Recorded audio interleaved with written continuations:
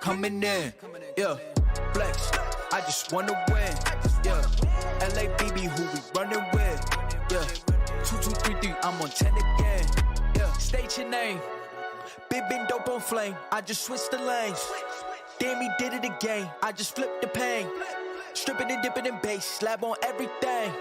Swimming, you sinking away, cause I got big racks coming. I put my low racks on it. I ain't skip past losses, I had to get back off it. See the fit lab on it until they whip my coffin. Money clip, I tossed it, I heard it's big bags on big bags on big bags coming. Coming in, flex, I just wanna win, LABB, who we running with, 2, 2, 3, 3, I'm on 10 again. Pump up the action. I'm active. If he never heard of been dope, he just napping. Jackson's off the rapping. Keep it on my body, I'm broke if you ask it. Don't gotta sell him, Cialis, flawless, broken whips as long as it is foreign. Heard you want it cause the yam's enormous. What's in since she isn't gorgeous? Live my life, last name of Morgan Freeman. Trying to touch a forest, do not know when knocking on the door is. Came in, did it like the Porsches. Coming in, flex, I just wanna win, LABB, who we running with, 2, 2, 3, 3, I'm on 10 again. Okay, alright. Coming in, flex, I just wanna win, LABB, who we running with, 2, 2, 3, 3, I'm on 10, 10, 10,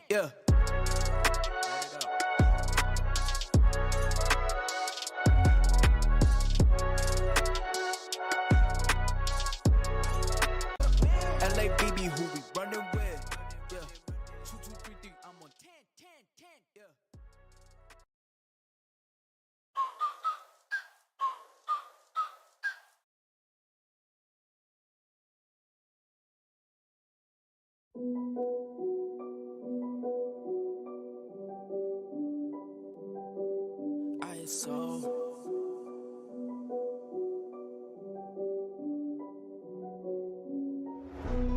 I played a cut with my homies.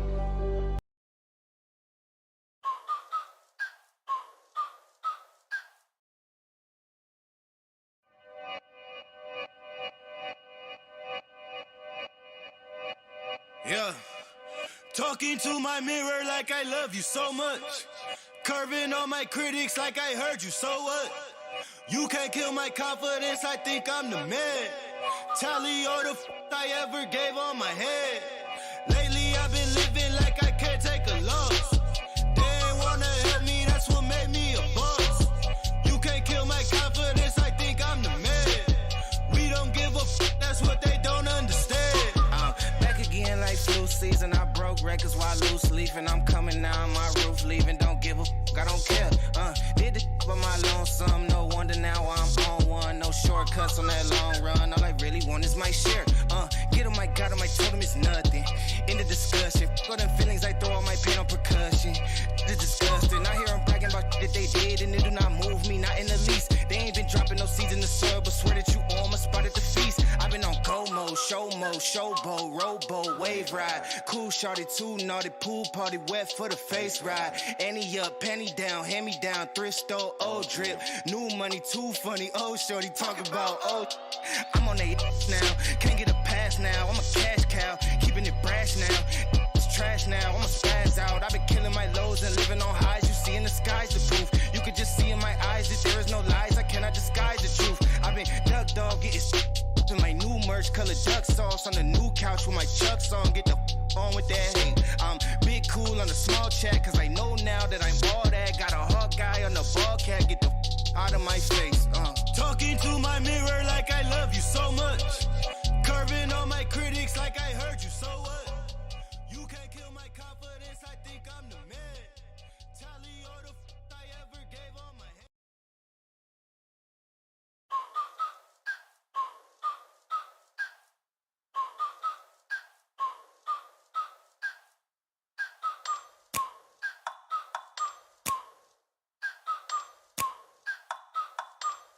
Like, ride with me if you ride with me, you can slide with me if you feel like 550 on the 5 sticky, come get high with me, that's a deal, right? Ride with me if you ride with me, you can slide with me if you feel like 550 on the 5 sticky, come get high with me, that's a deal, right? That's a deal, right? That's a bet, right? That's a bet, right? That's a deal, right? That's a deal, right? That's a bet, right? That's a deal, right? That's a deal, right? That's a bet, right? That's a deal, right? That's a deal, right? Ayy, coming down like precipitation. I ain't never met a limitation. Hater plotting my elimination. Gotta go to Google for the information. I'm a superstar, so I gotta shine. Top dollar be the bottom line. Bottom feeding out of line. Turn your heart rate to a dotted line. Yeah, my zodiac probably dollar sign. Got the energy to win in my I'm feeling great. Got a date with destiny, focusing on my fate. I don't give a what you rapping, you been a fake. I'm everything that they ain't. It can't be, it won't be. Wanna see me fall, I can't go, I won't leave. Coming from the block with plain clothes and police. Straight up to the top with bankrolls and rollies. Ride with me if you ride with me, you can slide with me if you feel like. Come on, chat. 50 on the 5 sticky. Come on. Ride with me, that's a deal, right? Come on. Ride with me if you ride with me, you can slide with me if you feel like. 550 on the 5 sticky. I gotta put these glasses on to finish. Deal, right? That's a deal, right? That's a bet, right? That's a bet, right? That's a deal, right? Well, you can deal, see right? by the angle of shut the fuck up and That's drink, a deal, right? That's bitch. a deal, right? That's a bet, right? That's a deal, right? That's a deal, right? Ayy, 12 can't really stop, so I'm still pushing like a mosh pit. Ice dripping, think I'm hot. In a yellow bucket with the mop stick. I've been jugging jams like wholesale. Everything must go sell. Hitting with the old well, need 100 million. I said, on woo! Scale. On my worst night, I'm the best. Wouldn't mess with you, couldn't cap to him. Homie spotted me like 700, brought 1100 Okay. right back to him. If Okay, I can't do chat. it, then it ain't real. I just make Okay, we are back, baby. Oh my God. Mwah. Mwah. 21 plus only on the kisses. You guys know the deal. Chat. Oh man, I missed you guys. I fucking missed you guys. Every single one of you. Every single one. Every one of my children. Every one of you that has spent the entire last month playing Fortnite, no build, non-stop with your sweaty fucking gamer booty. Go take a shower. Go hit the hub, because yes, I'm looking very nice. You want payday? I know that. The Serrano concept, thank you. And then come back to the stream because we have ridiculous fights tonight. Ridiculous.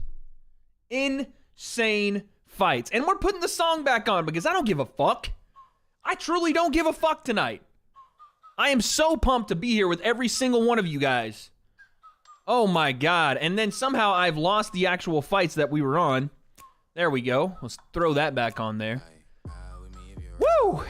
Let's go, baby. Okay. A lot to get to tonight, guys. A lot to get to. We have UFC 274. Yes, I want some more. Yes, your girl's a very nice lady. She's very nice. That's. I wasn't going to say anything else. I wasn't going to say she's... I wasn't going to say that, okay?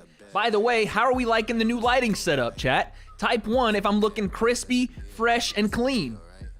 Wade, stop texting my mother. I would, but she hits me up first. I don't know what to tell you. Wade, I'm blown away by the oh my God, look at the ones. Look at the ones. Y'all the real ones, chat. Y'all the fucking real ones, man. Looking taller? Hold on, I'm looking taller. I'm gonna go downstairs real quick. How about that? Nah, I am tall, bruh. I am tall. Okay, y'all are liking it. Y'all are liking it. Someone said YB better. Why be honest with you? YB's trash up in this bitch. All right, I'm being honest. Why be one of those guys? And I'm just being honest. Okay. Also, we have Canelo versus Bivol that will be on. I know you guys are gonna ask because everybody that comes into my chat does ask this. When does Canelo fight? When is Canelo fighting? When is Daddy Canelo fighting? It'll probably be 9 p.m. Pacific. And because I know time zones like you guys know OnlyFans accounts, that's 9 p.m. Pacific. That's 10 Mountain Time. That's 11 Central Time. That's 12 Eastern Time. That is 5 a.m. UK time. I know them all. All right, I know them all. I know them all. He's not fighting in 1 hour. No shot. Really? I thought he was fighting like way on tonight. Maybe not. But you got to give it up for the time zone awareness. I mean, come on. You got to give that up. All right. Got to give that one up. All right, let's pause that song. Let's throw on some background lo-fi. I know you guys say lo-fi, but I'm just doing it. At this point, I'm just saying lo-fi to spite you guys. At this point, right? That's just what I'm doing, okay? That's just what I'm doing at this point. We're going to check donos in just a second, guys. I cannot wait. We've already seen some massive big-time fights on the UFC 274 card. As we all know at this point, low feet. Yes, low feet like your girl when I'm... Never mind. Shout out my mod team, guys. Spam those hearts up for my hardworking mods. Nicole and Mana in the building. Make sure you show the love. What's this? All right, we do that. It's in 2 hours. Okay, bet. Shogun, what's up, baby? That's an OG in the chat. Show love. Wade gets all the men? Yes, I do. Yes, sir, I do. Including your father. He's currently in the other bedroom after I've dicked him down. Whoa, hey, yo. I'm just saying. That's what happens. Anyway. Anyway, chat, I have gotten the okay from my doctor to drink water. Payday, Clearly, I meant... payday. You want payday? We're going to get to those. I have gotten the okay from my doctor to drink water. Payday, Right? So make sure you're hydrating tonight, chat. Okay? Just make sure. Now, we're going to talk about what's happening with Charles Oliveira in the main event in just a second. Type 1 if you guys know what the hell is happening with Charles Oliveira right now, okay? Yeah, no, this is like the new water. They pressurize it. You want payday? I know that. We have to stay hydrated like my mods say. You know what, chat? I want to volunteer to tell me exactly what they know about the Charles Oliveira situation. Someone in chat volunteer, and the rest of chat has to let this person volunteer to explain exactly what's happened. I will read it. Someone in chat, I need you to step up and read in front of the classroom. I am your teacher. This is English class. And I need you to... Someone said Charles is in my basement. Okay, dude. Well, you're fucking out of here. You know what? The first person that said I volunteer was Ruse. No one else say a fucking word. I want Ruse to explain exactly what's happening with Charles Oliveira. No one else say a word, chat. Let's hand it over to Ruse. They are explaining exactly what happened, okay? I'll be watching. Throw it back, Wade. Only when your mother asks. While Ruse is explaining, I am going to pull up the tweets that I found. We're going to check donos really quick.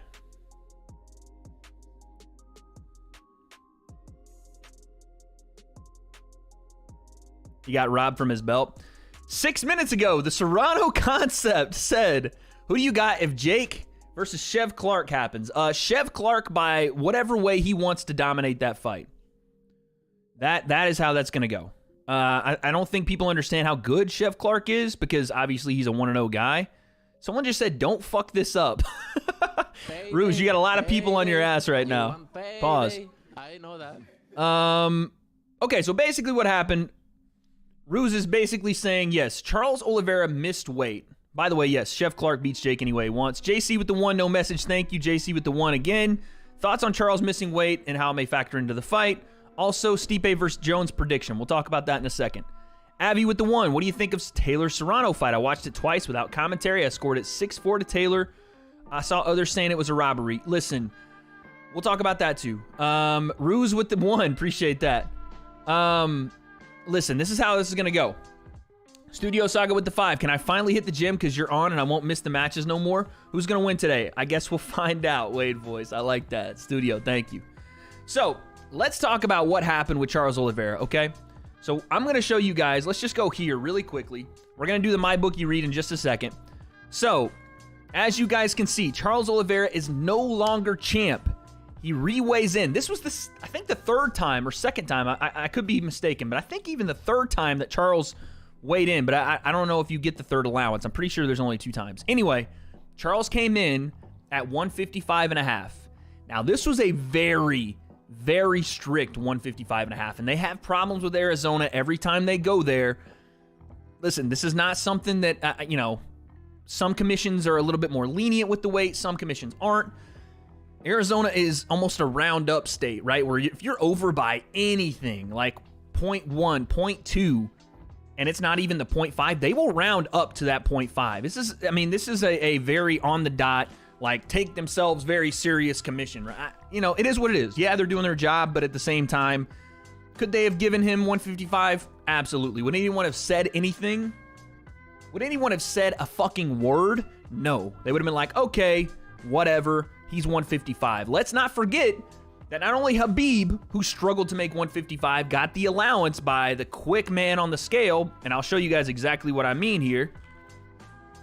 I'll show you exactly what I mean. Way back, not even way back, but when Khabib was champ, he was getting allowances for, let's just say, very questionable weigh-ins.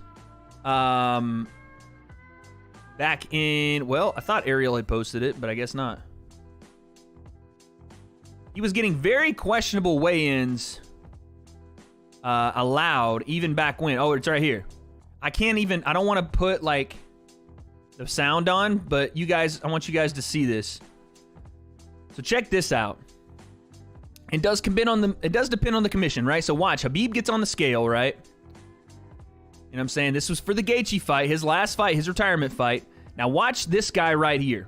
Watch how quickly he sees that it's 155 and slaps that scale back on. All right, watch this. All right, we're at 155. Comes up. He nods immediately. That was a matter of a millisecond. Watch this. Watch this. It pops up. He nods. And watch. Boom, we're done. That's how quickly some of these commissions can go, right? So when you do see, the commission guy continuously like sit there and focus, and that weight is kind of up and down. Could he have given it to him? Yeah. Should he have? Probably. But then, to go even further into what the fuck's happening, we have this come out. Now, this was a little bit inaccurate because we had to clarify, but apparently the overnight hotel scales were, I guess, a little bit further off than they should have been, 0.5 off. So a lot of people were weighing in over 0.5. Now, you can't necessarily blame this on the hotel scale. There should be a scale before the fighters walk to the official weigh-in, literally right behind the stage, that they can weigh in and say, okay, I'm not going to have any surprises when I get on this scale, right? That's pretty standard, like, commonplace for the UFC, but I don't know what happened with that one. Long story short, Charles is not going to be fighting for the title tonight. Charles is the unofficial champ, right? Charles is the unofficial champ. To everyone except the UFC, because the UFC is the only person ruling, or the only body ruling on this. Arizona is not stripping Charles Oliveira. The UFC is. So the UFC is just considering this weight as a miss. And they're like, listen, Charles is should he win, the number one contender, but he is not going to be your 155 champ, even if he wins tonight. The only person that can win the belt is Justin Gaethje. So we'll see what the fuck happens, man. And Charles wasn't, someone said it someone said it in the post I made yesterday. Charles not only wasn't fazed, but he's almost like, listen, he's a man, like, scorned at this point. Like, now he has even more to prove, as if Charles Oliveira didn't have a ton to prove already. And I know a lot of people are on Twitter being like, oh, he missed weight. Some people miss weight. It's just what the fuck happens. I understand what they're saying, but I mean, the 0.5, it wasn't even that Charles weighed 8 ounces over the weight limit. It wasn't even that. It was like, it was rounded up. So fair play. So what happens with the betting scene? Well, I can tell you guys, perfect transition. So, speaking of the betting scene, you guys see it right here. Oh, hold on. You guys see it right. Oh, you guys didn't see it there? You see it right there. Sorry, been working out. You guys see that I'm sponsored by the MyBookie app/website, mybookie.ag.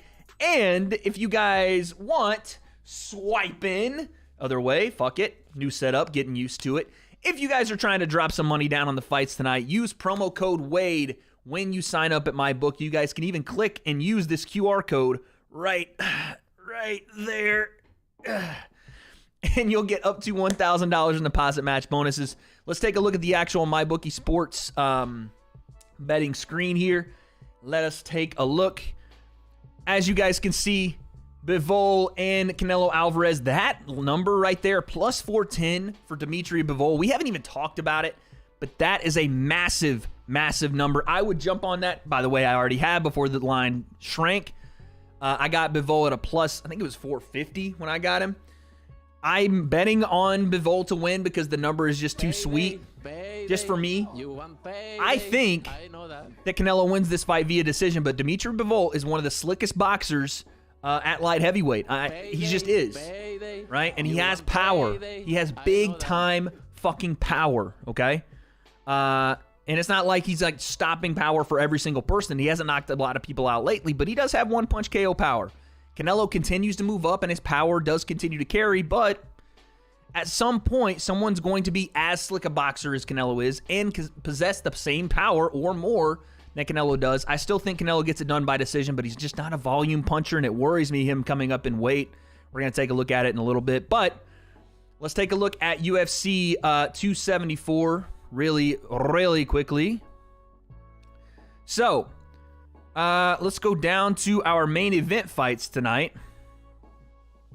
As you guys can see, as it sits right now, Charles Oliveira is still a betting favor, but that line is shrinking very quickly. I do have money on Justin Gaethje when he was still a plus, I think, 145.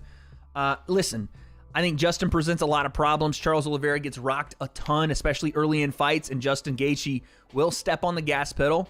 Could be good or bad. He is an absolute fucking wild man and a wild card. Someone said Deji by 5th round TKO.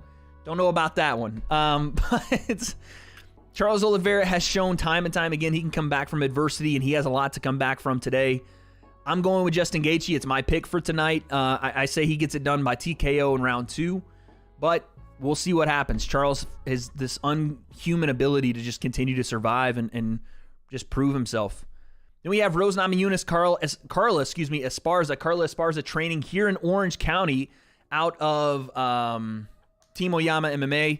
She has a win over Rose Namajunas, was the inaugural 115 champion in the UFC, and has a style that can give Rose some problems. We saw Weili Zhang wrestle and take down Rose Namajunas every single round of their fight. Carla Esparza could do the same thing. I'm still picking Rose. Give me Rose by decision, but tough fight. Michael Chandler, a massive favorite over Tony Ferguson. I'm going Chandler by stoppage over Tony Ferguson, even though I want to see Tony do well tonight. Those are my picks, guys. Those are my picks. Thank you to MyBookie for sponsoring this stream. And now we're back. You think Rose is losing too? Listen, it's not a tough. It's a very tough fight for Rose Namajunas tonight. Rose overrated. Explain your position when you say things like Rose overrated. Please explain that. How can you overrate someone that has cleaned out the division at the top level and not only did it once, but did it twice? Tell me exactly how that works. Did I bet on Serrano versus Taylor? I did. I bet on Amanda Serrano and lost. I can never win. I can never fucking win when I bet. So tonight will probably be the same. The Wade curse is fucking real. It just is. I don't understand it, but it just is. Why is my music playing like it is a mouse in the fucking basement? We get a little bit of sound here. Jesus. There we go. KSI versus Tyron Woodley. Who wins? Tyron Woodley wins that fight, in my opinion. Brandon Adam with the 2. What if Deji versus Manny Pacquiao? Well, Deji dies, and Manny Pacquiao praises Jesus after he murders a guy. That's what happens. Thanks, Brandon, for the 2. Elijah with the 10. Yo, appreciate you, Elijah. Love the streams, Wade. Continue prayers for your leg recovery. Hey, listen, guys, update on the leg. I'm able to drink responsibly. Someone keep me on track. I have to take my blood thinners at 9:30 hour my time, so at about 3 hours if we're still on stream. Someone keep me on track, chat. I make sure to take that. But I appreciate that, man. We're getting there. I'm starting to be able to do some things again. I'm starting to be able to work out again. If you guys follow me on Instagram/Twitter, make sure you're doing that because I'm putting up little teasers, little training videos that you guys will start seeing a lot of very, very soon. Do you think this could be a conspiracy to set up Oliveira versus Conor fight by the UFC, or just a dumb decision by commission officials? I don't know how that would set up a Conor versus Oliveira fight. I guess if you're saying because he's the number 1 contender and he and Conor would fight for a number 1 contenders fight, but they would make that a vacant title fight, right? They would just vacate and make it a title fight. And People aren't going to like this, but yeah, Conor might actually be able to walk into a title fight. But I would say that if Justin Gaethje wins, it's more likely Conor gets that fight. And I know it's crazy to say stuff like that, but if Justin Gaethje beats Charles Oliveira tonight, it's more likely that Conor walks into that fight versus Gaethje. If Charles Oliveira wins tonight, it's probably the most likely that he and... Yo, Panzer! Appreciate the 20, baby. Let's go! Listen, a fan, I'm not the one that agrees with this. I don't want Conor to just walk in to a title fight. And I'm the biggest Conor, like, dick rider there is. You know what I'm saying? I mean, I got the proper 12 here. I'm pretty sure I'm Irish. I don't know that for a fact, but I'm pretty sure. But what I'm saying to you is the UFC is, if it makes dollars, it makes sense. And Conor makes fucking dollars. And so when he comes back, you know, someone said Dana White privilege. Exactly. When he comes back, if it's Justin Gaethje and they have a little history there, I honestly wouldn't doubt it.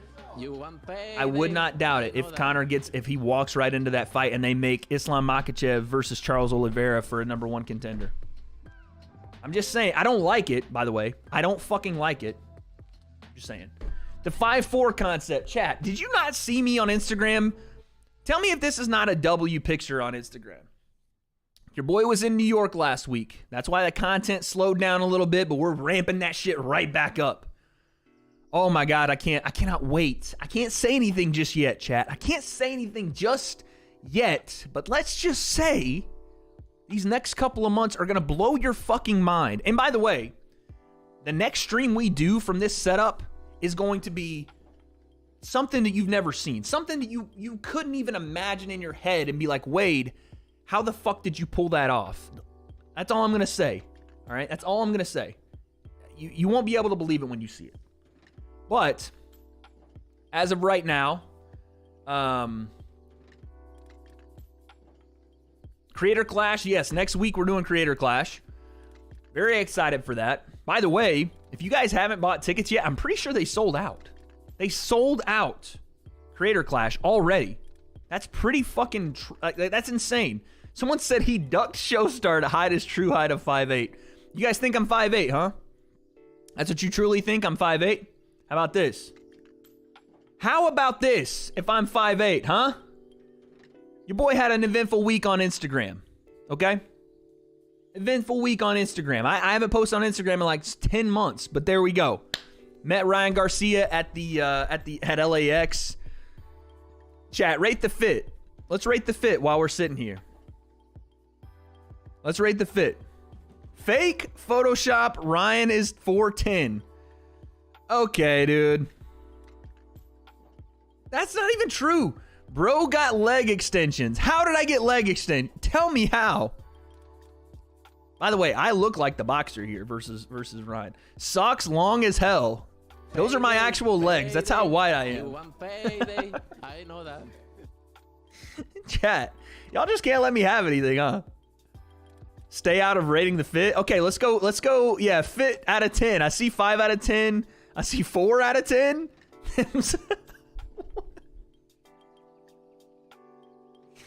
Chat, fuck you, man. 2? What do you mean 2? How? The blood clot was a cover-up for leg extensions. Yeah, I got leg extensions. There you go. All right, man. So there's that one. Picture is cap, Wade. Stop the cap. All right, what about this one, though? Listen, I rolled up. I was asking where Jake Paul was. I rolled up on him. You know what I'm saying? I rolled up on him. I know that. I rolled up. I said, yo, where you at, fam? Where you at? Payday. I was like, bro, I'm here. You know what I'm saying? I'm here. Where you at? Jake Pauler? And let's not mistake, I'm gangster with it. You know what I'm saying? By the way, I got 2 J. Cole shirts now. Brooklyn took, I don't know. It took a toll on me, chat. I don't know what to tell you. But yeah. What we saying about this one, huh? What we saying about this one? I mean, I think I already know what y'all are going to say, but photoshopped, skipped leg day. Do you not see those thighs? What are you talking about? No calf definition. Listen, I don't know.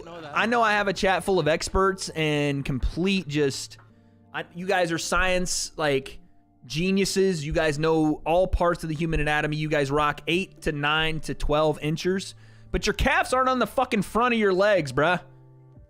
The shoes are fire. Thank God someone looks like Brooks. Thank God someone does. I found Jake, by the way. He's right here. If you didn't believe me, there he is. I found him. Yeah, the calves aren't in the front of your legs, bro. Clear Twitter notifications? I don't even want to know. I don't even want to look and see what those are right now. 9 inches an insult. Okay. All right. Why is there a dwarf on my screen? You can't disrespect this one, chat. There's no way to disrespect this one. There's just not. Like, how are you going to disrespect? I'm in BK paying homage to the fucking one of the goats. You know what I'm saying? I'm paying homage to one of the goats. How could you possibly disrespect this one? Please explain to me how in any way you could disrespect. Why is this your go-to stance? I don't know, because I have long legs and I'm a wide person. I don't know what to tell you. Chat, I can almost hit the splits. I'll show you on the next stream. I'm not even joking. I can almost hit the splits. I'm like that close. And that's not cap. That's not any of that shit. Look at Conor's tweet. I did see Conor's tweet. I'm sure, by the way, we're going to be on Conor's tweet watch all night tonight, okay? That's a dominance pose for sure. Why are you stretching? That's not even a stretch, bro. Check search history? Nah, fam. I can't show y'all the freaking OnlyFans and hub searches I be having on my shit, bro. No shot. Here, let me move this back over here. Just come right back over here.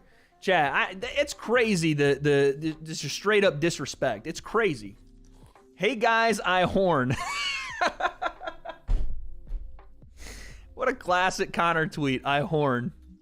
That one's a classic. That one's an absolute classic. I horn. Chat, I can't deal with y'all, man. Too much disrespect. Wade looks like a guy whose girl calls him daddy. Well, yeah, your mother actually does. And, you know, I didn't know how to tell you, but I am now your father, so not only will she be calling me Poppy, but now you will as well. Wade, I think you need a nose surgery. Why do you say that? Why did you just say that? Because my nose has a hook? Because my nose has a hook like an actual fishing line? Is that why you said that? The bulge of the pants? Like I said, what do you want me to do, bro? What do you want me to do, bro? So yeah, let's talk about that, guys. Unfortunately, this happened today. And after the fight week he had, I was so upset because I was really looking forward to this, man. I was really, really looking forward to this. But this happened today, guys. For you guys that are big Donald Cerrone fans, listen, I'm right there with you. But Donald Cerrone has pulled out of his fight tonight. Him and Joe Lozon were about to have a classic. One of the big reasons this card was going to be massive was because it was possibly Donald Cerrone's retirement fight. But in the whole like fight week lead up, he had his son, and he was talking about how his son was going to see him for the first time. You know, knowing what he does. It was just a really like heartwarming moment for Donald Cerrone, but. Apparently, as we're now learning, Donald Cerrone got food poisoning this morning, and he was throwing up, and he just couldn't keep any food down, and so they're not going to allow him to fight, which is the right move, by the way, chat. I mean, it's the right move. So you just can't do it, bro. Yeah, I hate it for him. I do. All right, let's take a look at some of these donos. By the way, whoever sent me 100 knock, thank you. Knock, knock, who's there? You're fucking boy, and I appreciate you. Blaze with the 100 knock. What's up, Wade? Love your content, brother. My question to you is, have you ever thought of entering the YouTube boxing scene? I want to see those hands. Anyways, have a great night with the fights. I appreciate you, man. Yes. Yes, yes, yes. I know. I was looking forward to that fight too, guys. Chat, I'll say it right here, right now. Okay? I will say it right here, right now. 2023 is the year of the W.A.D.E concept. Not like the channel, everything else. That's our year every year. You know what I'm saying? Our year is every year on this channel, on this platform. We are going to go to a new level in just a few weeks, and I'm just waiting to tell you guys. I'm just waiting. But in 2023, that is when the W.A.D.E concept takes over the boxing ring, okay? 2023 is our year when we step in. I'm a little slower than most, you know what I'm saying? Take a little time, but as long as we take our time. I'm breaking this news here, all right? Breaking news for the whopping 1,200 people in this chat right now. So stay tuned. It's going to be a fun 2023, I promise you that. But yes, let's just, let's just keep working toward it. I don't have any idea on opponent or anything like that because we're so far away from it, but just stay tuned. We'll figure something out, I promise. But until then, do I have some announcements coming very, very soon. Very soon. Wade, Duck, and Deji. You know what? Deji and I had a conversation. He and I did after my video went live. Deji's a good guy, man. He's a good kid. Anyway, can you do that? I guess we'll find out. So, okay, fine. I'll do it. Who asked me to do that? Yair. Okay, I'm doing it for Yair. I might be actually doing it later tonight. I actually need to set an alarm to record the main event. Thank you, chat, for reminding me. But I will do it for Yair. Everybody else, pay the fuck attention. We're going to do that. Let's say record main event / Canelo fight. Set that for 8:15. So, the W.A.D.E concept, he's coming into the boxing scene, not as a commentator, not as someone behind the screen, but someone between those ropes. When will it be? Who will it be against? And where will the W.A.D.E concept fight? I don't have those answers, but in 1 year's time, guess we'll find out. How about that, chat? How about that, huh? There you go. I want to see your juicy fat ass. Okay, well, tune into the Instagram / OnlyFans when I make it. You should get in on street beefs. Oh my God. Do you want me to die in the back of someone's like trailer or something? No shot, dude. No shot. And you know what? It's crazy. Street beefs is getting like real talent. Like real talent on their their videos now. Some guys are legitimately good fighters. And the same with my boy Icy Mike. Icy Mike has been in street beefs a couple times and he's fared pretty well. He's fought guys like way out of his weight class, but obviously he's a big dude. Or excuse me, obviously he's a big YouTuber. Panzer, so sorry I'm just now getting to this. $20. Hey man, keep up the hard work. You're an inspiration for not only myself, but others as well.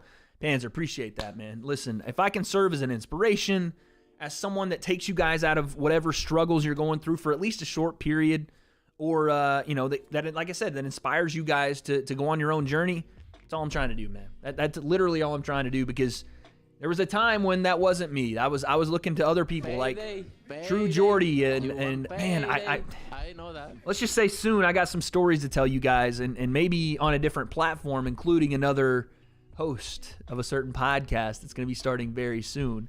I got so many stories to tell you guys about like who has served as inspirations for me, and now being able to like have them as mentors and peers on my own like thing. It's so crazy and odd, but I'm truly blessed, and I thank all of you guys for that, man. But thank you, Panzer, for the 20. Charboard with the 280. Who wins, Deji or 5-4 Concept? 5-4 Concept would have some trouble with Deji. 5-4 Concept would. 6-4 Concept? But 5-4 Concept would. $2 from the GOAT. I didn't know I could donate to my own stream. How does that work? Anyway. Thoughts on Deji versus Mayweather? It's a close fight. I want whatever you're smoking. I want whatever you're smoking. My big announcements, I'm opening an OnlyFans. What's your take on King Sid and the street fights he runs? Scummy or valid? Scummy. It's scummy. It's only scummy when King Sid does... Listen, I don't like it. I shouldn't say it's scummy, but I don't like it because I know that King Sid and I think more so Dean the Great does the street fight stuff. I've never been a big fan of it. It doesn't make a lot of sense to me. They apparently do it because there's some like get guns out of hands and let guys settle things, through boxing. But when they're not regulated and there's no headgear and there's no mouthpiece and there's no waivers and they're doing it on concrete, it doesn't sit right with me, and I'm not going to sit here and try to defend it.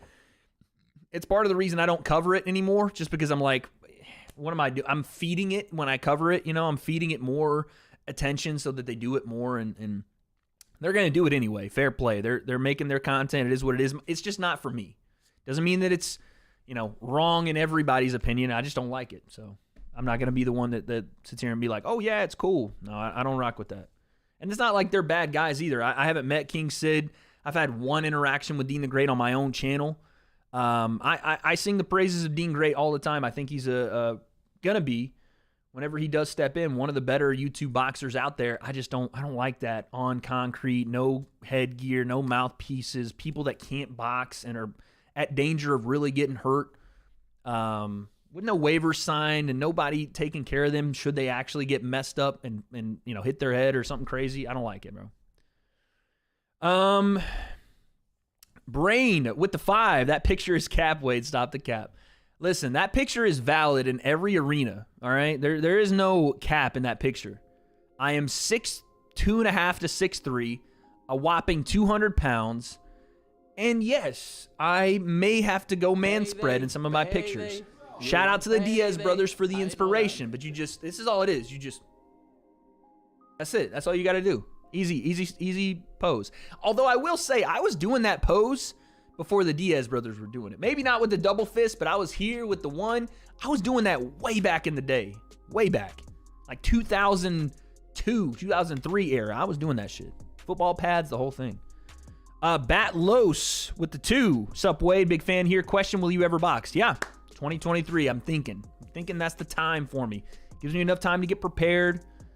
Just gives me enough time to focus now on the YouTube so that when I'm doing that, I can kind of take a different approach. But yeah, I would really like to. I've told you guys, my ultimate goal is to do boxing and commentary on the same card. Holy shit, we have Trinaldo and Roberts going crazy right now. Sebastian with the 5. Who would win if they fought at 168? Canelo versus Spence. Also, you should be a promoter, not cringe. Gnome, Keem, and Fuzi. First off, those are not my words. I think Keem and Fuzi are doing a great job with Happy Punch. Chat, am I crazy? They're doing a really good job. They're doing a really good job with the Happy Punch. They're signing some legitimate guys. They're finding, a talent roster that is, and not only just the guys they're signing to fight, they have some good guys on their content side. Like, they're doing a good job, man. You can't see what they're doing and be like, oh, they're not doing great. They're not helping out the scene. They absolutely are. They absolutely are helping out the scene. So, shout out to Keem and Fuzi, man. They're doing a good job. As far as Canelo and Spence at 168, I want to see what Spence looks like in the Crawford fight, because Spence did show me something in that last fight that I did not expect. Him to stay in the pocket, really bite down on the mouthpiece against Ugis, of all people, and start swinging heavy bombs. He got rocked in that fight. I think Canelo would do a lot of the same.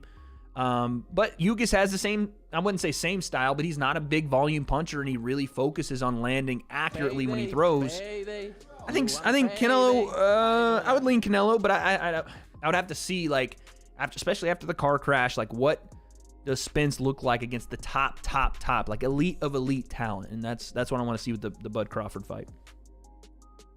How long until Tony versus Chandler? The main card will start at 7, so we got 15 minutes until then, and then we'll start fully commentating all the fights on the main card for the UFC once that starts. So you guys will get full commentary once that's there. Pumpkin with the 99 cents, no message, thank you. Stricko plays with a 10. Yo, don't care if you're fighting, don't care how long it takes. I'm here for the ride, brother. P.S. Do you know the time zone for Australia NZ? Oh, I should know this. Payday. It's like 12 hours? You want payday? Hold on, what is it? Hold on, I'm going to look like an idiot, but let's see. Let's see what the time zone is for... I'm going to guess... No one say it in chat. I'm going to guess that they are, for the Pacific Standard Time, they are... 12 hours ahead?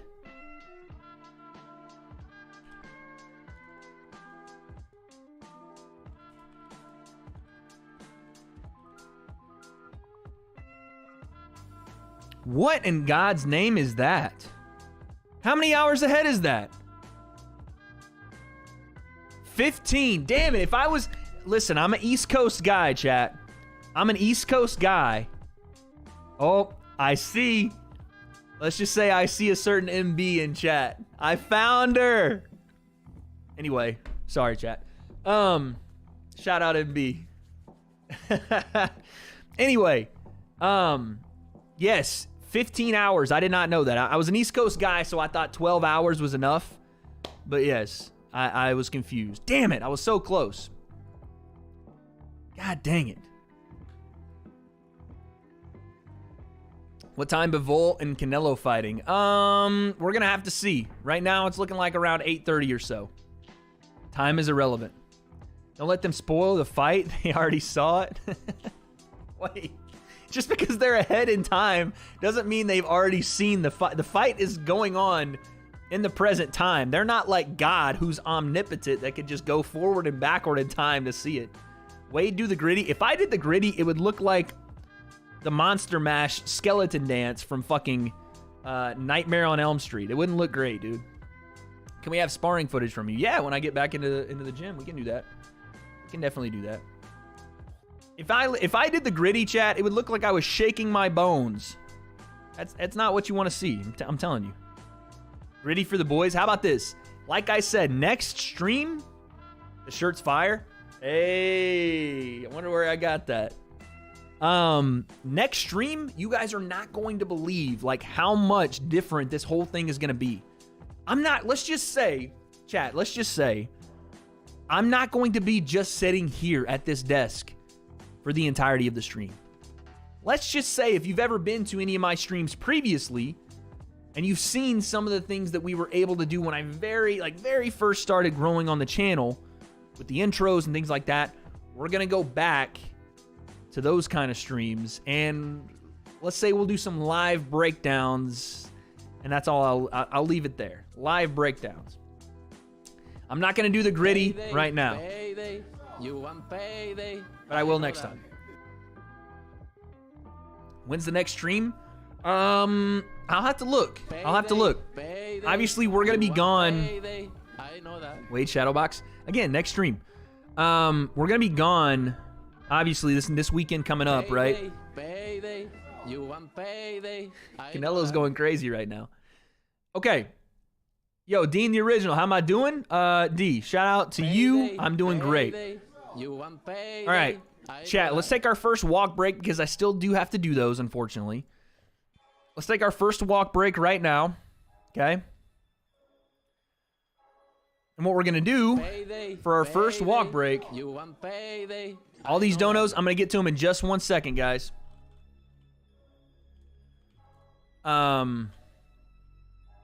What we're going to do for our first walk break is we are going to watch... Damn, this thing went crazy.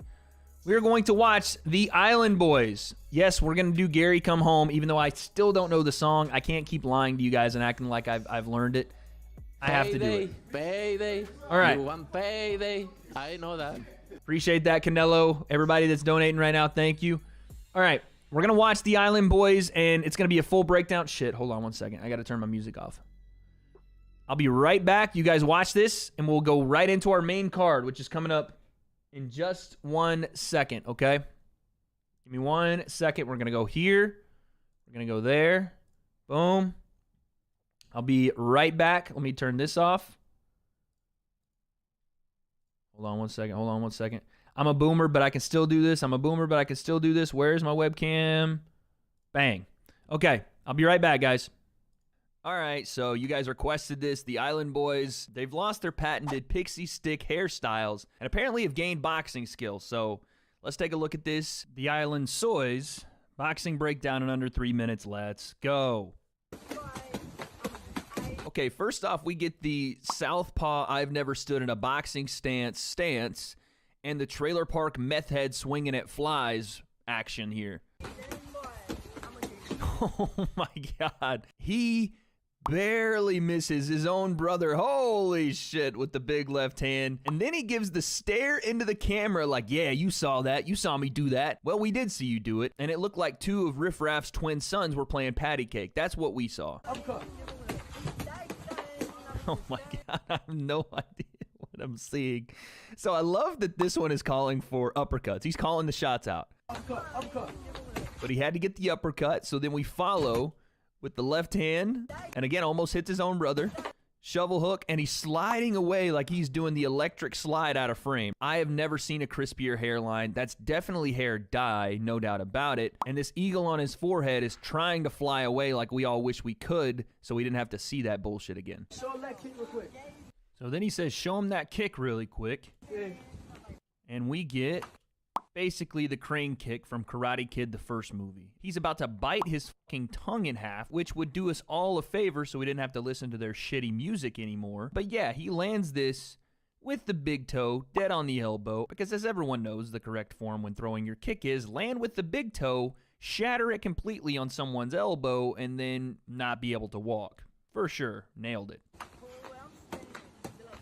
Oh, and then we follow up with 3 massive shots.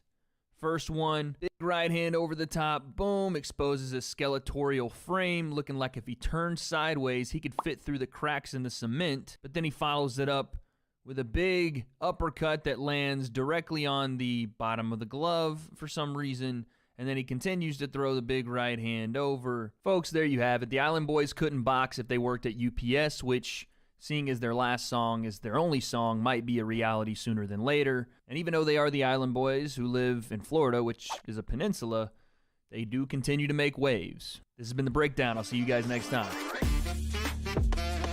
All right, there we go. Wow.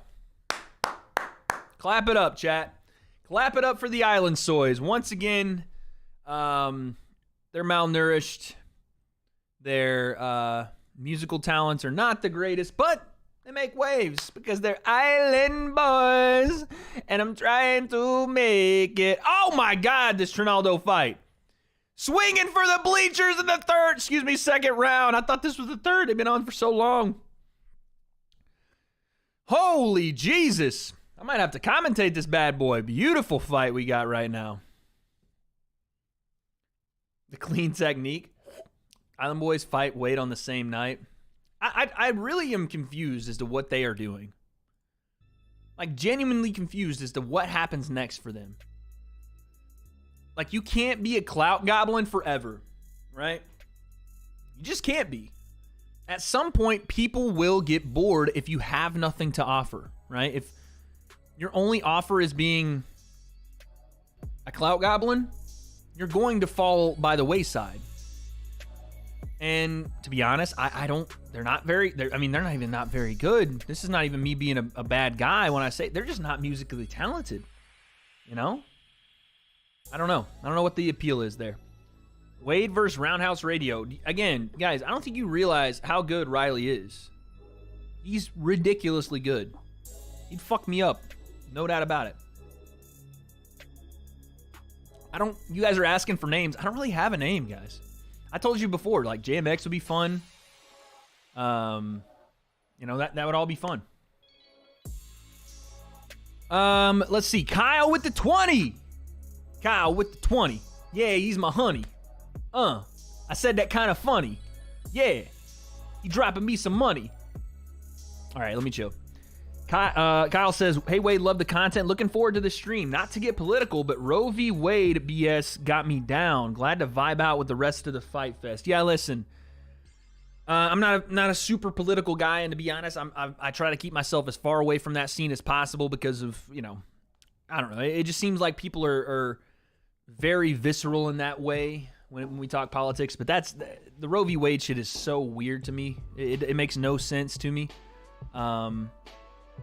I don't know anybody that's in favor of turning it back, but just my opinion on things. I hope that they get it sorted out, but who knows? But if you're down with that, listen, I'm gonna bring it back up. I'm gonna take it to the fucking roof, and I'm gonna sprout wings and fly away. Am I a virgin? I was, Jade. I actually was until last night, when your mother asked me to come over and things happened, and she rocked my world. I'm a man now. So I was, but I'm a man now, right? So, yeah, I was though. But yeah, Kyle, thank you for the 20, man. We're gonna bring those vibes all the way back up. We're gonna bring them back. Don't worry. Yo, Scott with the 5. Yo, Wade, absolutely loving the content. Keep grinding your stuff different, and that nose sharper than Jake Paul's right hook. You know what? I'm sick of you guys talking about my eagle beak like I can't open a fucking can with my nose. It's not even, I'm not Toucan Sam, okay? I don't like Fruit Loops. I can't, like, get on stage and hook your girl with this thing. I can't do that. It's just a normal nose. Yes, it looks like an acute triangle. Yes, it looks like the Pythagorean theorem is on the front of my face, but that doesn't mean anything, okay? That doesn't mean anything. Sure, when I go to give a kiss, I get blocked by my own nose. Whatever, dude. Whatever.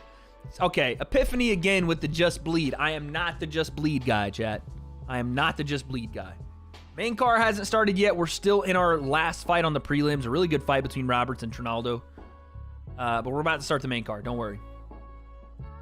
It looks like Fuzi's broken nose. Honestly, it kind of does. It kind of does. And I fucking hate all of you for saying that. Wade fighting in KSI's undercard? No, chat. I'm not fighting. There's nothing that I have to do with KSI's card, okay? I know you guys are very, you guys want a lot from me, but I have nothing to do with that. I'm not going to fight. I don't, you know, we're talking a year or so down the line when I'm going to be doing that, okay? I'd like to thank my, okay. Yo, Doug, what is this shit? Chat, what? Is this a real website? I can't click this on stream. I'd like to thank mywater.ag for they're not sponsored. You see the sponsor right here. Bruh, it's right here. Who is mywater.ag? Who is that? Unbelievable. Unbelievable. And chat, don't be trying to like tweet goblin me to try to get on stream. I know you guys. I know you guys are meme lords. And you guys all want to send me the funny tweets so you get it on stream. Don't do that shit, all right? You're not going to get on stream. You might get on stream. I don't know. I'm Gru from Despicable Me. Nice. Trinaldo's left hand has had a home the entire bout. Big jab, stinging jab through the pipe. Beautiful. Forehead as big as the Grand Canyon. Yeah, thanks. Appreciate that. Whoever's saying in chat you want to see that dumper, you can't just say that, all right? You can't just say shit like that. Oh, my God. Yo, Luke with the 2. Love you, man. Hope to meet you next week in Tampa. Yeah, listen. I'll give you guys the dates that I'll be out there. Oh, my God. Big swings at the end of this third round from both guys. Good Lord, have mercy.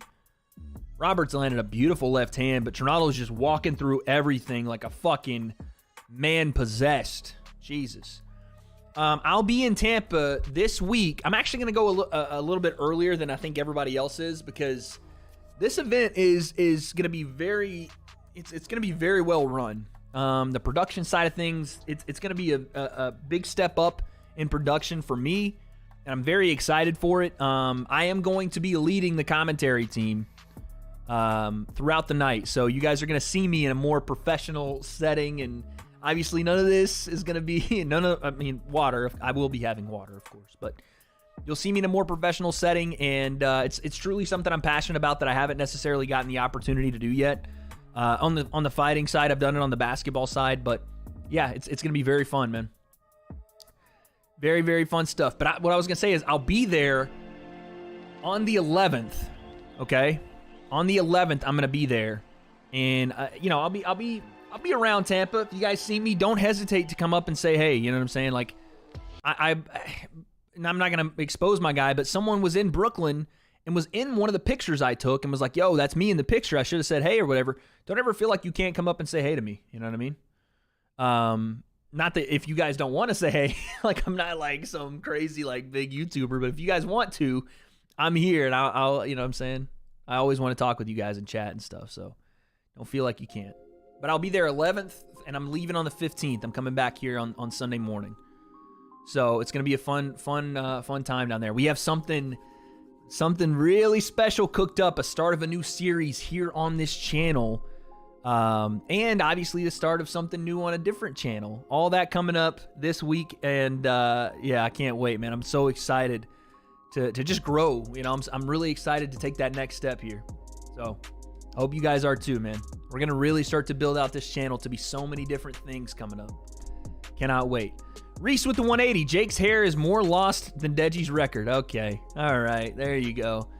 Taking the Wade shots at Jake. That's a pretty good one. I might use that in a video. Shout out Reese.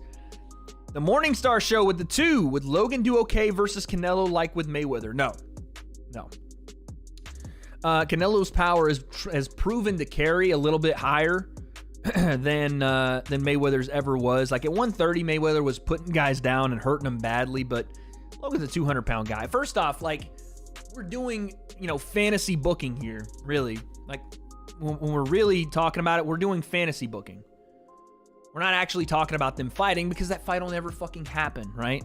And there's, like I said, there's nothing wrong with that, but if you think about it, Canelo, his power is carrying, even up in the light heavy, which we'll see tonight, light heavyweight, and we'll see how it holds at 175. If it holds at 175, he could absolutely put a beating on Logan. Power-wise or not, just the volume, because while, Canelo's not a massive volume puncher, against a guy like Logan, he would be. So yeah, it would carry, no doubt about it. Like, I would have no qualms about. Oh my God, Diamond! Woo! Diamond dropped the 50 on my face from outer space. I'm gonna get to that one in 1 second. Thank you, Diamond. Chat, throw up the hearts. That's a cheers, baby. From the water, of course, because I'm only drinking water tonight, staying hydrated. Thank you, Diamond. Appreciate that one. Cheers it up.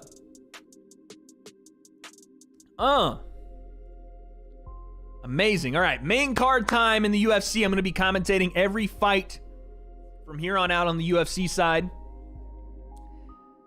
Oh my God! Oh God. Mike drops the 3. Okay, listen, this is all it's going to have to be, man. It's what it's going to have to be. Payday. You want payday. Oh my God, hold on. Stop everything. Just stop everything. Stop the music, stop everything. I was really looking forward to listening to the opening crawl here from the UFC, but we have to stop everything because Mike just dropped $300 on my fucking face. So that means we have to finish our water. Even though I'm feeling pretty good as it is, we have to. Mike with the 300. Diamond, I see your 50. The combo is worth it. Chat, let's go. Let's fucking go. Let's go, man. Oh, we have to, chat. It's time. Payday. It's time. Payday. You want payday. I know that. Like, ride with me if you ride with me, you can slide with me if you feel like 550 on the 5 sticky, come get high with me, that's a deal, right? Ride with me if you ride with me, you can slide with me if you feel like 550 on the 5 sticky, come get high with me, that's a deal, right? That's a deal, right? That's a bet, right? That's a bet, right? That's a deal, right? That's a deal, right? That's a bet, right? That's a deal, right? That's a deal, right? That's a bet, right? That's a deal, right? That's a deal, right? Ayy, coming down like precipitation. I ain't never met a limitation. Hater plotting my elimination. Gotta go to Google for the information. I'm a superstar, so I gotta shine. Top dollar be the bottom line. Bottom feeding dotted line. Turn your heart rate to a dotted line. Yeah, my zodiac probably dollar sign. Got the energy to win it, I'm feeling great. Got a date with destiny, focusing on my fate. I don't give a fuck what you rapping, you been a fake. I'm everything that they ain't. It can't be, it won't be. Wanna see me fall, I can't go. I won't leave. Coming from the block with plain clothes and police. Straight up to the top with bank rolls and rolling. I have no words, but apparently Conor McGregor has entered the building. I didn't expect any of this, but Mike and Diamond dropped another 50, and Conor's walking in. You know he's a greedy motherfucker, mate. He's in here. I don't know what to tell you. Conor, yeah, sure, come on stream, dog. Come on stream, yeah. Okay, I'll go get him. I'll go get him. That's a bet, right? That's a deal, right? That's a deal, right? That's a bet, right? That's a deal, right? That's a deal, right? Ayy, 12 can't really stop, so I'm still pushing like a mosh pit. Ice dripping, think I'm hot. In a yellow bucket with the mop stick. I've been jugging jams like wholesale. Everything must go sell. Hitting with the oh well. Need 100 million on the low scale. On my worst night, I'm the best. Wouldn't mess with you, couldn't cap to him. Homie spotted me like 700, brought 1100 right back to him. If I can't do it, then it ain't real. I just make dollars, I don't make deals. I've been going hard in the paint, still blowing kush clouds till I can't feel like. Ride with me if you ride with me. What do you mean? If you feel like. Conor McGregor's in the house, mate. Get high with me, that's a deal, Conor right? McGregor is Ride here. with me if you ride with me, you can slide with me if you feel like. What is this bullshit? Fuck out of here. Where's my goddamn proper 12 Irish whiskey is the finest in the game, mate. Oh yes. Oh yes. Mike donates the 300. Oh yes, he puts another 100 down, mate. Oh my goodness, and your wife is in me DMs, mate, because she loves the proper 12. Big up the Irish. What is that song this man had on? Put that song back on, mate. Where the fuck is my mouse? I can't see shit right now. I can't see shit. Bloody hell, put the song back on. Turn it back on, mate. Oh my goodness, I'm feeling good. I appreciate you, Mike. I appreciate you, Diamond. Appreciate every single one of yous. But nothing I appreciate more than my proper fucking 12, mate. Oh my god. I'm gonna have to dance to this one, mate. Where the shit is? Put this back. Oh, Lord, save me. Save me, Lord. Oh, my God. Turn it back up. Turn it back up. Big up the order. That's a deal, right? That's a deal, right? That's a bet, right? That's a deal, right? That's a deal, right? That's a bet, right? That's a deal, right? That's a deal, right? Hey, coming down like precipitation. I ain't never met a limitation. Hate applying my Conor, yo, Conor, can I get a Google for the information? autograph? Star, so I gotta shine. Top dollar be the bottom. I don't know, man. Bottom feeding dotted line. Turn your heart I don't know what rate happened to there. a dotted line. Yeah, Chat, I was my trying to phobia, get you guys an dollar sign. autograph. Got the energy. I was trying to get you an autograph. He was in and out. He was saying something about he had to. My wife was in his DMs, mate, and I don't know. Something about murmur. I don't know what happened, man. I don't know what happened. Chat, he was here and he was gone. He was something. He was saying something about I'm horn. I gotta go. I don't know, man. I don't know. I was like, bro, can I get an autograph, something? And he was all murmur. I was like, all right, whatever, dude. He's like, who the fuck is that? Montana has not fought yet. Chad, I don't know what happened. I don't know what happened, man. Someone said I saw Wade's juicy nipple. What the fuck is wrong with you, Chad? Oh my god. Oh, fucking hell. That's funny, man. Yo, Ryzen says just commentate, Wade. Ryzen, literally nothing is happening.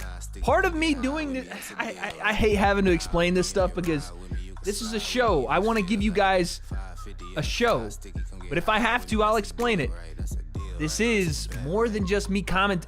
If you want me to commentate on what's happening right now, on the boxing side, there's a fighter standing at ringside. On the MMA side, they're doing a promo package for Justin Gaethje and Charles Oliveira. Nothing else is happening. Is that more entertaining than what I just did? If not, shut the fuck up. All right? Like, I'm trying to give you guys, like, God bless. Oh, man.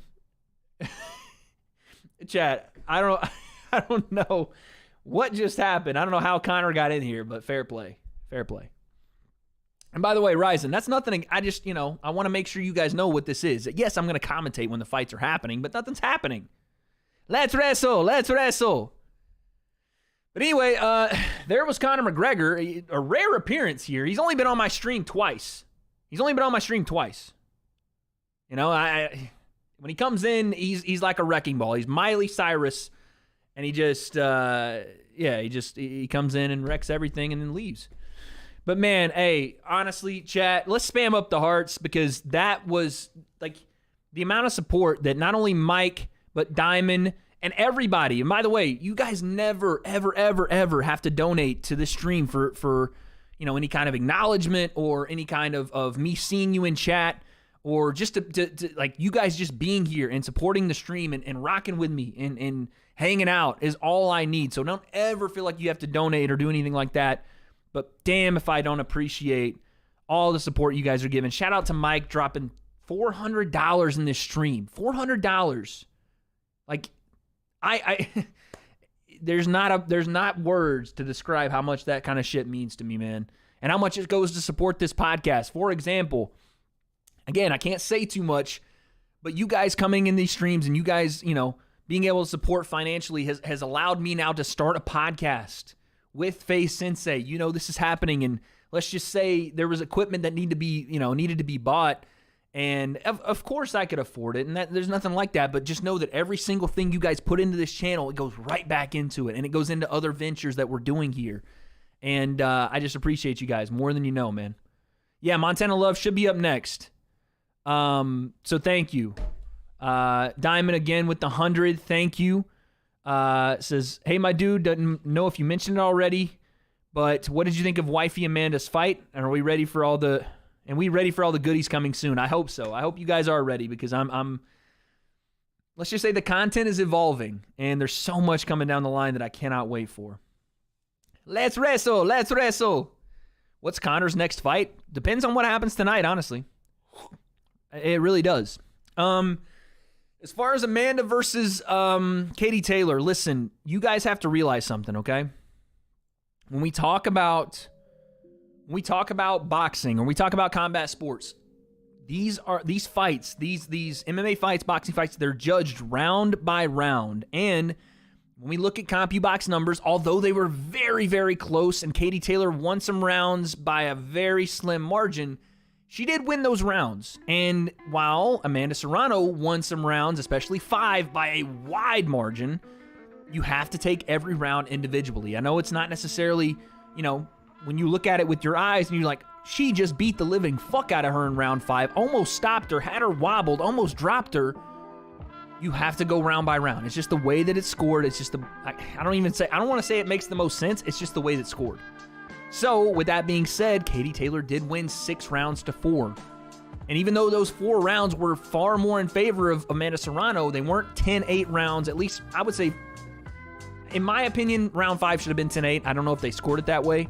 But outside of that, they weren't so egregious that they were in that, that far of a lane. But at the end of the night, Katie Taylor won more of the rounds, and they are judged round by round basis. It's the way it is. But listen, I had bet on Amanda Serrano. I wanted her to win. I thought she had a great showing. I think the rematch is going to be even more of a... I think that if they do the rematch, the first fight showed Amanda Serrano that she could take what Katie Taylor gave her, and then that rematch, we don't wait till round 5 to turn it on, or we don't do it in just one round and empty the gas tank there. You do it round by round, and with the volume that Amanda Serrano can bring, could be a dangerous fight going forward. Now that, again, she knows not only she can take what Katie Taylor's giving, but that she can hurt her badly. Yeah, that was my thoughts there. Morning Star Show, $199. Already saw that one. Yappy with the 5. Who do you think KSI will fight if it's not Jake or Wasabi? I apologize, by the way, Yappy, for waiting so long to get to this. It's not going to be Jake. Makes no sense for KSI to fight Jake right now. They're fighting on different dates. It's not going to be Jake. If it's not Alex Wasabi, fuck if I know, man. I truly have no idea. If it's not Alex Wasabi, I don't know. We're about to have our first fight on the main card for the UFC coming up. I think Montana Love is going to fight soon. He might be doing his walk, so we might have to have 2 timers going on at once here. That's the first time we'll do that on this stream, 2 timers. If KSI's not fighting Alex Wasabi, it's got to be... I heard the baby name thrown out there. I don't know truly like how serious that is. We have Chaos Williams coming to the cage in the UFC. If you guys haven't seen Chaos Williams, he is a superstar in the making. This guy is one of the dudes that at some point in his career is going to maybe not challenge for a title, I don't know, but every time he steps in, it's fireworks. It's absolute fireworks. And I'm not sleeping on Montana Love at all. Guys, if you're saying Josh Bruckner, KSI would be a very stupid, and I don't mean this disrespectfully, he would be a very silly man to come out of a 2 or 3 year layoff and fight Josh Bruckner. I'm just going to say that. It's not a good option. Not a good option. Not saying that KSI can't win that fight, but he does need an Alex Wasabi fight first. What's the name of the background music? I'm on Epidemic Sound, and I'm listening to the lo-fi hip-hop.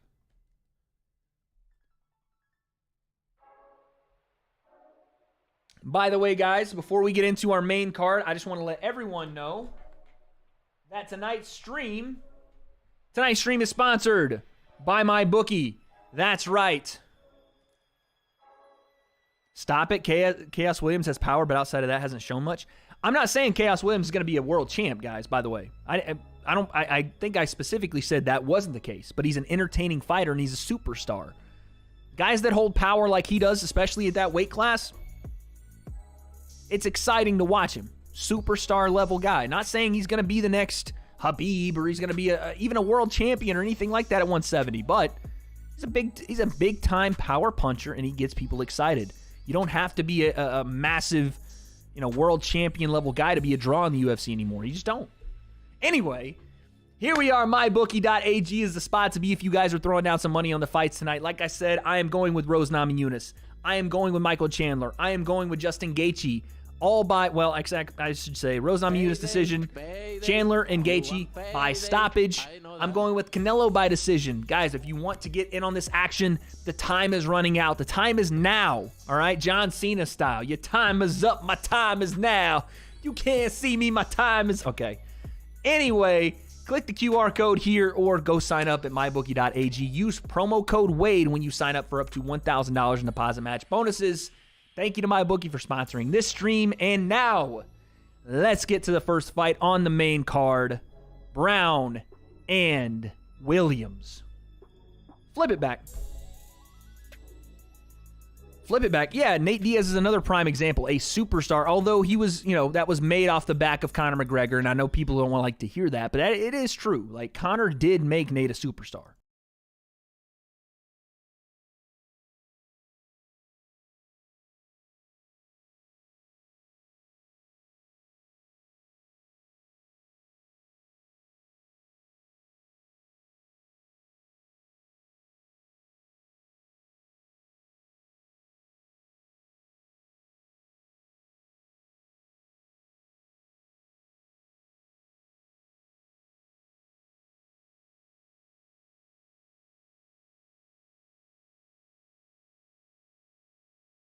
Hold on one second, guys. I'm trying to figure something out really quick. My GoXLR app is fucking up.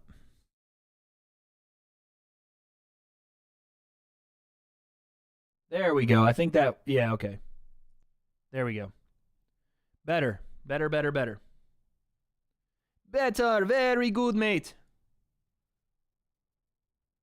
I had to switch it. Sometimes my GoXLR messes up, but we're good. We're straight. Okay. We're going to have commentary live right here. Wade's skincare routine? I'm not the person you can ask about that.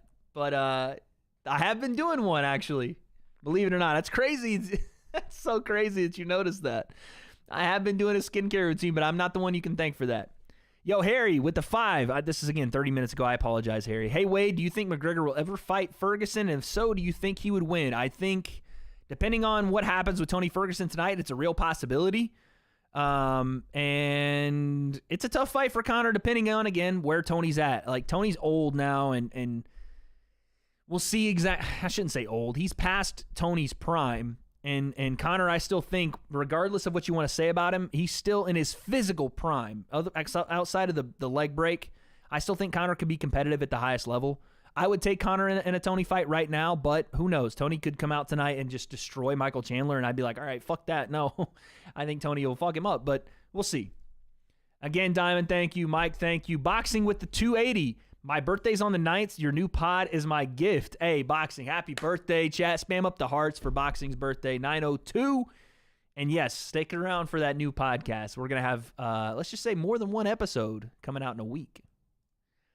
Willie with the 5. Hey, Wade, huge fan of yours. Thoughts on that fighter who sparred both Jake and Tommy and said Tommy had the upper hand? I saw it on YouTube myself. Yeah, I saw that too. I mean, there's a reason I lean Tommy with that discussion always, and that's because Tommy technically is a better fighter than Jake, a better boxer than Jake, but it's a real thing when you have to perform under the lights, and it's a real thing when you're in the main event for the first time, and Tommy, for whatever reason, when those lights come on, he doesn't necessarily show that same technical skill that everybody talks about in the sparring room and everybody talks about in the training room, right? He overthrows shots.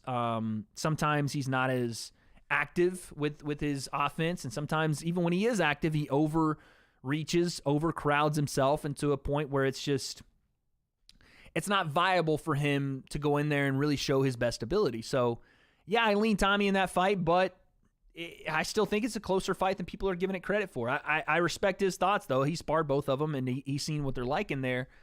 And I agree. Tommy is probably the guy that has better technique and ability.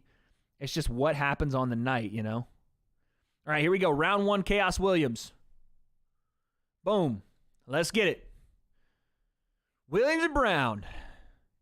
Chaos Williams on the front foot. We have Dimitri Bivol walking into the arena. Mike, you're a fucking savage. Appreciate that 100. Damon Collins, are prelims illegal to show? Yes, they are all illegal to show. I can't show any of them. Big Rig with the 15. Oh, Chaos Williams comes out, throws big right hands right away. Big Rig, I'll get to you in just 1 second. Between rounds, I'll get to that dono. Thank you, though. Thank you so much for the 15. Cowboys fight's canceled. Yeah, we talked about that a second ago, that Cowboys fight is unfortunately canceled.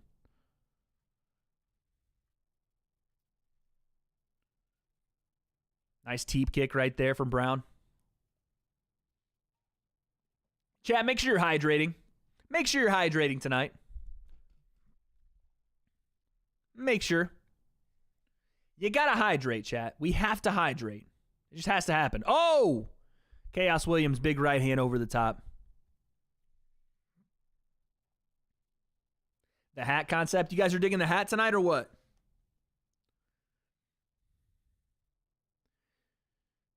.6'3", 175 pounds of Randy Brown. Big guy for 170, for sure. Guys, we're at 1,300 concurrent viewers at 2K. We down the drink. So if you got friends, you got family. Oh, a teep kick to the face from Brown. You got friends, you got family, people that are interested in watching some commentary for fights. Let them know and get them in here. What do you think of Dustin beating a washed Conor? That's the thing. I don't think Conor's washed. I think Conor's inactivity has made him stagnant, and people have evolved quicker than Conor, but I don't think Conor's physical ability he's washed in. I think his boxing mindset and his inactivity over the last 3 years has really cost him his ability to grow in this sport. Oh, big right hand, Chaos Williams. That hurt Brown, for sure. And Brown acknowledged it and then just went to the ground. I mean, Chaos Williams has ridiculous power in his hands, man. Good Lord. I need Prime to hydrate. Yeah, I'm rocking with the water right now. Right now, we have Randy Brown, Chaos Williams in the UFC. On the boxing side, they're just showing Dimitri Bivol in his locker room. That's all we're seeing right now. I don't know if Montana Love's next. We're going to see. Right now, we have nothing in the boxing side. By the way, DAZN's first pay-per-view, I think it's their first pay-per-view. So we'll see how that is. Like they've done the subscription thing, but this is their first pay-per-view. Was Randy Brown grabbing the gloves there? Interesting. 2 minutes left here, round 1. Williams, Brown meet in the center of the octagon. I mean, like, again, Chaos Williams' right hand has been the big difference here in round 1 so far. The biggest strike landed from either guy, but Randy Brown's so damn long. Big swing and a miss from Chaos. Inside leg kick. It's going to be interesting to see, like, oh, Montana Love's the co-main? Oh, he's not going to fight for a bit then. It's going to be a while before Montana Love fights then. Right hand from Brown. And we got over-under clinch here. Yeah, Chaos Williams isn't next, guys. I'm sorry. It'll be a little bit before he fights.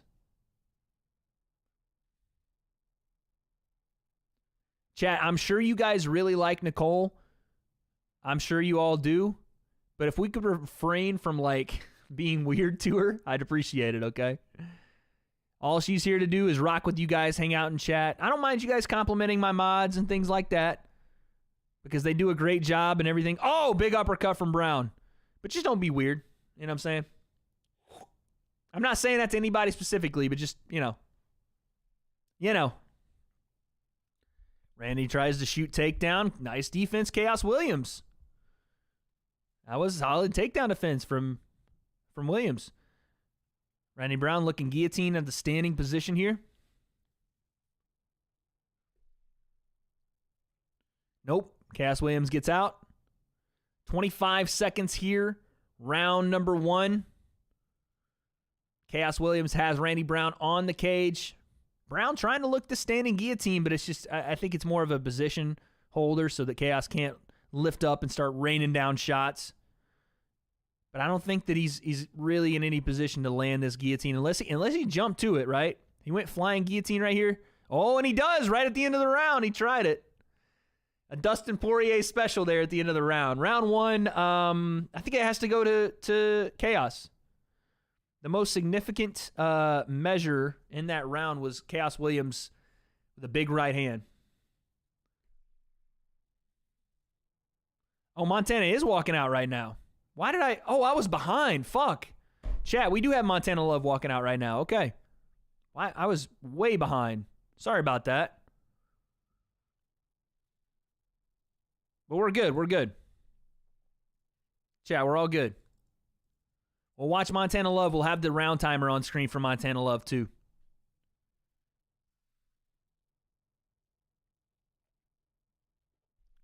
Big love from Saudi Arabia. Hey, Sad, appreciate that. Saeed, appreciate it. All right, Big Rig with the 15. Wait, sorry if this already been answered, but are there any more breakdown vids coming out for Creator Clash?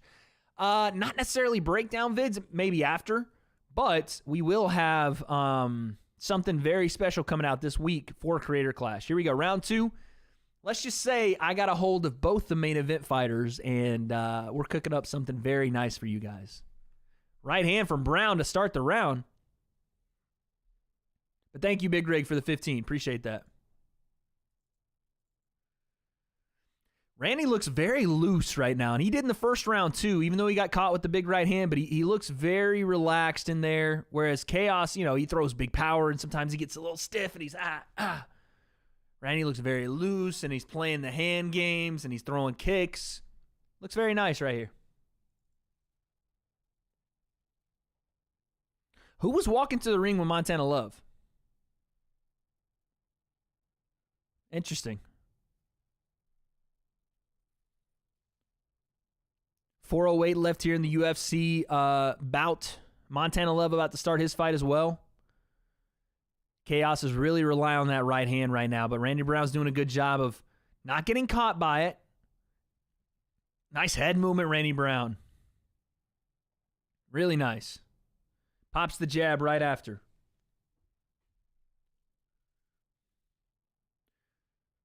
Chaos Williams, Randy Brown. Double jab in from Randy Brown. A very methodical pace here from Randy Brown. He's okay with getting hit with shots as long as they're not damaging, right? Just to keep that movement forward on Chaos Williams. It seems like he wants to set up the head kick. He's gone to it a couple times, but I'm interested to see exactly how he gets to it here. Because right now he's just boxing with Chaos Williams, which I think would be a little bit more of a dangerous combination you don't want to get into with Chaos. But with him being so long, with Randy being so long, it's almost like if he just wants to stay behind that jab and then use some of his kicks, he's in great position to take this round and the next one. Yes, around 9-ish my time, though, night week. We got about an hour and a half before I have to take blood thinners in about an hour and a half. So you guys remind me then, okay? Remind me then, and we'll do that. Question mark kick there from Randy Brown. Like I said, he wants to look to that kick. Throwing a lot of the boxing and staying in boxing ring just to step back, right? And then throw his kicks over the top from there. Ooh, step in elbow just misses from Randy Brown. It's weird that, like, anytime Brown throws anything, he acknowledges it like, oh, I almost got you. Like, he wants to style on Chaos Williams. Absolutely. Like, anytime Williams misses with a shot, he's like, you were that close. And then he gets back into it. I like his style a lot. It's very fluid, very in the moment. Dangerous, right? Obviously, because sometimes he takes a little longer to kind of admire some of his handiwork, but I like it. He's very confident, very loose, very smooth. Timer set, bet. Thank you, Ghost Hat. Appreciate that.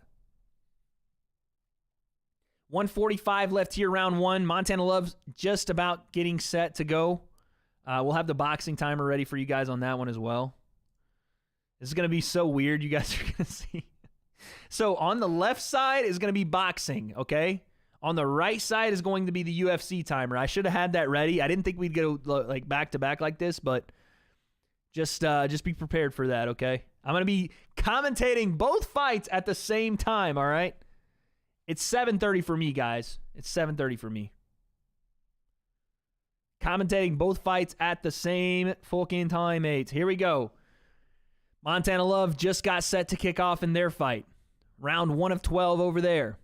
1 minute left in the UFC fight. Montana Love obviously comes out Southpaw, a lot of feints. Southpaw and Orthodox matchup there. Galaz, nice feints with the lead hand. Montana Love, good body feints. A lot of level changes from Montana Love. Getting some bites out of those. Chaos Williams looks like he's slowing down a bit here, although he's landing more again in round 2. Montana Love, very patient. Both guys center of the ring right here. Oh, nice check hook right there from Randy Brown in the octagon. Again, these level changes from Montana Love are getting big bites.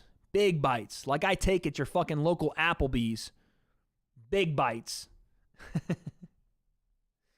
But he hasn't followed up just yet. He's going to be very patient in this fight. All right, there's round 2 in the octagon. I don't know, man. I think it's tough. It's tough. Chaos landed a little bit more. Nice check right hook there from Montana Love. I would say it's 2-0 to Chaos.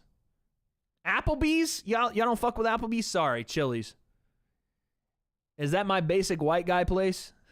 Going to Chili's and Applebee's? Is that what it is? How many minutes for Canelo? I have no idea. Woo, Chaos's corner is getting in, like lighting a fire under him right now.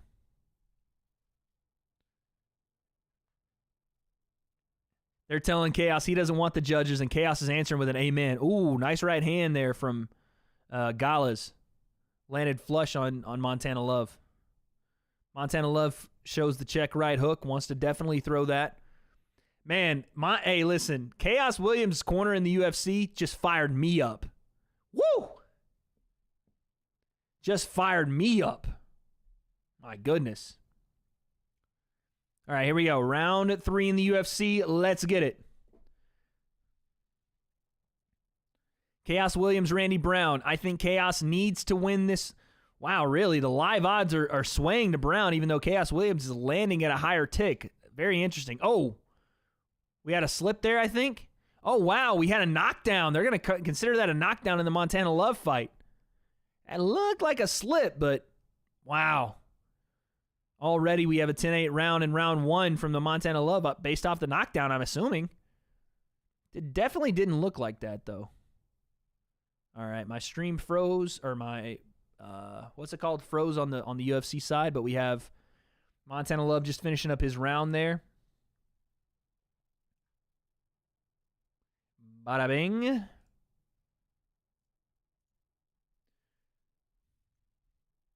All right, we have 4:02 left here, round number 3. Chaos Williams comes forward. I did not think that was a knockdown.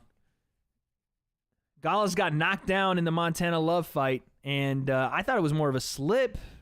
He was caught. I mean, no, yeah, the hook lands and he puts the hand down. I guess, yeah, that's considered a knockdown.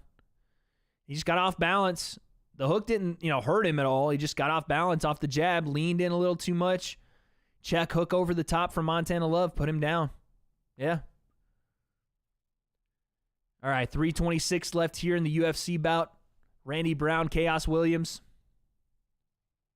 Nightbot is a sellout. Hey, listen, don't fuck with Nightbot. You'll get bopped for it.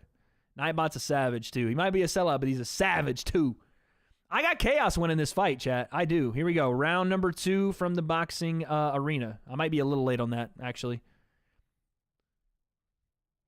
I got Chaos Williams winning this fight, though. Like, Randy Brown's doing good things, and he started to come in. Now, hold on a second. We have a knockdown in the Chaos Williams fight. Now, did he go down? Oh, man. Chaos Williams gets knocked down in round number 2. Wow, look at this. And it wasn't, again, both the knockdowns weren't like Chaos got hurt or Chaos. Montana Love got hurt or Gallus got hurt. It was just, again, both guys being off balance. Oh, right hand, Chaos Williams. Puts down Brown. He's on top. That Montana Love knockdown, again, Gallus is doing a really good job with his jab. And he's stinging him with it. Interesting. I like your eyes. Appreciate that. Thank you. Ooh, slick little counter there from Gallus in the boxing match. Just barely missed the step back uppercut. Check right hook for Montana Love. That lands. Now we're back on our feet in the UFC bout. Chaos Williams, Randy Brown. Now Randy Brown comes forward. Lands a big right hand. Double jab behind it. Right hand, Randy Brown. He's landing. Chaos Williams now on the back foot. He could be hurt. He stuffs the takedown. Big knee. Huge knee from Randy Brown. Right hand over the top, Randy Brown. He's coming on strong. He needs this round, especially after that big shot from Chaos. He needs this round badly. Montana Love tries to sneak in a straight left hand in the boxing match. Randy Brown being patient, stalking forward. Huge overhand right misses, and Chaos jumps all over him. Double left hand from Montana Love, boxing match. Am I looking forward to Joanna's return? Of course. Anytime Joanna Campion is coming back, I'm down. Jab left hand. Montana Love just misses the backhand there. Last minute in that fight. Last minute in that round. Last minute in the UFC fight. 57 seconds remain. Only one more fight till Canelo's on, guys. Well, technically, the fight is happening before Canelo's on, and that's Montana Love and Gallus. Elbow right there. Randy Brown throwing a beautiful elbow inside there. Last 35 seconds. Randy's had a good round, no doubt about it. I just don't know if it's enough. I could see this being 2-1 either way. I could see Chaos sneaking out of victory, and I could see the judges being like, you know what, Randy Brown had a great second round, and the volume here in the third is definitely going to win him the round, I think. So it's either Chaos Williams won the first 2, and Randy wins this third, or Randy won round 2 and 3, and Chaos won the first. That's what I think. Do I have Justin or Charles? I have Justin Gaethje. Last 3, 2, 1. Oh, high kick from Williams. And that is the end of the fight. Chaos Williams, Randy Brown. Chat, where are you going with that? What do you think? Who do you think won that fight? All right. Chaos Williams, I think, won the fight, but very, very slightly. Let's go there. Let's go there. Round 3. Montana Love and Gallus coming up. We'll change it over to that one. 2-1 Brown. Chaos, Brown. Yeah, it's going to be close, man. It's going to be close. We're going to see what happens. Yeah, check left hook from Gallus. Put down Montana Love. And again, it wasn't because he hit him, clean or rocked him or anything. It was just because he was flat out off balance. All right, here we go. So 10-8 rounds to both guys, I'm assuming, coming into round 3 here. Montana Love, Gallus. King Beast, I'm an amateur Welsh boxer. There you go. There you go. Toss up, but 2-1 Brown. I'm going Chaos Williams, man. I'm going Chaos Williams. I think he did enough in round 2. I think he did. And they're taking a while with this card, by the way. And sometimes that's Bruce Buffer just making sure he gets the right call here, but they are taking a while. We have 2 Welsh boxers in the chat right now. What's up, y'all?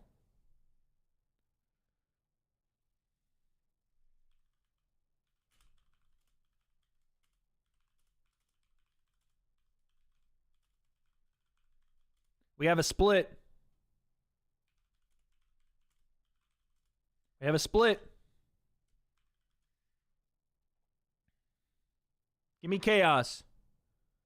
Ah, Randy Brown, man. Randy Brown wins a split decision.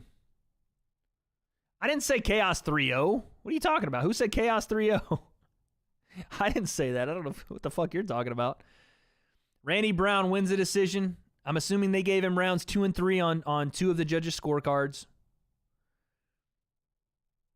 He had a strong finish to round 2, and I thought he was doing better, but when I looked at the significant strike numbers, Chaos outstruck him in round 2. Barely, but he did. They're booing him. Why are they booing him in Phoenix? What the... Oh, is Chaos from there? Oh, did the judges say Randy had a 3-0? No shot. No shot.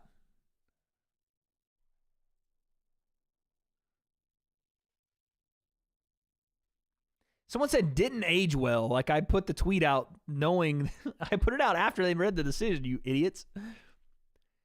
All right, we're going to focus on this boxing match. I'm going to use the bathroom in between rounds because I'm fucking about to piss everywhere. Sorry for the vulgarity of that, but I am needing to use the restroom. I am needing to use the gentleman's room, mate. And then we'll come back and we'll do donos because I know you guys have some that I haven't gotten to yet. Big fight coming up though. I think we have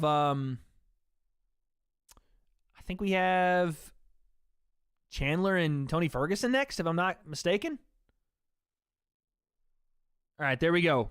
Round 3. Chaos Williams. I'll be right back, guys. Give me 1 second. We're on round 4, okay? Round 4. I'm going to be quick. I'm going to be super quick. I'm super fast.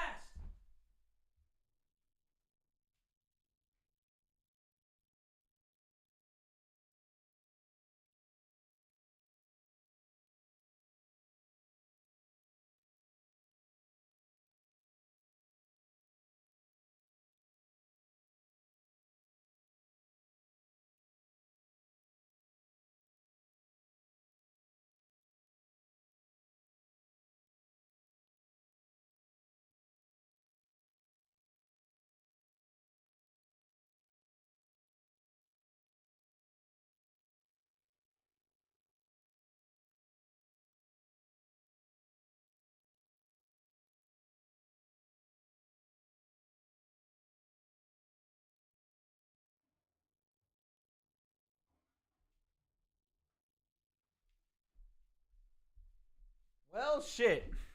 I didn't get the timer ready. But we'll just keep it on round 4 for this one. We'll bring the timer back next round. Round 4, Montana Love. Still looking to that check hook. Nice left hand to the body there. Odds one of y'all sniffing his seat. What the fuck is wrong with you? Hey, Seuss, what is wrong with you? All right? What is actually wrong? Because that's terrible. That's not only terrifying, but it's terrible. Okay?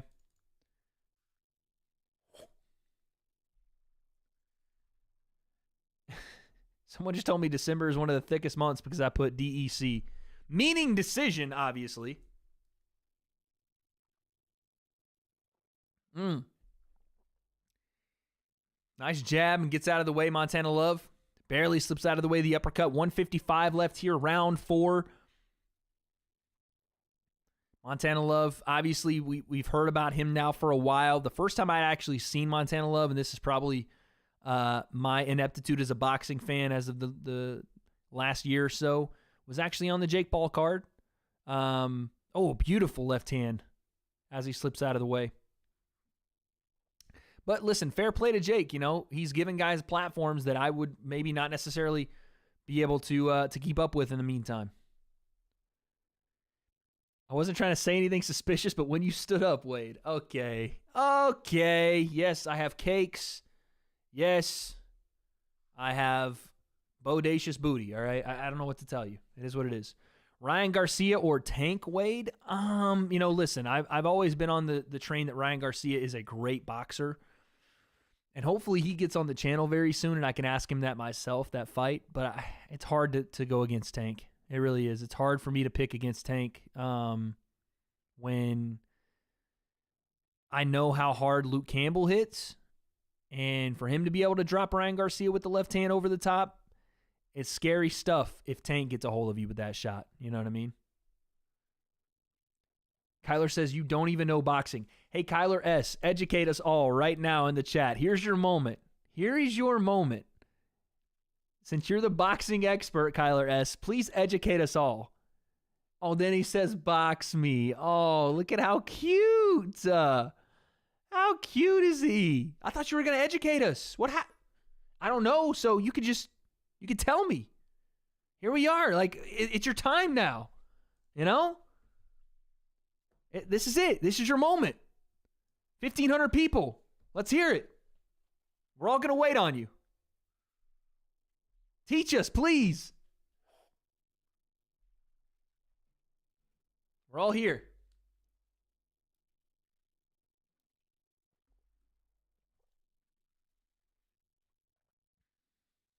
Someone said Kyler's shithouse. Jesus.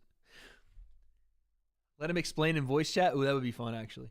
We need to start doing streams where we bring you guys in. I get discount plane tickets, and that's what we thought. Pussy.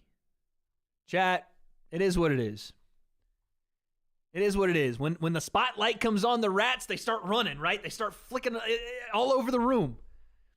My man had his opportunity. He had his moment, and he came in with a lame-ass discount double-check plane ticket joke. What do the kids say for that? What do the TikTokers say for that? That's a big yikes. That's a big yikes. All right, here we go. Round 5.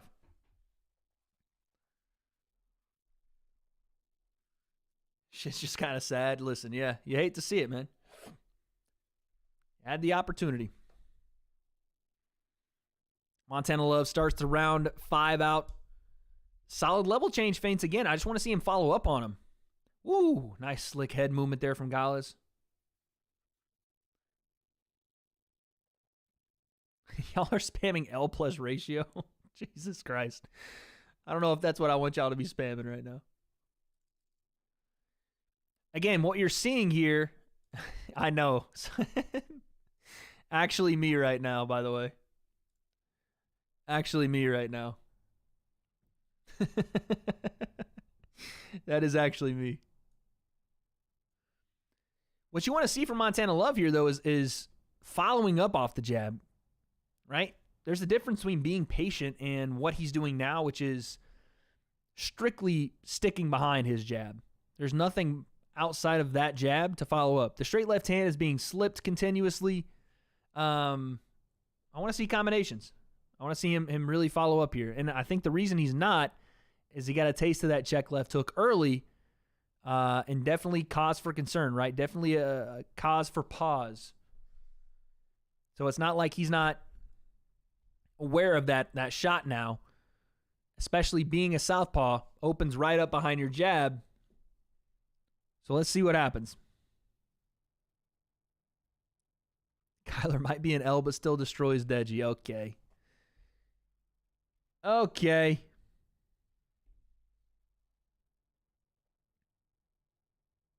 Cerrone fight was canceled due to illness. Yep. Chat, I do have a Discord. I'm pretty sure it's in my description, is it not? I do have a Discord.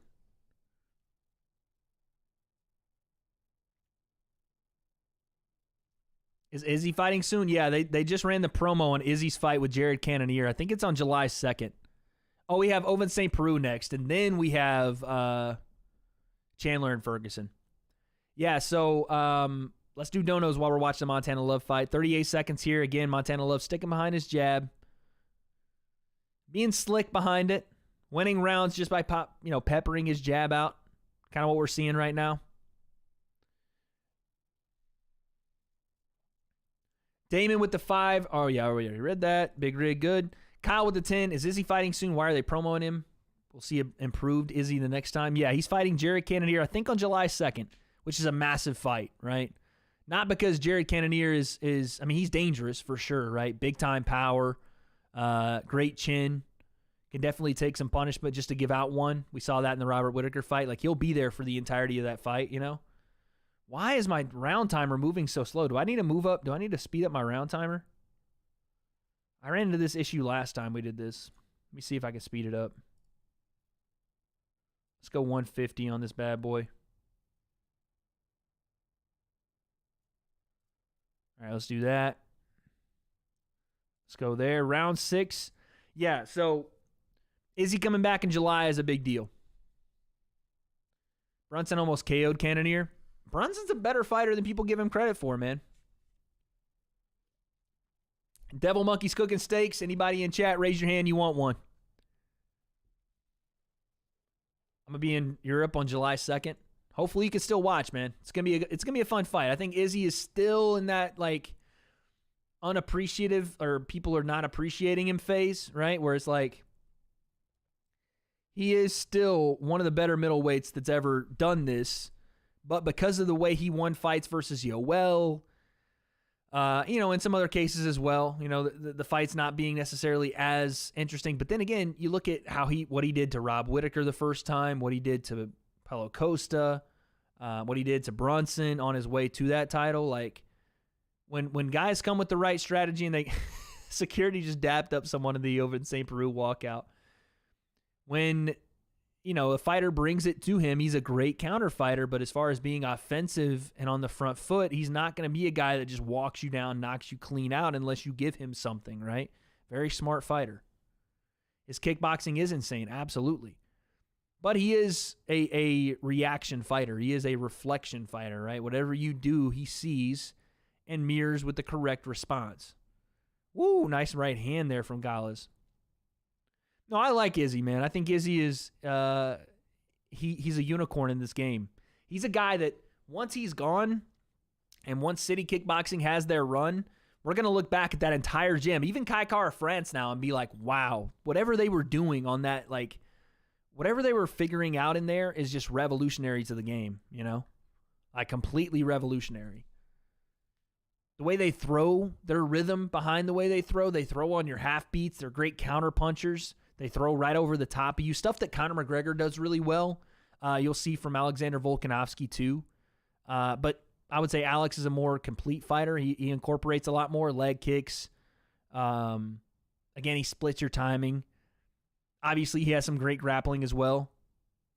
There's a lot that they do well over there. And it's hard to put your finger on it, but you know what they're doing is different because it just shocks people. And even their speed too, right? It's like a perfect combination of their speed and technique being perfectly on point and operating at a different rhythm than everybody else.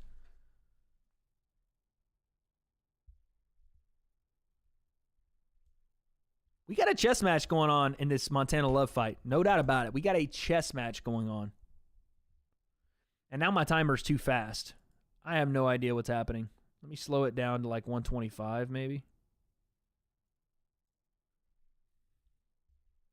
Of course it starts over. Last 33 seconds here, round 6. Is Wade Black? Obviously I'm not. When's Canelo? After this fight. We're midway through the co-main. Canelo comes up next. Full commentary on that fight. They got 2 champions, and Kai Kara France is on his way. That's what I'm saying. City Kickboxing, they're different, man. I'm watching the UFC. They have Shogun walking to the cage right now. A legend, former light heavyweight champion of the world, Shogun Rua. I did not expect him to still be fighting in 2022, so fair play to Shogun. Round 6, Montana Love fight. Tough to call. If I'm being honest, I'm watching, but I'm also keeping an eye on this UFC card because I'm more excited about this Shogun fight. Cyril Gane versus John Jones. That's not going to be the fight. It's going to be Stipe John Jones, and that fight is interesting. You think it's harder being a counter fighter or a pressure fighter? Pressure fighter. Absolutely. Well, I shouldn't say absolutely. It depends, right? Whatever your skill set is, it's going to, it's going to lend to you being a better pressure or counter fighter. If you're a very reactive, very instinctual, very high twitch, fast twitch, and solid technically, you're going to be a great counter fighter. And it's going to be easier for you to do that versus just, no pun intended, but wading yourself into the fray and taking a few to get to where you need to get to. Some guys like Nate Diaz in the MMA side and some other fighters on the boxing side that are just put their head in their hands and bull their way forward. They don't necessarily have that ability to pull counter really quickly or find that opening behind a shot because their speed isn't there. Their technique behind their head movement isn't quite there. So sometimes it's not necessarily viable for some of the guys, But it just depends on your physical makeup, your fight style, what you're good at, what you feel like you can, your cardiovascular system too. Guys that are very quick twitch like that and available, or excuse me, the ability for them to be able to counter off the back foot sometimes is a little easier. It's because they do have a very fast response time, but their muscles fatigue a little quicker, I would say in the case of like someone like me, which I am literally not anywhere close to any kind of test subject, but anyone that is, very fast twitch, that can accurately throw shots from a lot of different angles, it's easier to be a counter fighter. But if you have, this ability to take shots on the forehead, bite down on that mouthpiece, come forward, and not only just that you're just eating shots, but if you want to throw pressure, you have to be okay with the fact that might happen. And most of those guys that are pressure fighters are volume punchers too, right? They're going to throw punches in bunches. So when that's your skill set, that's easier for you, right? Just depends. I said it was easier because it's easier for me, but it's not easier for everyone. Oh my God, Abel, just stop.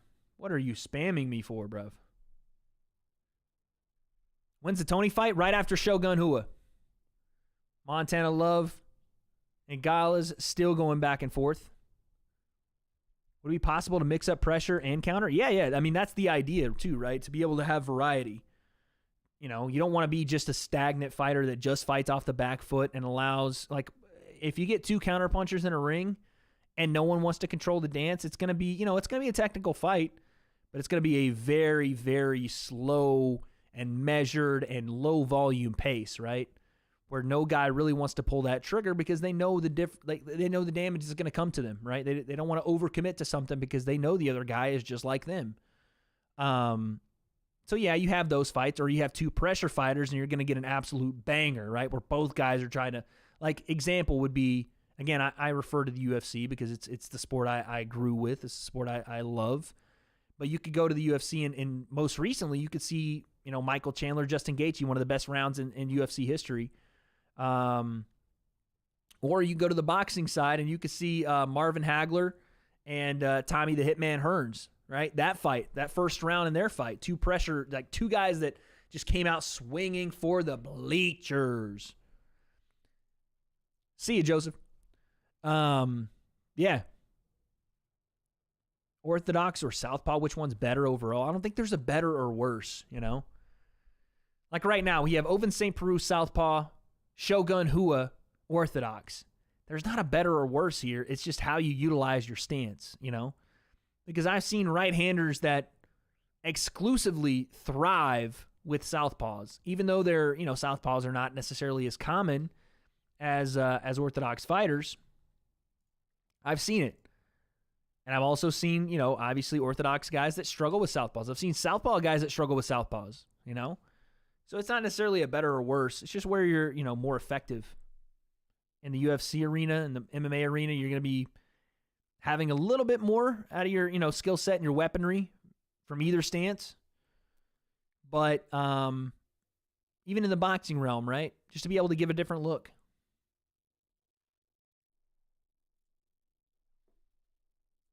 Wait, if Canelo loses, you twerk? How about if Canelo loses, I throw the last one that's in my cooler right here? By the way, your boy came prepared tonight. Your boy came prepared. I'll toss that one back if Canelo loses, and then I'll toss that ass back for you guys. Chad, I absolutely love Tony Ferguson. Absolutely love him.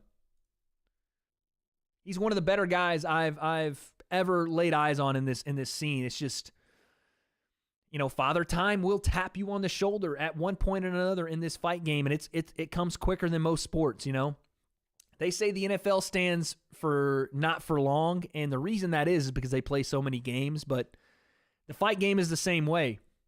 Montana Love is struggling here, guys, by the way. I'm keeping an eye on this fight, and he's doing okay, right? He's landing his shots, but he's getting hit with stuff too. That was a nice parry right there from Montana. Nice 1-2. Okay, round 8. Montana's turning up a bit here. Counter left hand, slips out of the way of that one.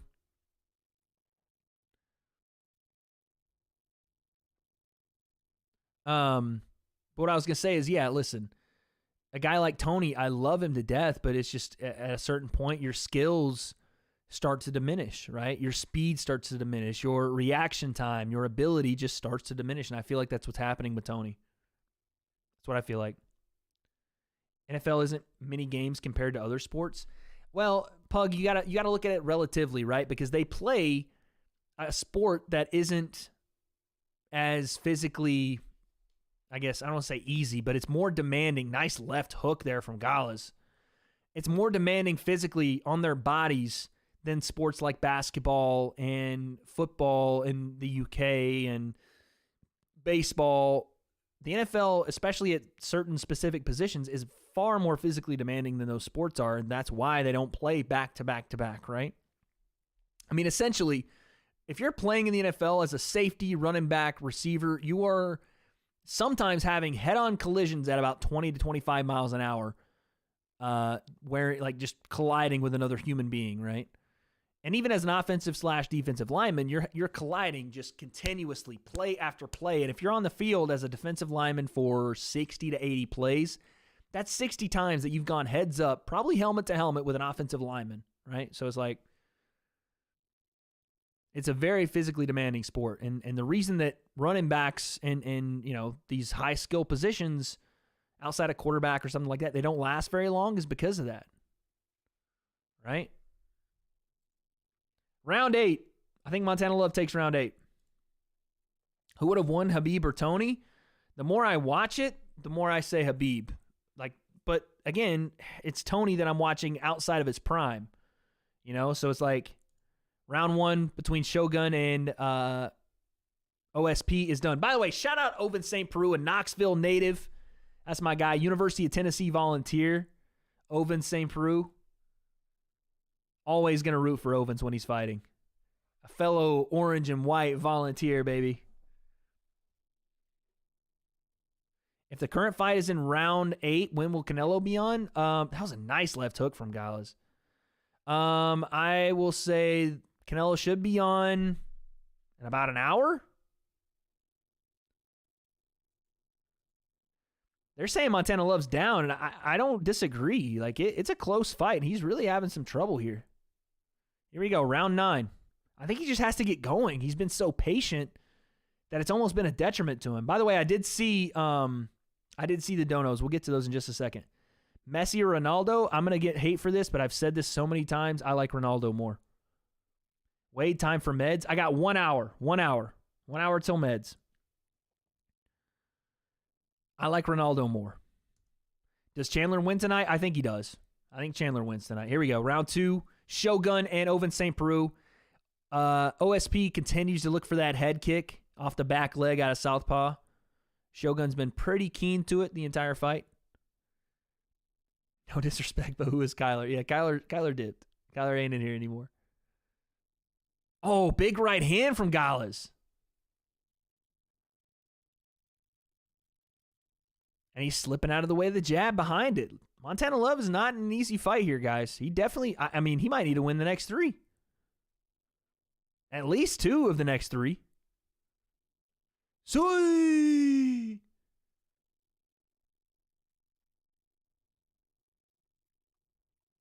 OSP trying to stay off the center line here, back and forth.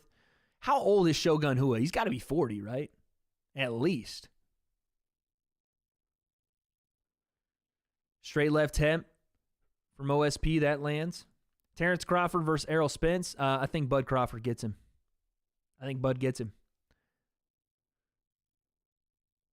But look at this, though. Montana Love now starting to step on the gas a bit. Shady, you're not getting me with shit, bro. No shot, dude. You know I'm too keen to this game. I've been around for too long, man. I used to be a CD in the third stand. I've all the D jokes, I've seen them all. I barely get got anymore. How's the health weight? I'm getting there, man. I'm getting there. I'm feeling good. I'm feeling strong. Oh, nice double left hand there from Montana Love. That was nice. What's your favorite football/soccer club? I technically have to be a Newcastle fan. It's not my choice. Myself and Jackmate on one of my Twitch streams decided through a random number generator that I would now be a Newcastle fan. So I am now a Newcastle fan. Can I tell you anybody outside of Saint who the fuck is on that team? No, I cannot. Have I watched one game this year? Yes. Have I watched 2 games this year? No, I haven't. But I am still a Newcastle fan to the death of me. Galaz again, popping the jab. Nice right hand to the body. Ooh, kick to the body there from Oven St. Peru. We like that. Right hand from Galaz once again. Do you think Tyson Fury is really retired? You know what?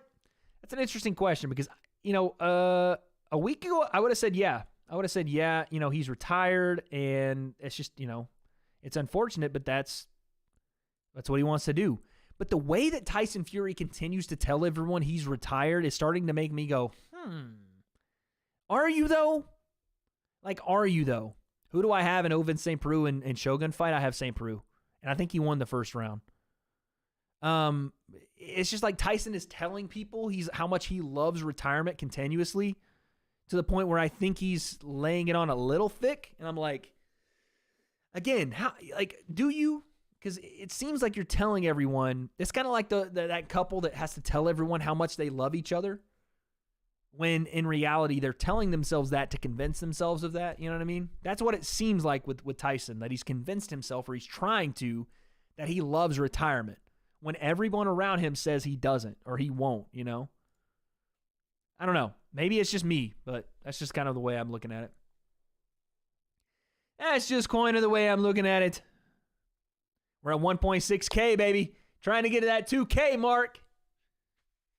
I have a feeling we'll get there. I'm not shaving my eyebrows if Canelo loses, chat. Y'all are wild. Wager my dad. What's up, battery acid? Drake bet on Gaethje. I saw that. After I came out and said I thought Gaethje was going to win, of course, not only, if the W.A.D.E concept curse wasn't enough, Drake had to put his own fucking curse on it, man. He had to. He had to come in and be like, yo, I'm dropping 500 racks on Justin Gaethje. Because of course he did, bro. Of course. 12 rounds in the Montana Love and Galaz fight. 5 rounds in the UFC fight, if you're wondering. How did the Chandler fight go? He hasn't fought yet. It's going to be absolute fireworks. I'm going to go nuts continuously when that fight starts. Crowd's booing in which fight? In the Montana Love fight? I do hear some boos here in that fight as well. Again, Montana Love has just been almost too patient, it feels like. It feels like he's been just so patient behind his jab that he hasn't ever really gotten going. I mean, he can still win this fight, and I think, again, he needs to win 2 of the last 3 here. Beautiful double left hand from Montana Love, and those hurt. That was nice. I just think that he needs to do a little bit more in rounds 11 and 12, and he's doing it here in 10 too. So if he can continue this up, we can start not only evening the fight up, but it's the old college football term. If he's even, he's leaving. If he evens this fight up, he's going to start leaving. Who's my favorite NFL team? I'm from Tennessee. I'm going to be moving to Nashville soon. I can rep the Titans all day. I like the way the Titans play behind a running game, behind King Henry. So I'll say the Titans. Although I've never been a massive team fan in the NFL. I'm a big player fan. Oh, beautiful right hand from Galaz. That was nice. That was really nice. 1-2 from Montana Love. Oh, nice slip off the center line. Left hook from Galaz. This guy is nasty. Slips that jab on the outside, follows it with the left hook. Beautiful work.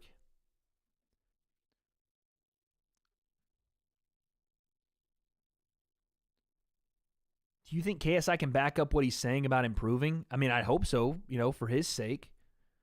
For what he is, he's put out there, especially if it's the Alex fight. If KSI doesn't win, it's a complete it's a complete failure if KSI doesn't beat Alex after the things he said about him. A complete failure. And by the way, KSI thrives in those environments, Like, it's not like he's new to saying, like, outlandish shit and then going and backing it up. So, yeah. I believe he can back it up, but he still has to do that, right? He's still... He still has to go through and actually back it up. Can he do it? Sure. But he still has to. If he doesn't knock Alex out, it's a failure. Yeah, I'd agree with that too. If he has like a close decision, what is happening in this UFC fight? Why are there lights being like, why are flashlights from cell phones going off right now in the UFC fight? They're like at a concert. They're showing their cell phone lights. They're all... What is happening over there? All right, here we go. Round 11, Montana Love and Galaz. The leg is good, guys. The leg is good. I'm feeling strong. Take some shots. I'm not taking any shots. I'm already feeling this. Chat, I have to work myself back into drinking. I haven't... When was the last time I drank? Before surgery... Like December of last year for the Jake and Tyron fight was the last time I drank. So we gotta work ourselves back into that, okay? I can't be drinking just shots on shots on shots when I haven't drank in like 5 months. Is the daddy single, gay, and loving it? There you go. Shout out, Mana Junkies.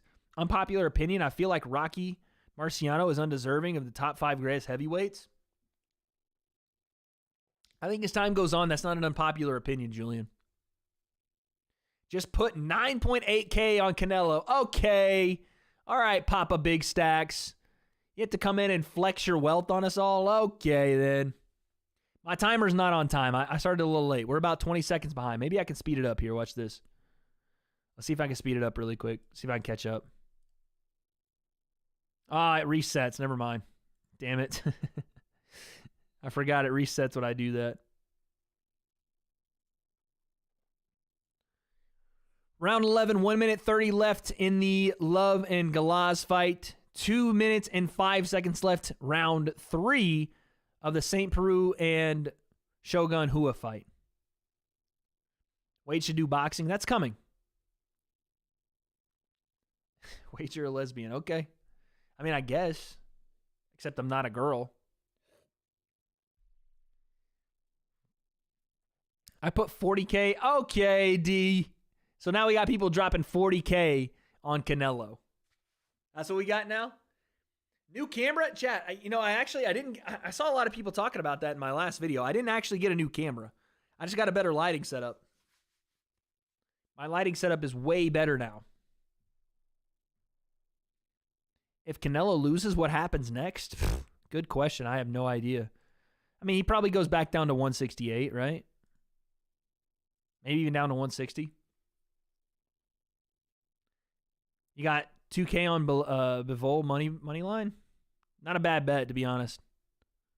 Not a bad bet.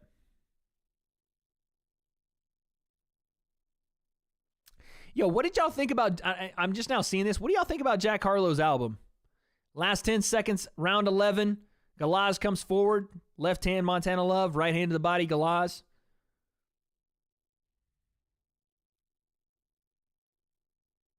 There's the end of round 11. Did y'all think Jack Harlow's new album was dope or nah?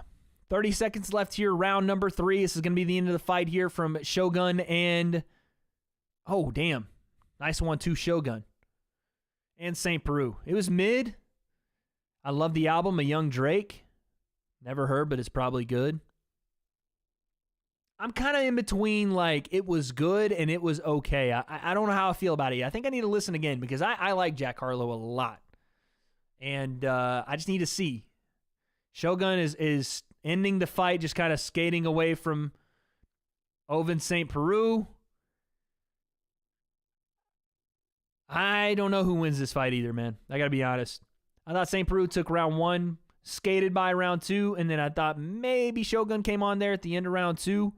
Round 3, he might have done just enough, and that's probably why he was kind of skating out of the way there. But 12th and final round for Montana Love and Galaz. This could easily be a fight that could end up being a draw, if I'm honest. Like, Montana Love's going to have to show some stuff here, and Galaz is not going away at all. We're going to commentate this full thing here. We're going to commentate this full thing. Nice check right hook there for Montana Love. 1-2 from Montana Love. That lands. Jab from Montana Love, not quite there. A lot of feints from Love. Galaz pops the jab out. Yeah, OSP took some leg kicks. That's why he was limping there at the end of the fight. Left hand over the top from Love. Could be the difference here in the last round. Felt like a retirement fight for both fighters. Yeah, I mean, definitely on the end of Shogun, but as far as OSP, he's been around the game long enough too, man. Might be. Definitely could be.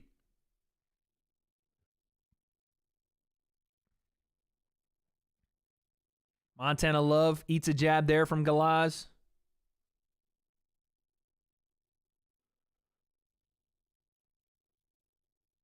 I've got the UFC fights coming up. Don't worry. I'm just making sure that we get both things here.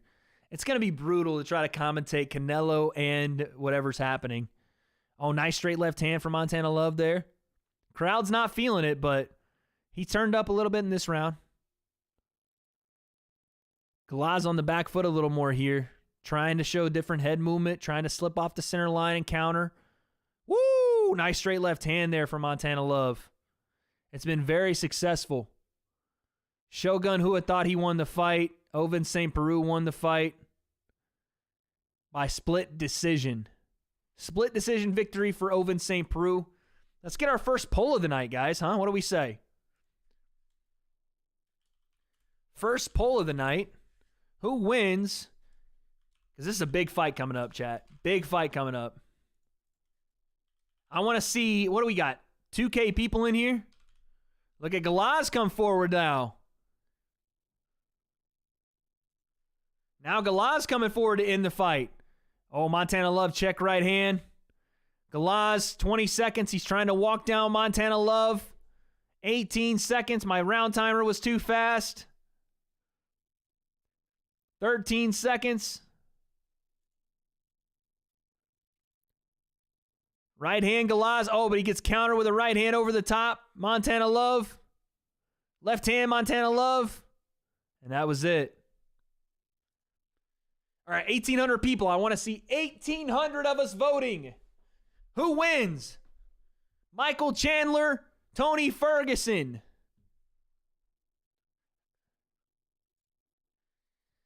I think Montana Love probably did enough, but Galaz thinks he's won. That last round, I tell you guys this all the time, but it's you, if you think you have it in the bag, you probably don't. Right? So when you're doing that last round like Galaz did and kind of hanging out on the back foot and just looking to try to slip and counter, and Montana Love is eating up shots, continuing to try to finish that round strong, he might have stole this fight. Montana Love might have stole it in the 12th round.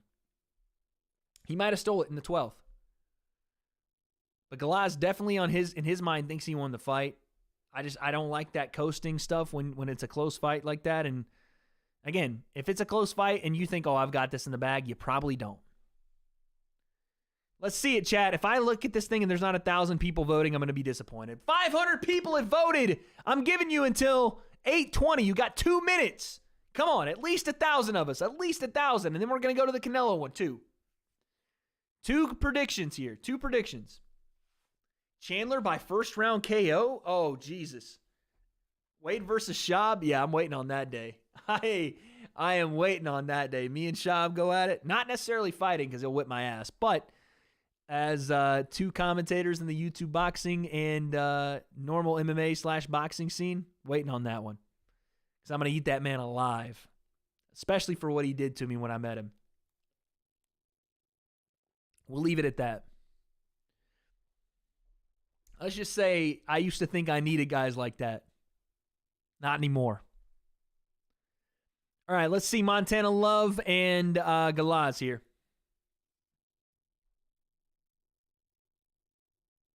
Exit full screen to vote. Yeah, if you guys have me on full screen, you got to exit. One more minute. One more minute.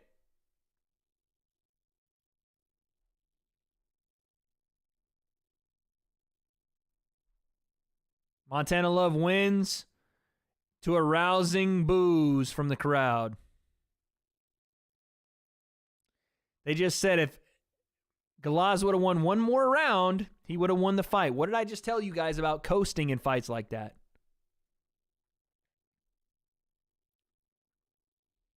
What did Shab do? Let's just say I was a very, when I was a kid or when I was younger, I was a hustler, man. I tried to go up to LA a lot. I've told this story on stream before. We just hit 1,000 votes as the poll. I'll give you guys one more minute because Canelo, it's going to be a while, but they're introducing Chandler right now. When I was younger, I would go to LA and I would bring resumes, and Shab just had signed with Showtime. And it wasn't necessarily that Shab was being an asshole to me, but the way he did this was very frustrating. I gave him my resume. I saw him out and I gave him my resume, and I watched him wad it up as he walked away. He's like, "Oh yeah, we'll get in contact, whatever." And I was in my little suit, whatever. I remember he was like, "Oh, I thought you were trying to serve me court papers," because I had my suit on. I was trying to go to like Hulu. I was trying to go to Netflix, Showtime, all these places and hand out resumes because I wanted to work in combat sports or just sports in general. I gave him my resume. Him and his producer were there. And I watched him as I went back to my car. I'm sitting there and I'm all pumped. I'm like, yes, like maybe this is my opportunity, yada, yada. I gave him my resume and I watched him walk right into the office that he was in. This is no disrespect, like whatever.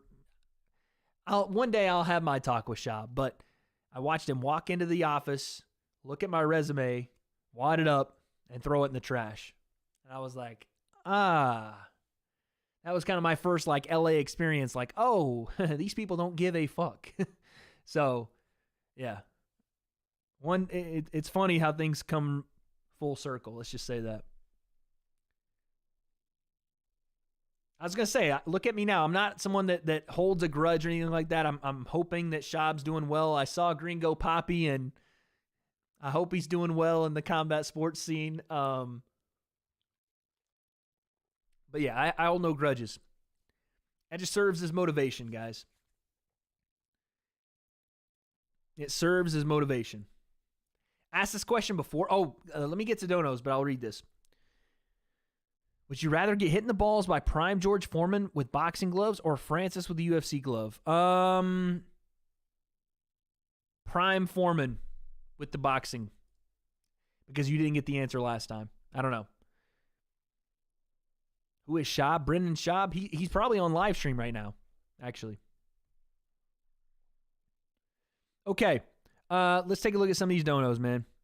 Yo, Joey with the 20 from 24 minutes ago. Yo, Wade, 1, I am the only one who thinks Chandler versus Ferguson is a bit of a mismatch for Tony. And 2, if you need music for your channel, I can record some free of charge drum, bass, and guitar.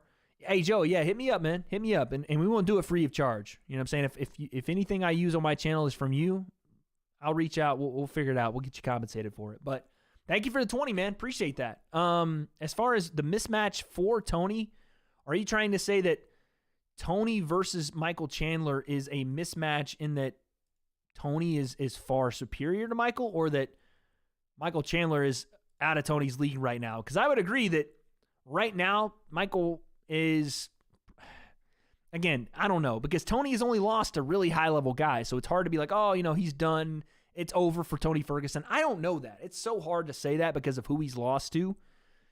But I would assume, based off his performances and based off the way he looked in some of those performances, that Michael Chandler might be a level above right now. Okay, let's do this one. Who wins? This one's a big one, too. I want to see this from you guys. Canelo or Bivol? Let's go. I want to see at least 1,300 people on this one. Come on, guys. Come on. Vote it up. Vote that up. Vote it up. Josh A says, I feel like Chandler's going to win. Yeah, listen, I got Chandler by stoppage here. I got Michael Chandler by stoppage. Jacob with the 1. What do you think's next for Poirier? You know, it's weird what's going on with Poirier. Hold on, let me get to Pablo here. Pablo with the 5. Thoughts on Canelo saying he move up to 201 and fight Usyk? We'll see what he does tonight. If he looks sharp tonight, goes out and just flatlines Bivol, then I'm not going to start questioning Canelo anytime soon. After what he did to Kovalev, after what he did to Callum Smith, he does carry his power high. Like, as he moves up in weight, it seems to carry. So I'm not going to question him until he actually gives me a reason to. The Usyk fight is a little bit like, okay, what are we doing here? And I wouldn't favor him in that fight, but it's interesting. I don't know. Anyway, Jacob with the 10 says, Wade, you should go look at KSI spar with Vidal video. JJ shows a lot of technique. It's overlooked. From what he's saying, his improvement could be very dangerous. Interesting. I will take a look. Thank you, Jacob, for the 10. Epiphany with the 20. Are you going to do play-by-play commentary for Creator Clash or the casual commentary? I am going to be the lead play-by-play commentator for Creator Clash. You guys have not seen me in that role as a legitimate, full-on play-by-play commentator. I will be leading the production of that show. So yeah, it's a lot of responsibility, but I'm down for it, and it's crucial for me to continue to improve. And like I said, I've told you guys this on stream, every Super Bowl needs a little bit of practice to get there. So we'll keep it there.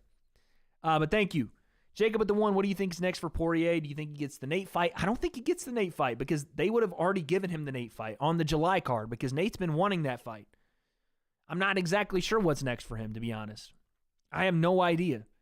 Yeah, I could see him fighting the winner of Chandler and Ferguson.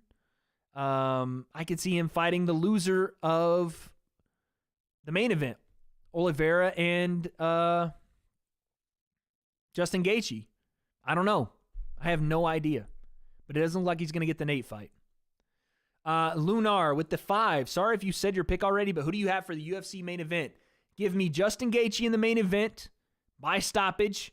Give me Rose Namajunas by decision. Give me Michael Chandler by stoppage. Give me Canelo by decision. Those are my picks tonight.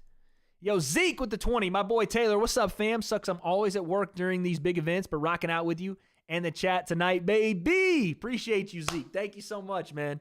Appreciate that. $20. Holy shit. Thank you, man.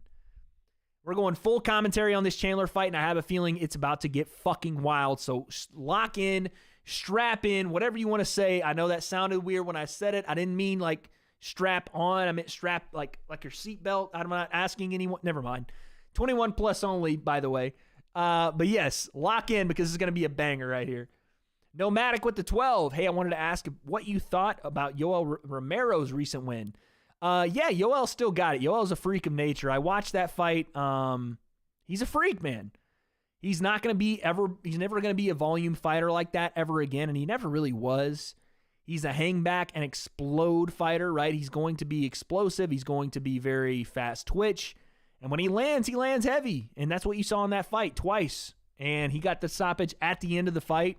Fair play. It seems like he's ageless. Like Father Time taps Yoel Romero on the shoulder, and Yoel swats him away like a fucking fly. He's like, get out of here. I still got 10 years in this game. So, yeah, I'm excited to see what Yoel does. All right, KVV with the 8. Thank you for that. No message. Okay. Here we go, man. Michael Chandler, Tony Ferguson. I got to have a drink for this one. Oh, baby. This is when the nerves start to build, guys. This is the one. And it leads into the next one and the next one and the next one. These are the big-time fights we're about to see here. Woo! All right, here we go. Here we go. Let me get my round timer ready. They got Canelo and Bivol in the locker room, so we're still waiting on that one. All right. Here we go. Round 1, Tony Ferguson, Michael Chandler, folks.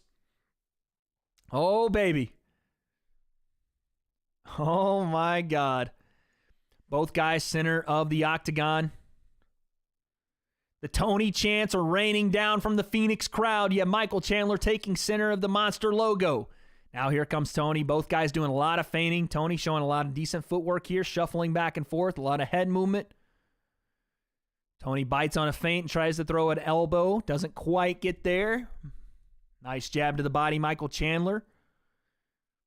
Tony being active, though, with his feet, with his head movement, with his level changes so far.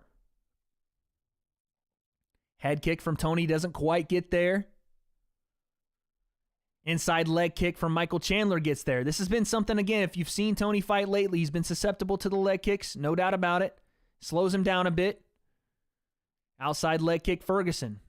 You're going to see that a lot from Chandler tonight, where he throws low to the body with a jab or a right hand, and then he comes up top with a either a cross or a lead left hook, and it's powerful. Oh! Tony Ferguson drops Michael Chandler with a jab! It stunned him! Oh my God! That's insane! Oh, now we're in a firefight! Chandler lands, but Tony lands a left hook behind it. Man, Chandler's chin, when it gets touched in the right spot, he goes down in a heap. But he's back to his feet. He's recovered at least a little bit. But Tony's on the front foot now, and Tony out of southpaw. It wasn't a jab. It was a straight left hand out of southpaw from Tony. He switched right before he threw it. Oh, look at this left hook from Chandler lands. Look at that. And now Chandler recognizes it, and he's throwing some big-time shots. But again, if Chandler gets wild, Tony's there with that straight left hand. Unbelievable, man. Tony. And it wasn't even a shot that he put a ton behind, but Tony, even at 155, Tony's a big guy. He's a skinny guy a little bit, but he's big. He used to fight at 70. Oh, another little short hook from Tony lands on the chin of Michael Chandler. And Chandler is stumbling around a bit, man. This is not good. Look at this. Tony Ferguson, man. You can see the smile on my face. I fucking love it. I love Tony. I love Michael too, but this is one of those fights, man, where one of your favorites is going to get, oh, look at this big takedown. Huge double leg from Michael Chandler, and he puts Tony on his back. We know Tony's dangerous off his back here, but let's see exactly what we have. Because Chandler is obviously a great wrestler, and on top, he has great top game. He calls it anti-jiu-jitsu, right? So whatever he's doing ground and pound, he's usually pretty successful at, but he's bleeding. It looks like already that Tony might have caught him with an elbow. Tony looks to go armbar, doesn't quite get it, but again, Tony's got those sharp razor elbows, and it looks like he's already got Chandler bleeding from the bottom. We've seen him do this so many times to guys where he just frames up, uses his guard, and starts slicing you from the bottom. Crazy, crazy, crazy. Oh, look at this. Chandler dives into the guard again of Tony. And Chandler's throwing, but he's not really landing much here. And Tony looks to go armbar again. Beautiful elbow from the bottom, Tony Ferguson. And Tony is getting the crowd behind him. And he's doing a good job of avoiding big shots from Chandler. Like, Chandler's throwing heavy, no doubt about it. But Tony's not really taking any of these clean. And instead, he's kind of covering up, finding different ways to slide his head in and out of range. Chandler lands a big one there, though.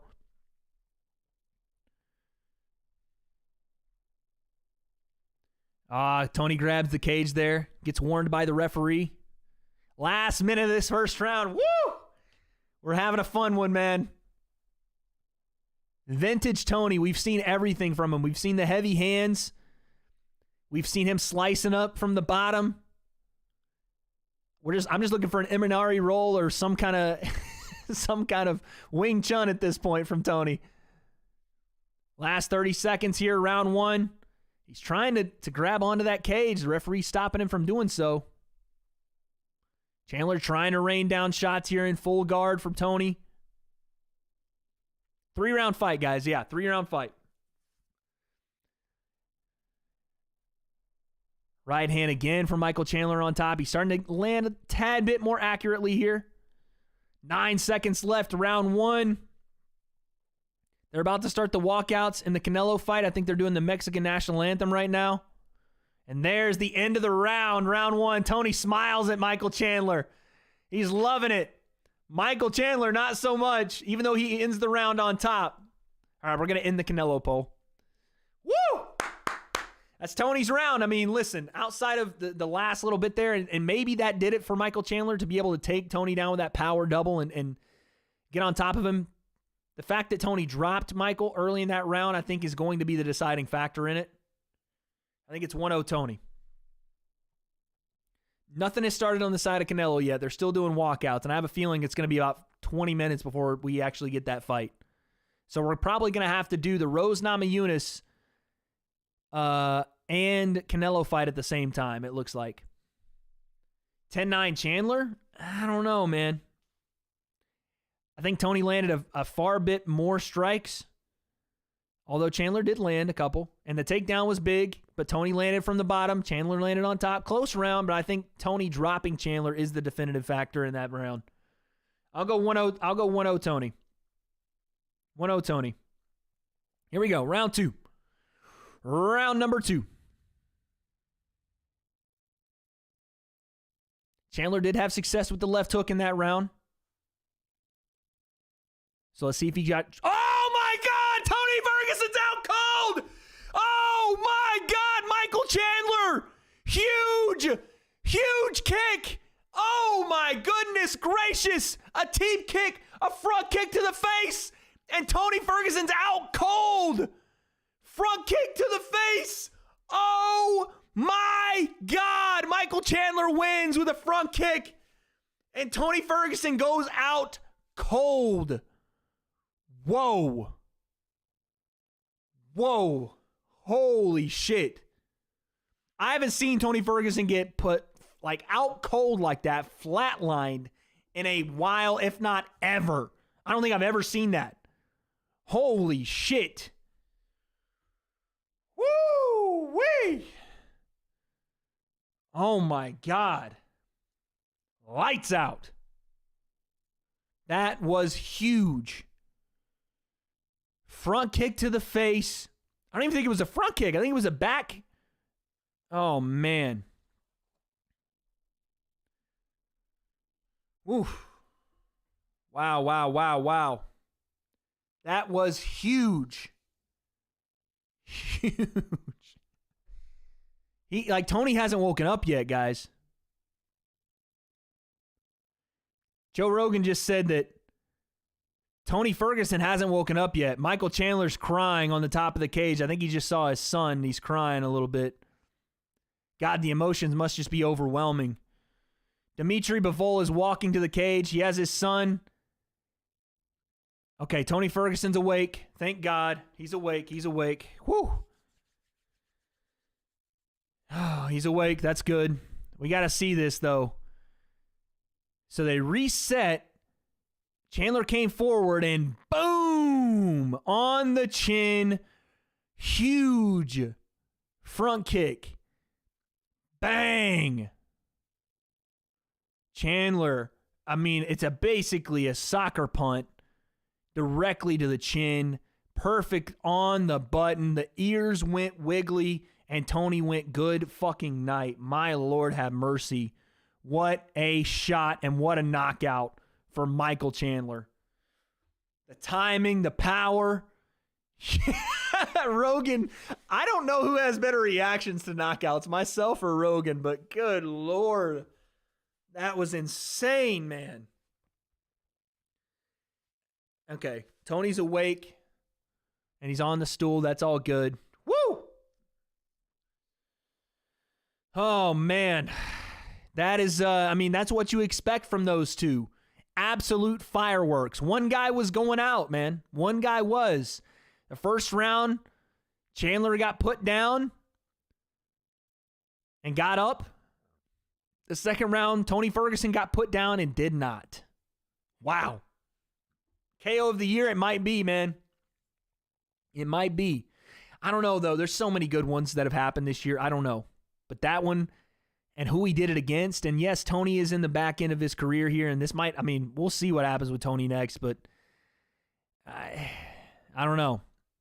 And it's not something, again, by the way, where Tony is just washed, right? Like, Tony was in that fight. It was competitive, but one of those kicks puts down a fucking rhino. Like, he loaded that thing up. It was like they rolled him the kickball on the playground, and Michael Chandler's like, I'm going to hit a fucking grand slam. Jesus. Nothing tops Rogan's reactions. Yeah, Rogan is the GOAT with the facial. Like, it's crazy.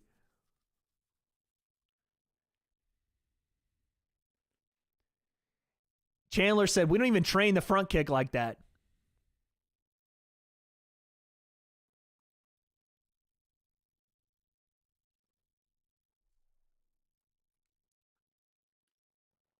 Yeah, Bivol's doing his ring walk, guys. We're going to get to Bivol in just a second.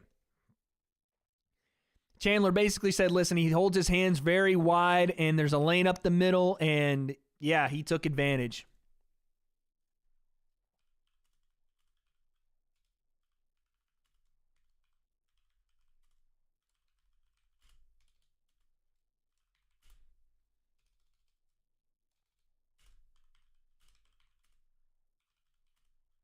I'm tweeting, guys. I'm tweeting.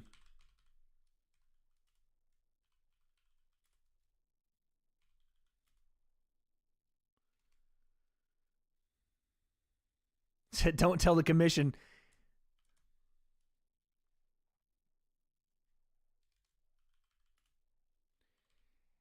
Listen, Michael Chandler's the best with these promos.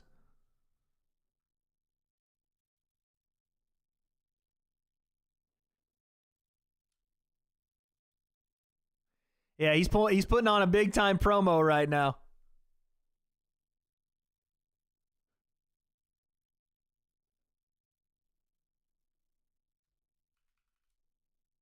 It's Conor. Yeah.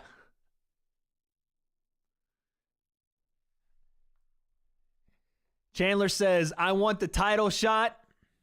Why am I shaking? I love these promos.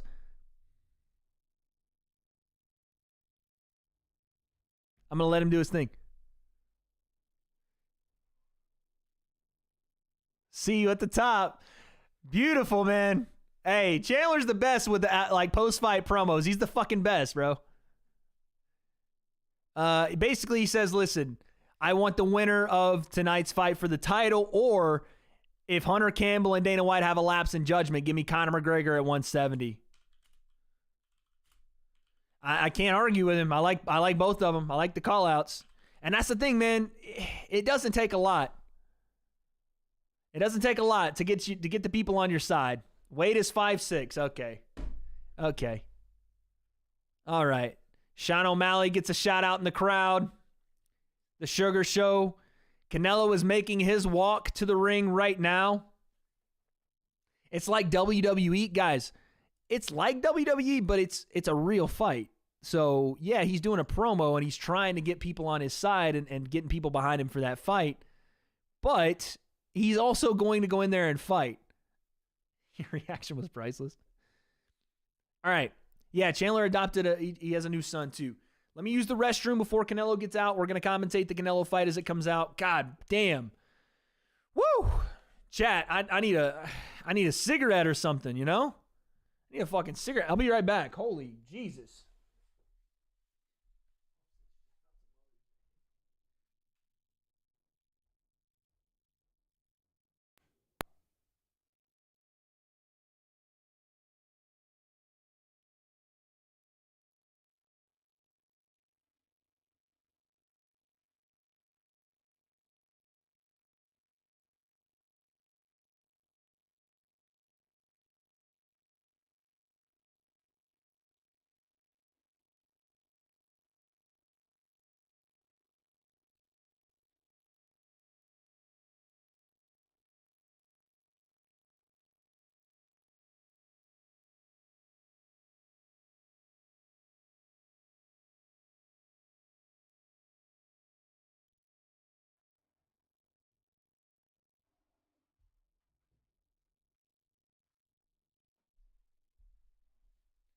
Oh, baby. All right. We are back. That kick was nuts, man. I'm still trying to get over it.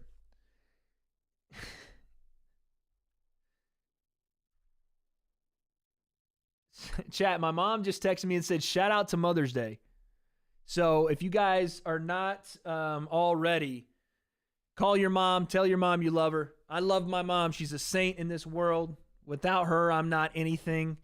So shout out to mothers. Tomorrow is Mother's Day. I hope you guys are spending it with your moms. And yeah, tell your mom you love her because she deserves it. Okay.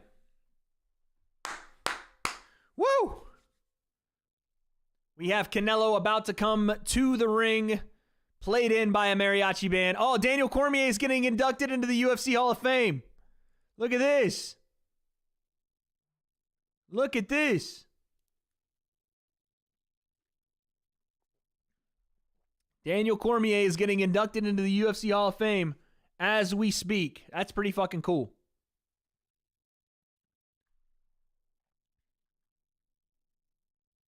Yo, Nerdtastic, it's one thing to troll, but you're not even trying. You're just sitting there spamming, so you're done. You're done.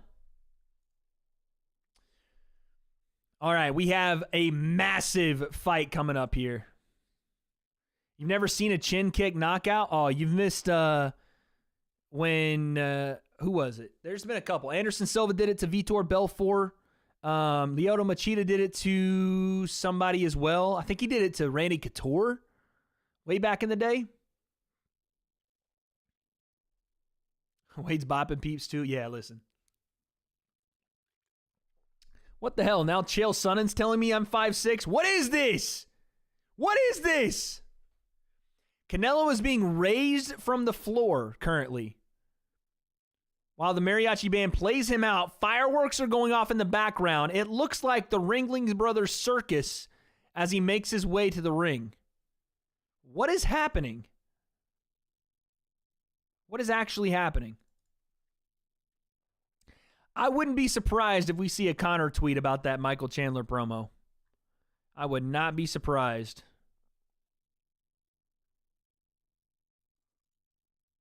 That was such a massive knockout. Holy shit.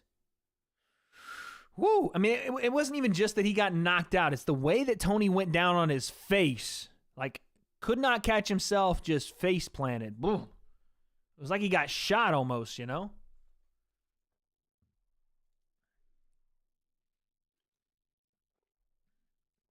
Those KOs are rare. Yeah, that's one of those ones where, you know, you're in the moment, you're shocked and you're just like, oh my God, what just happened? But at the same time, you're scared for Tony because you're like, man, when your brain shuts off like that, the way it did, and for as long as it did, that's scary, man. Cormier's pumped. He just got inducted into the UFC Hall of Fame. He's doing a little bit of a victory lap in the commentator's booth. He's giving it the big claps. He's all... Shout out to Daniel Cormier, man. Well deserving of the UFC Hall of Fame. One of the best light heavyweights to ever live. One of the best heavyweights for the time he did it ever. Only has one loss at heavyweight, I think. Or two, I guess. He has two to Stipe. But yeah, one of the best to ever do it, man. One of the biggest reasons I got into MMA in the first place. Oh, he's crying. Don't do this, DC. Don't do it, DC. That's going to get me emotional, man. Don't do that. Don't do that, man. God dang. Fight is starting. I'm delayed? No way. Okay, W. I'll be on for the Canelo fight. Don't worry. I got to fix my round timer though, I feel like. I got to slow it down a bit. All right, Canelo's about to go on right now. Cormier getting inducted into the Hall of Fame made me a little emotional, man. That man is one of the biggest reasons I started watching MMA. Him, Conor, Brock Lesnar, way back in the day. When he was with Strikeforce, I was watching him throw guys like Josh Barnett around. That's awesome, man. That's awesome. Yeah, that announcer for Canelo's fight, his hair is always wild.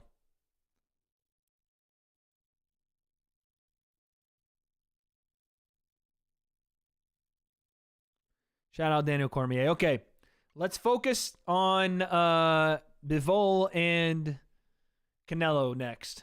Bivol and Canelo.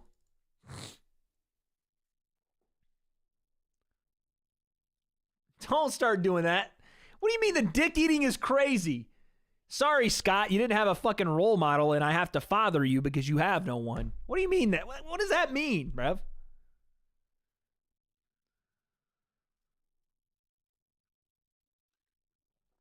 What's up with the crazy Tony haters? I don't know, man.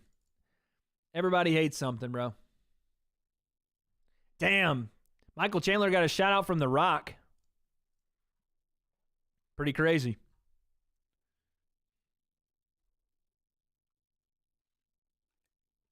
If the Canelo fight started and I'm delayed, you're gonna have to hold on to that. Oh fuck, I gotta take medicine in 10 minutes.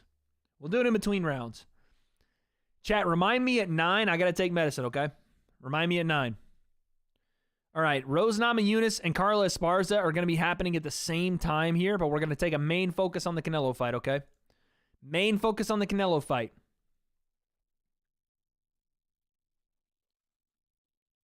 If I'm behind, guys, it is what it is, you know? It is what it is.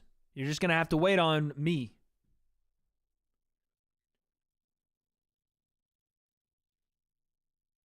Guys, I'm on the Pacific Standard Time. You have to know this by now. All right? Don't dude, it's 10:50 me like I don't know what time zone I'm in. What are you talking about?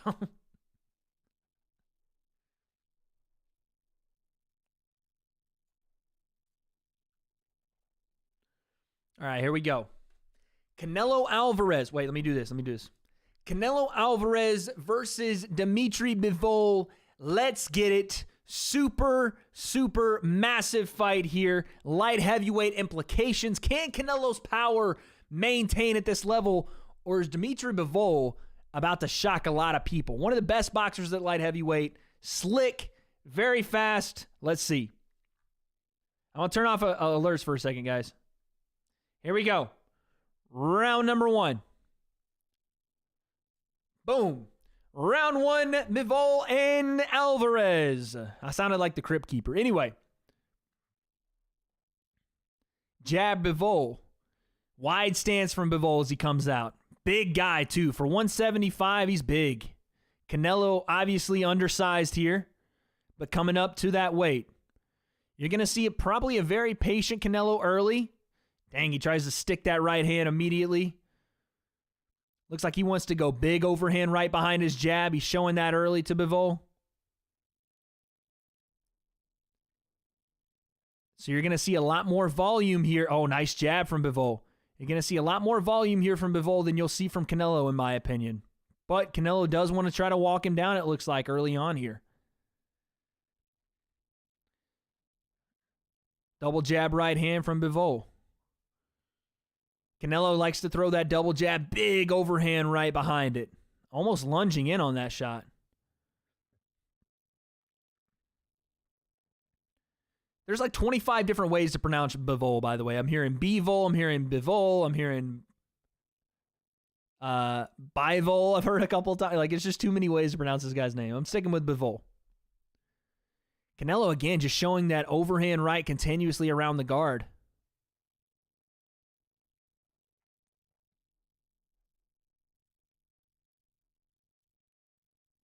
Nice counter off that from Bivol. Parries the jab and follows with his own. Canelo 1-2 to the body there. That's nice work. Looks like Canelo, again, wants to pressure. It'd be like a pressure counter fighter here from Canelo. He wants to put pressure on Bivol. And off that lead jab, he wants to throw something behind it, right? That pull counter that we've seen him do pretty effectively with big guys, too. Did it to Kovalev really well. Did it to Callum Smith really well. Jab, right hand over the top from Canelo as he continues to walk down Bivol, but nice combination there from Bivol. The jab, right hook to the body, jab, and then left hook behind it. Very nice work.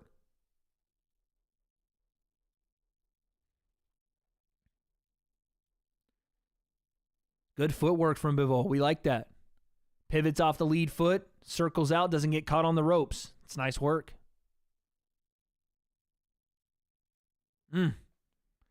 Left hook to the body.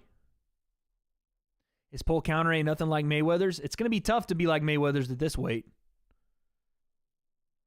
He's given up a ton of reach, too.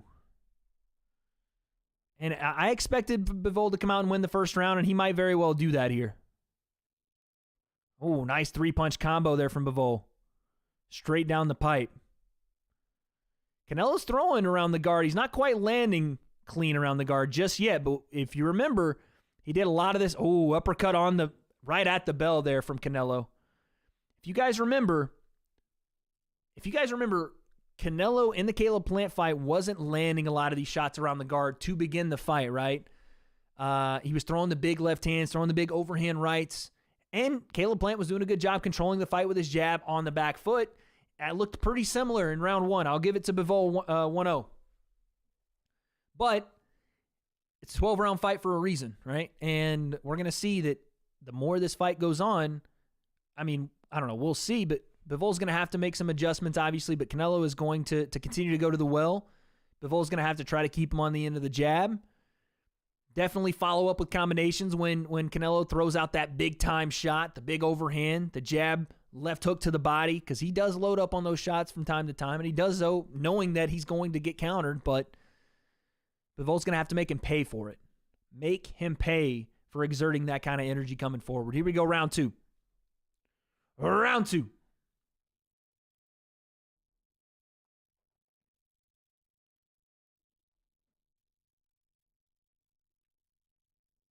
How am I? Someone said you're drunk. How? What did I just say that was in any way wrong? Canelo on the front foot once again. Someone just put $25K on Rose Namajunas to go, for Rose and Carla to go under 4.5 rounds. Interesting. Drunk off blood thinners. Damn, I got to, between rounds in the next one, I got to go take my medicine. That's not water, that's vodka. That's vodka, baby. Nice 1-2, Bivol. Again, doing a good job of keeping Canelo off him with the jab and then following up when Canelo makes the big swing. Nice uppercut from Canelo there as he wades his way in. The triple jab on the uppercut behind it. Very nice. And he does so trying to back up Bivol too. Nice hook right hand from Bivol though. Oh, big shots. Big thudding shots there from Canelo. Had a little bit of a headbutt between the guys there. The referee steps in. Now we're back to it. Canelo's power, even at this weight, he's carrying that power. It's crazy.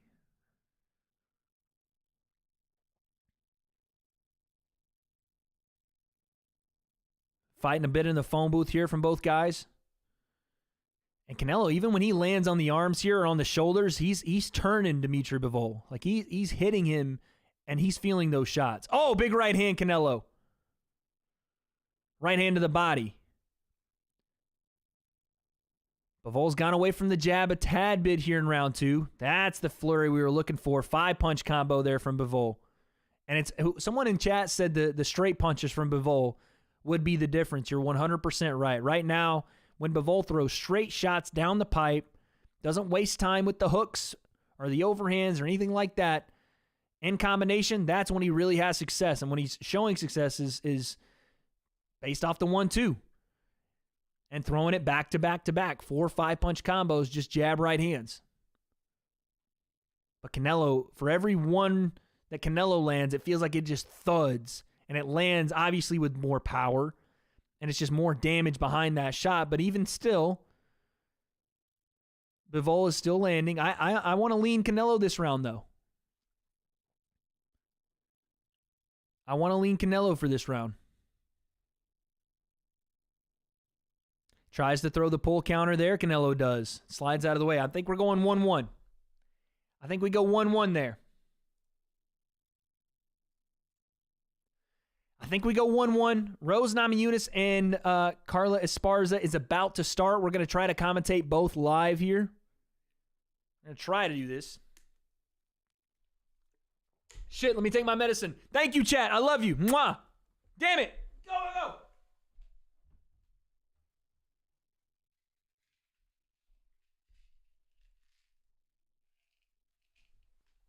Bottoms up, baby.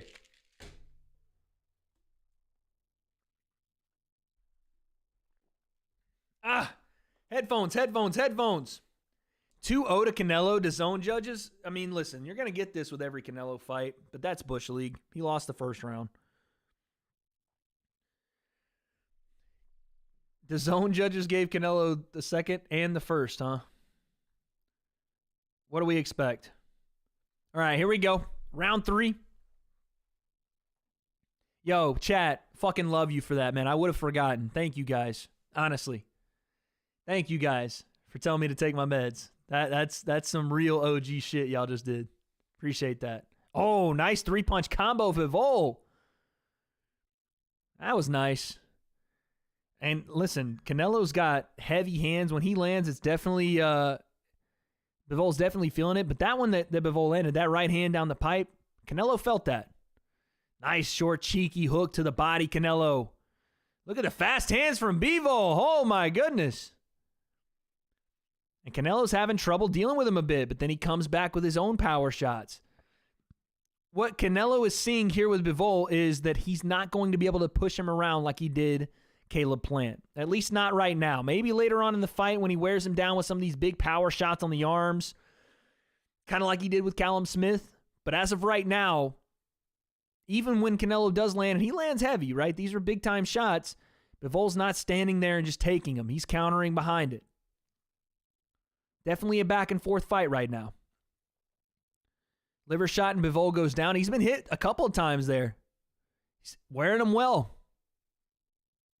Maybe if you mean continuous work to the body and a liver shot behind that, yeah, I could see that later on in the fight. But as of right now, he's wearing those shots pretty well. Big right hand from Canelo on the ropes. And he sticks it right between the guard. And then Bivol comes back and lands a stunning jab. 3-punch combo. Bivol doesn't quite land the third one. Rose Namajunas is doing her chant. She's the best. She's the best. Still round 3 here in the Canelo fight. Canelo lands on the elbow there. And again, throws the right hand around the guard. Still trying to stock Bivol down.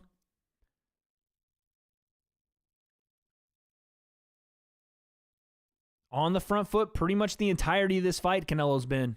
Big overhand right. Barely slips through the guard there. Oh, beautiful uppercut from Canelo. Definitely a shot he wants to go to more. That uppercut's been successful multiple times. Triple jab from Bivol, and he puts Canelo on the ropes here. Canelo likes to play on these ropes. Shit, I didn't start the UFC timer. Here we go. Round 1, Carla Esparza, Rose Namajunas. While we're ending the round at number 3, Bivol and Canelo Alvarez. I think Canelo takes round 2 here. I think Canelo takes round 2. I'll go 2-1 to Canelo. Close. I like the damage Canelo presented there in round number 3, though. 2-1. Rose Namajunas, Carla Esparza. A lot of feints as of right now. I don't think they've even broached the center of the octagon. I don't think a strike has been thrown yet. This is such a nice chat. Yeah, my chat's the best, man. My community's the best. That's why we're the go-to community on YouTube. Join the W.A.D.E concept. If you're not subscribed, you're missing out. We're taking this thing to the fucking moon. Each and every one of us. Not just me. All of us. Together. We're taking this shit. Love you guys, man. All right. Canelo with that beautiful uppercut. He landed it a couple times in that round, actually. Still not a strike that has been landed in the Rose Namajunas and Carla Esparza fight. Here we go. Round number 4, Canelo and Bivol. I still go 2-1 to Canelo.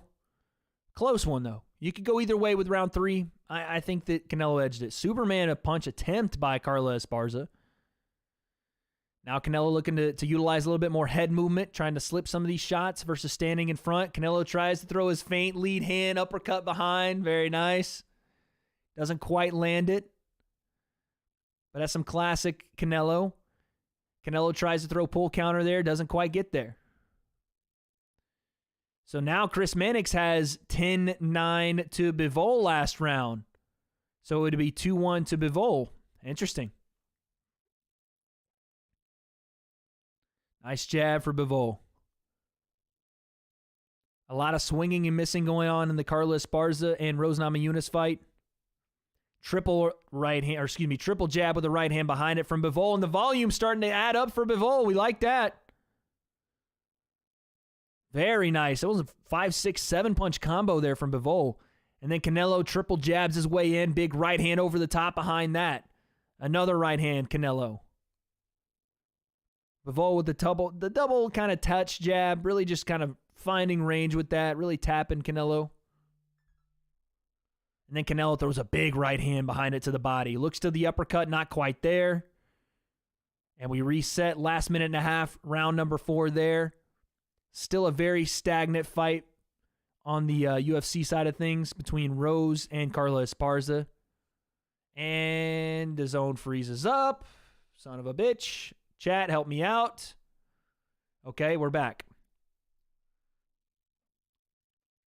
We're about 10 seconds behind with the Canelo fight after we reconnected. So 1:05 left here, and Bivol is throwing flurries while Canelo's on the ropes. It's a good round for Bivol. And he frames with the jab, and he keeps Canelo there. Again, Canelo likes to play these games on the ropes where he wants to pull and counter with something big. He shows you, he juts that chin out and says, here I am. Then we pull, boom.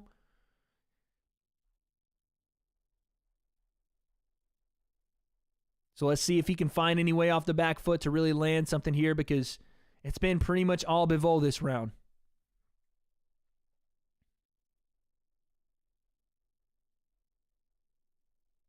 Nice jab again from Bivol. 1-2 from Bivol. And he throws that combination I'm a big fan of, the 2-1. He doesn't necessarily lead every combination with his jab. Big combination there. Again, hooks and right hands around the guard that time from Bivol. Blocks a hook up high from Canelo. Big uppercut from Canelo on the ropes there, though. Woo! When he lands that thing, again, that uppercut has been the shot continuously here. When he lands it, it's devastating. Round number 4. That's got to go to Bivol, guys. I think it's 2-2, or, the zone has it 3-1 Bivol. I see a 2-2 fight, though. Big time round for Bivol. 30 seconds left here, round number 1. Rose Namajunas, Carla Esparza. Again, a pretty uneventful round there. I haven't seen anyone really connect with anything crazy here. 3-1 Bivol. Canelo owns the judges. I wouldn't be surprised if the judges have this 4-0 Canelo. I wouldn't be surprised, chat.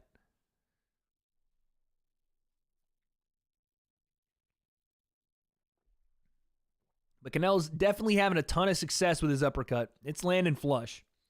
Round 1 in the UFC fight, I got to be honest, I don't even know how to pick a winner of that round.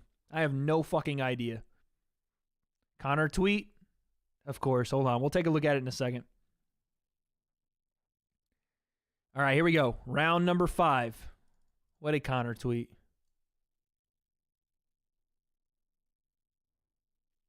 We'll take a look in a sec. All right, here we go. Canelo and Bivol. Round number 5. Could be 2-2, could be 3-1 to Bivol.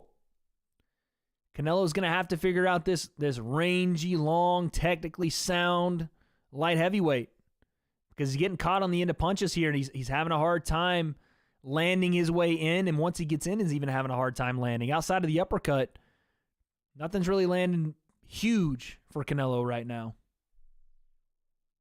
Here we go. Round number 2 in the UFC.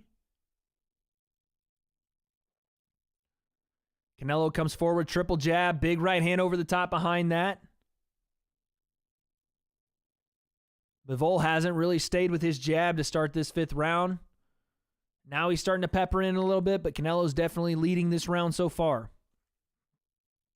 Not only with the pace, the action, the volume, he's starting to put it together a little bit here. Tries to go left hook around the guard, doesn't quite get it there. Bivol tries to frame with that lead hand and push off.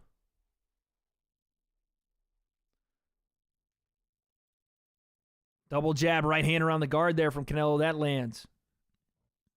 Oh, huge 5-6 punch combo there from Bivol on the counter. Right hand, left hook, right hand, Bivol. He's tagging Canelo on the ropes here. And Canelo says, come give me some more. And Bivol says, nah, come off the ropes. And they stalemate there for a second. Hey, listen to this, man. Dimitri Bivol is getting the better of Canelo Alvarez with these combinations. Canelo's eating him. He's like, okay, cool, you're hitting me, but those punches are scoring, and they're tagging him. Gets the jab there and gets out of range. Listen at this, man. Wow.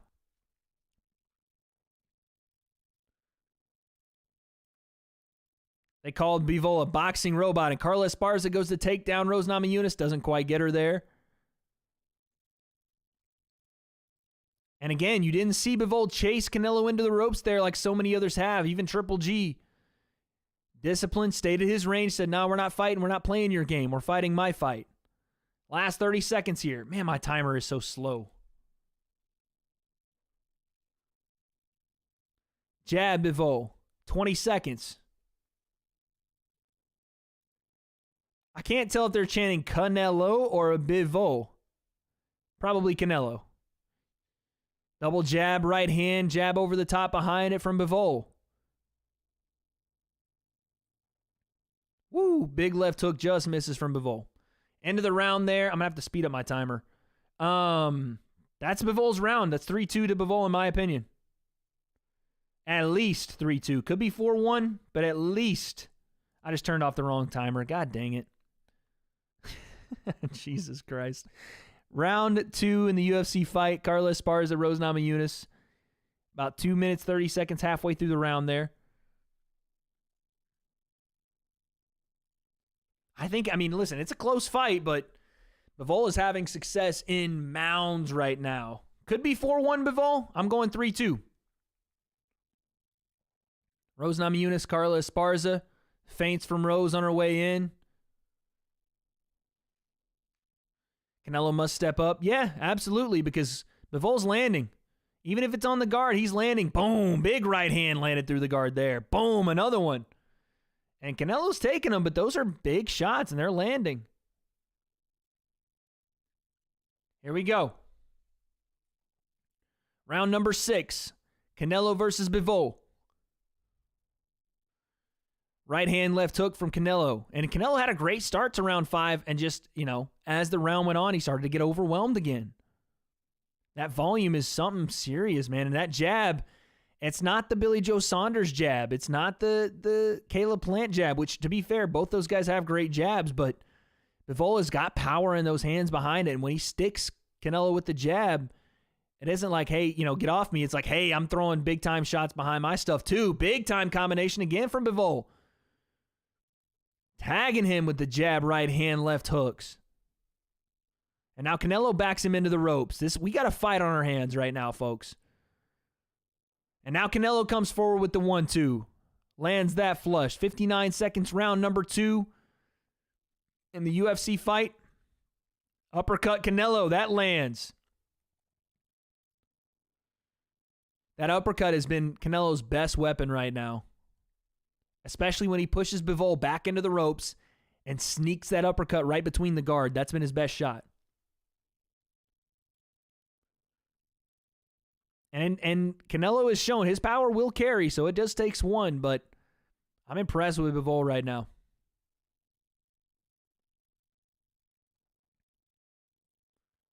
Now Canelo's starting to try to pour it on a bit here. Backing Bivol into the ropes, and as soon as that back touches the ropes, Canelo's throwing the big power, whatever it is. Hook, right hand over the top. Nice check left hook there from Bivol. The uppercut underneath. As soon as Bivol's back touches the ropes, he's throwing something heavy. Last few seconds, round number 2. Carla Esparza, Rose Namajunas. End of the round, and Rose is staring her down. Interesting. Chat, you're gonna have to update me on that fight. I'm peeking at it, but I'm so much more interested right now in this boxing match. Canelo on the ropes here, trying to play games again with Bivol. Using his head movement. Bivol trying to inch his way in. Double jab Bivol. Again, they're not dangerous jabs. They're not damaging jabs. Just range finders and trying to set a rhythm and play Canelo's game here a bit, right? Because if he's going to sit on the ropes, you're going to have to attack him. At least a little bit. And these jabs, while they're not big, oh, nice left hook, right hand from Bivol. Right hand again from Bivol. He's quick, man. Even at 175, like Canelo is not having a significant speed advantage here at all. Bivol's landing big time. Maybe not necessarily massive power, but big time shots here. Good volume. And Canelo just standing here on the ropes is not going to win him rounds. I'm going to go 4-2 here. I'm going to go 4-2. Like, I know people's like thirst to want to keep things close, but Canelo can't win rounds by just sitting on the ropes like that. That doesn't win you rounds. Even if he's taking jabs that aren't necessarily like super damaging, the sport is hit and don't get hit. Even the pity pat jabs, those are points being scored. And it could be 5-1. It could be 5-1. I'm not even going to put the UFC timer on screen, guys. I'll try to update you when I can, but this is a big-time fight we're talking about right here. I'm going to say 4-2 to Bivol, but Canelo's got to get going here. Canelo's got to get going. And again, this is my scorecard, guys. This is not, DAZN's scorecard. It's not the judges' scorecard. This could easily be a 3-3 fight on the judges' scorecards. I don't see it that way at all. I think this is at the least 4-2 to Bivol. But here comes Canelo right away, trying to now start to really push that gas pedal.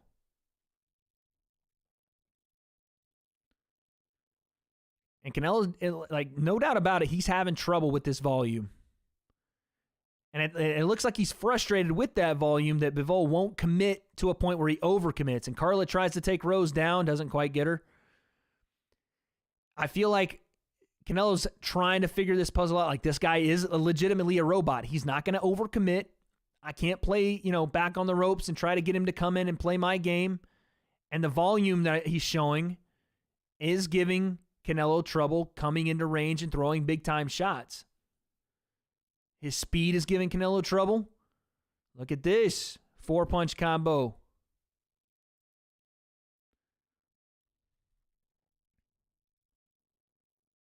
Now Canelo trying to work in off his jab. Right hand over the top. All these are landing, for the most part, on the arms. And it's not having necessarily the same effect as it did against Callum Smith. And here comes Bivol landing 3, 4, 5-punch combo, man. Wow. Nice jab, left hook, right hand from Canelo. That was slick. Just like, it's crazy. Just when you think like, oh, Canelo's having a real hard time getting to him, he shows you that hand speed, and you're like, oh, shit. Yeah, that's Canelo. But Canelo is having a little bit of a better round here. Nice head movement there from Canelo. Nice. Jab, the hook down low. Now Canelo's starting to cook with grease a little bit here. Now he's starting to put things together a bit.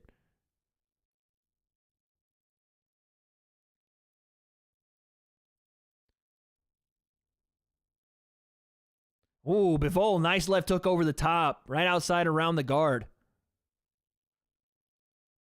But you see, though, Canelo is used to walking guys down, putting them on the ropes, and then teeing off. Dimitri's not allowing him to do that. Bivol will get on the ropes. He'll take one of those shots, but as soon as Canelo throws his uppercut, as soon as he throws the big right hand, Bivol is firing back with 2, 3, 4, 5-punch combos where Canelo is kind of relaxed, and he's like, okay, I'm going to throw my big shot here. Bivol pounces on him as soon as he does it and fires off 2 or 3 or 4 and backs Canelo up, and they reset, and then he gets back behind the jab. Tough round to call right now. It's a very close round. I want to lean Canelo here, but some of the shots he's throwing, they just aren't landing. They're landing on the arms. They're landing on the gloves. But they're not landing clean. And Bivol is landing clean, especially here at the end of the round. Ooh. I don't know, man. I don't know. I could easily see that round going to Canelo.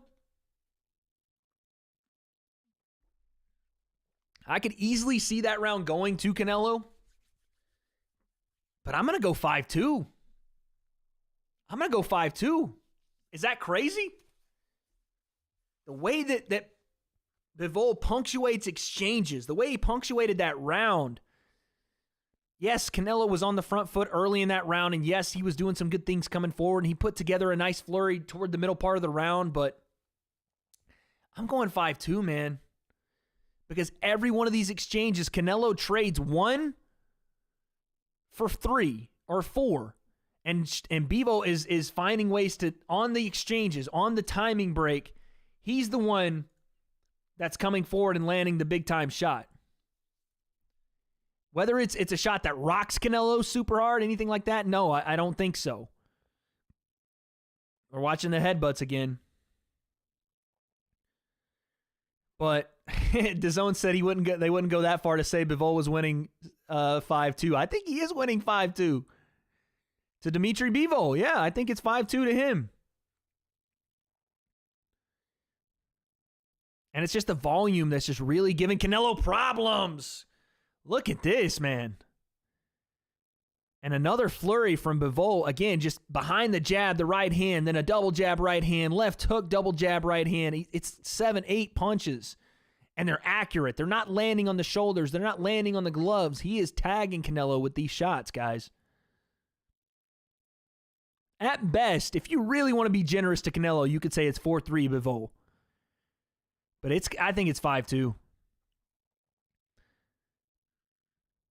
Boom, boom. Again, 3, 4, 5 punch combos, keeping Canelo on the ropes. Left hook, Canelo rolls with it, but it still lands on the chin. Canelo's trying to slip some of these shots. But again, Bivol is not playing his game and overreaching and over-lunging into range when Canelo has his back on the ropes like this. And then Bivol throws a big, big left hook that misses, and he goes out of range there, and he resets. They just gave a stat. Bivol has landed double-digit punches in every single round. 4th round in the UFC fight. Carla Esparza, Rose Namajunas. Canelo again, back on the ropes, trying to figure out this freaking robot in front of him. But Bivol is not giving him any openings. Offensively, Canelo's having a hard time getting to him. And Bivol comes forward with a big right hand. Lands it flush on the chin of Canelo while he's, again, playing with his back on the ropes. He's not going to win rounds like this. If he counts, that was a nice right hand to the body from Canelo. If he counts on this young guy to just get overexcited and throw something that's going to open him up to a big counter, he hasn't shown that through 8 rounds. It's not saying that he can't or he won't show it, but he just hasn't. From what we've seen so far, he's been picture perfect. He knows when to counter. He knows when to let up a bit. He knows when to not play Canelo's game. Canelo goes down, but it's a slip. As the weight of Bivol was on the back of him, he kind of just falls down. Now look at this. Carla Esparza's on Rose Namajunas' back for a second, and then they get back to the feet. Big-time shots from Bivol in the clinch here. Referee's telling him not to push Canelo's head down. Yeah, it looks like Canelo is having a hard time, man. Not only with the exchanges, but the announcers just kind of hit the nail on the head. He looks a little winded. I think this volume that Bivol is putting on him is really affecting him. And the fact that he's not able to catch his breath after he throws his big combination where he's jab, jab, jab, boom. He's not able to and then get back to where he wants to get to. It's immediately after that Bivol is back on him with all types of flurries. And it's people saying Canelo's terrible, you're out of your mind. He's fighting like up, I don't know, 2, possibly 3 weight classes at this point from what his natural weight class was, or at the point where he was, in the 150s. But Canelo's not terrible. It's just at a certain point there's diminishing returns when you continue to move up, Let's go. I mean, it's hard not to say 6-2, isn't it? I don't know. Let's see. Could be 5-3. Canelo had a better first half of the round, but Bivol started to make his way in. I can see 5-3. But here we go. Now Canelo coming back.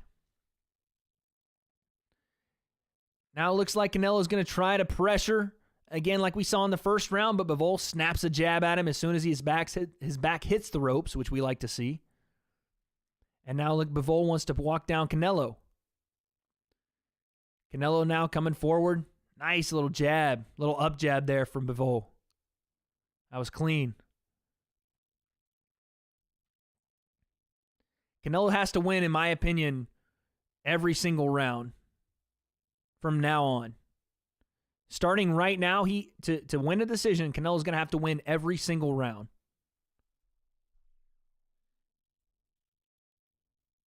Oh my goodness, Carlos Esparza has Rose Namajunas' back once again. Jab from Bivol. Right hand Canelo. Oh, big right hand Rose Namajunas.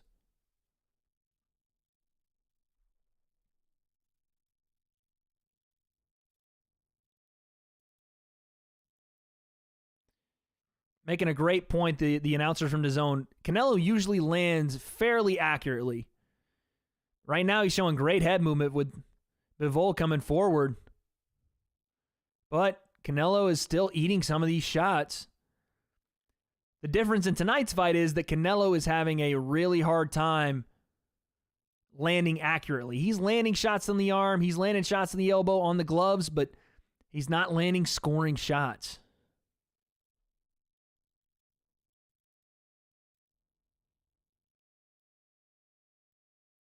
Walking down Bivol now. Big uppercut, Canelo. Last minute here, round 9. Big right hand over the top, Canelo. Left hand to the body, Canelo. Right hand, Canelo. But again, Bivol's eating these shots. Right hand to the outside, Canelo. Right hand down the pipe, Canelo. Bivol, again, wears it, though. Not even an ounce of desperation or wobble or trepidation in his face. Nothing. Just wears it, stands right in front of Canelo here. Definitely Canelo's round, though. Definitely Canelo's round. Right hand down the pipe, Canelo. You just wonder at what cost was this Canelo's round. Because Bivol did damn near nothing. Right? He stood in front of Canelo, and Canelo landed all his shots. Oh, nice little check left hook there from Bivol. Canelo landed all his shots he wanted to. He got inside. He did some work to the body, but Bivol really didn't let shots go here like he had in the previous rounds. You could say this was maybe a little bit of a taken off round for Bivol. We're going to see what he does in 10, but could be 5-4. I'm sticking with 5-4. I could also see 6-3. I'll lean 5-4, though, but I could also see 6-3. Could also see 6-3. Like I said, regardless, in my opinion, Canelo needs to win every single round from here on out.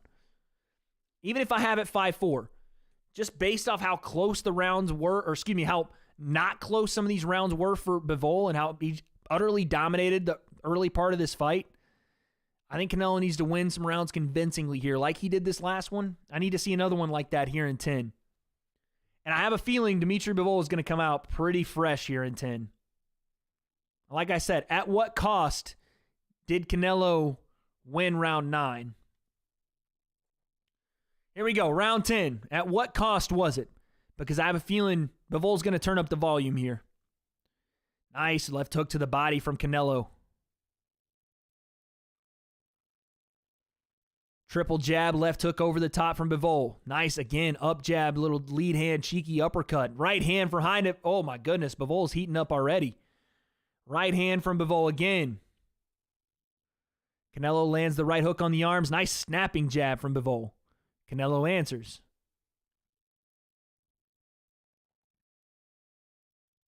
Bivol again, inching his way in. Nice jab, left hook, double jab behind it. Right hand to the body, left hook downstairs, then left hook up top from Bivol. Canelo backs up Bivol on the ropes, and they reset middle of the ring. Double jab, triple jab, Bivol. Now Canelo walking forward. Canelo, oh my goodness. Bivol has thrown 517 punches through 9 rounds and landed 110 of them. To Canelo's, I think, 61 landed. Almost doubling Canelo's output and landing percentage. Wow.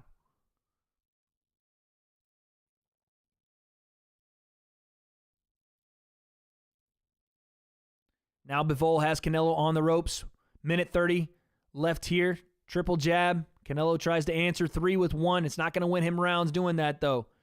Here comes the head movement from Canelo on the ropes.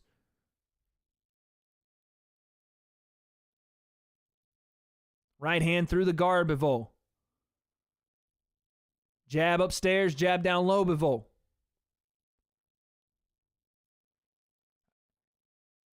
It's a great catch by the announcer saying this looks a lot like the first Triple G fight for Canelo where he fought off the ropes a lot and got gifted a draw for it. I don't think he's getting that tonight. Double jab. Bivol once again. Short hook over that as well. Canelo tries to go right hand to the body. Bivol goes jab down low. Hook barely misses upstairs. Left hook, Bivol. Left hand, right hand, Bivol. Last 30 seconds. This is, big right hand over the top from Bivol. This is easily 6-4 Bivol or, again, possibly 7-3. If this is 6-4 Bivol, which, again, it could be, and I'm going to stick with that, Canelo has to win the last 2. Absolutely. And has to do it convincingly. Otherwise, you're going to hear the cries of robbery because we all know what happens when Canelo fights. The benefit of the doubt. Someone said earlier the dick eating is crazy. You're going to see that. If Canelo wins these next 2 rounds, I'll allow it. But if not, you're going to see the dick eating is crazy meme come out in full force. Guaranteed. That could be 7-3. I'll go 6-4.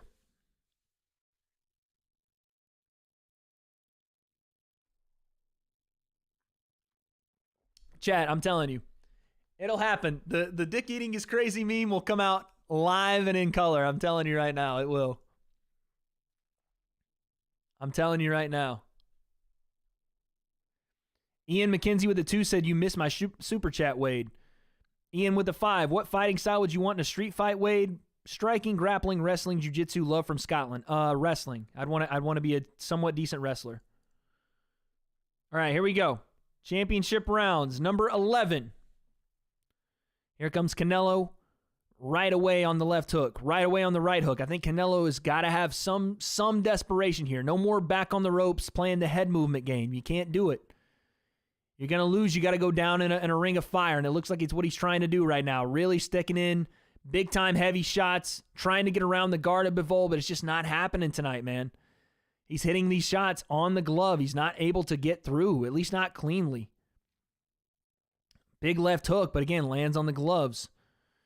Right hand through the guard. The women's 115 fight is over.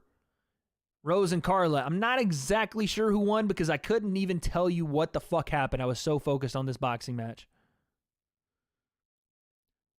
Triple jab from Canelo. Nothing really lands. Bivol gets out of the way.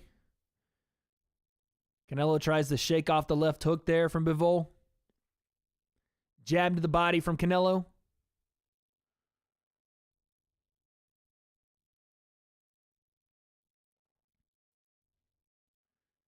Big time left hook there from Canelo, just misses. DAZN has it, I think 7-3 to Bivol.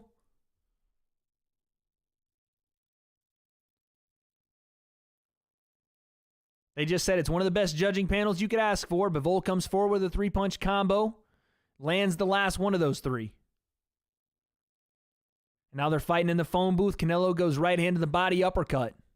That uppercut has been almost stifled from where it was. He had real success with it early in the fight. Bivol hasn't really let him land that since. Probably like since the 6th round, he hasn't really landed it flush. Big left hook from Bivol off the break. We like that. Another big left hook and a jab behind it from Bivol. And Canelo picks him up, and Bivol rides him around. And the referee separates him. Referee is telling Bivol not to headbutt. Canelo's complaining of a lot of headbutts from Bivol. He's been warned about that a couple of times, but I haven't seen anything egregious from Bivol, really. Bivol is putting it on Canelo right now. Big time volume. Double jab, right hand, left hook from Bivol. Jab to the sternum from Bivol. He's not hurting Canelo with these shots, but they're big time, and he's showing that he's just not going anywhere. These championship rounds, he's doing his thing. Wow, Carla Esparza just beat Rose Namajunas for the 115 title. Wow. I mean, Upset City is on track, folks. Chalk that one up to the Wade Concept curse. The women's 115 title is coming back to Irvine, California. Wow. Canelo Bivol is going into round number 12, and I'm saying as of right now, Canelo is losing this fight. And I'm going to say it's probably not close. Yeah, Rose Namajunas just lost a split decision to Carla Esparza. I'm going to say it's... that last round was tough to gauge. Give me 7-4, man. Give me 7-4. Rose got robbed. I didn't watch a lick of that fight. I'm going to tweet about it, though, like a clout goblin. All right. Here we go. I think it's 7-4 Bivol. I think he comes out of this round clean without a knockdown or getting knocked out. I think he wins this fight.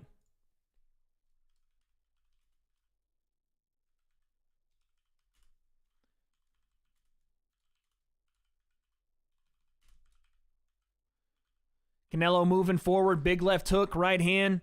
He's trying. You know, Canelo, I think in his mind and in his corner, Eddie Reynoso, I think they all know that he needs a big-time showing here in round 12 and damn near needs a knockout to win this fight. I mean, that's the simplest way to look at this. He's going to have to knock Bivol out. Oh, short left hook. That landed clean. He might get a draw if he wins this 12th round, but I don't see how in the hell Canelo wins this fight with just winning the 12th round.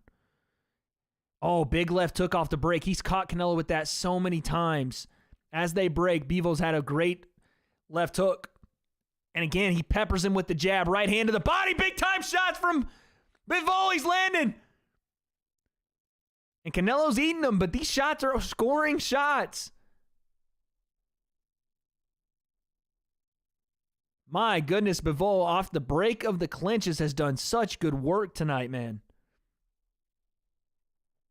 And now Canelo pushes him into the ropes. Chad, I'm not saying that Canelo deserves a draw, but I could see them giving him one should he win round 12 decisively, and he's not doing that. This is Bivol's round so far. And I have it 7-4 Bivol right now. Nice jab once again from Bivol. Double jab again. Triple jab again. And Canelo has eaten so many jabs tonight. Jab once again. Right hand down the pipe. Right behind it from Bivol. 1-2 with the left hook behind it, Bivol. Barely misses with that one. Canelo gets back on his horse. Jab right hand from Canelo. Bivol, 3-punch combo behind it, as he's done all night.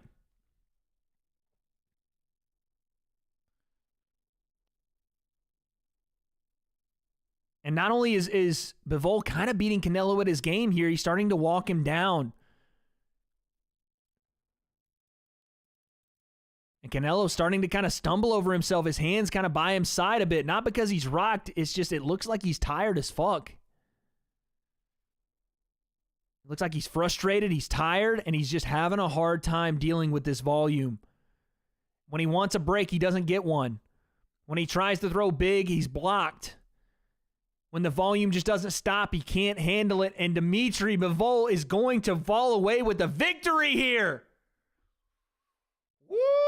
I think that's a win for Dimitri Bivol, and he did so in very smooth fashion.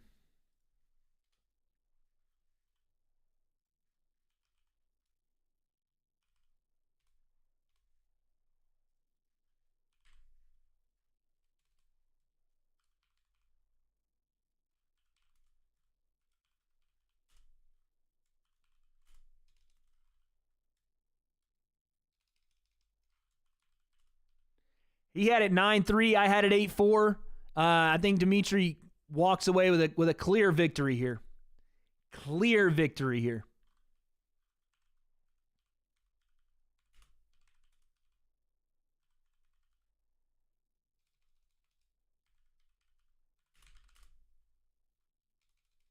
I think it's clear, chat.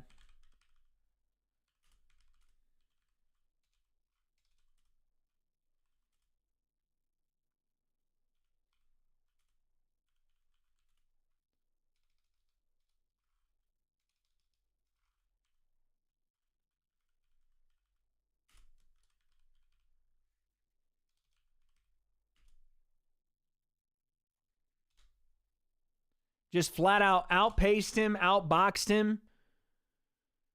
Just did everything.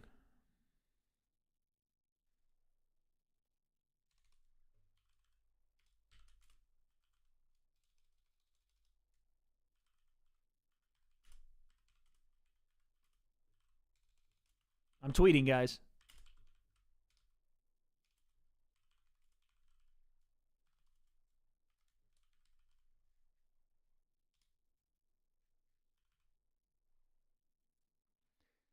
Let's see.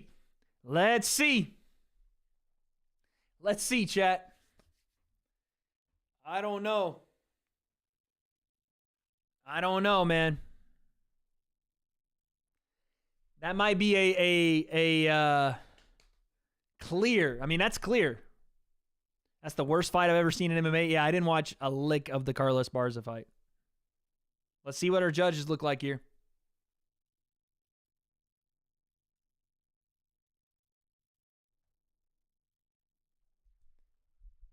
$115, $113. Unanimous decision. Dimitri Bivol. Dimitri Bivol. They got close. They gave him a 115, 113. They were flirting with the idea. But a unanimous decision victory. Dimitri Bivol. Folks, if you... Oh, why didn't I bet Bivol, man? Fuck!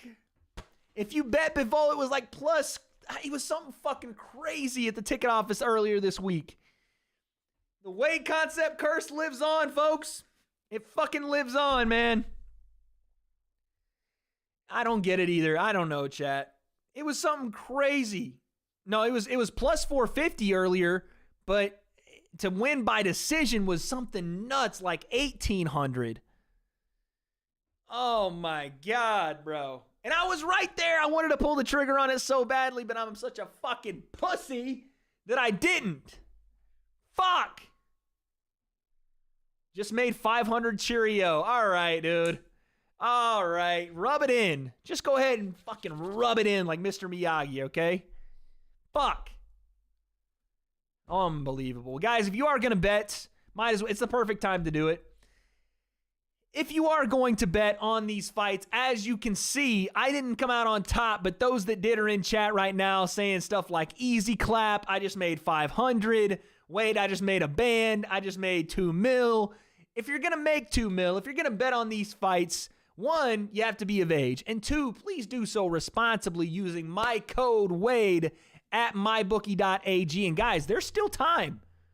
There's still time because we have one more fight on the night. The unofficial UFC 155 title is about to happen. Charles Oliveira, Justin Gaethje, you can still get in on the action right before this fight starts, guys. Make sure you use code WADE for up to $1,000 in deposit match bonuses.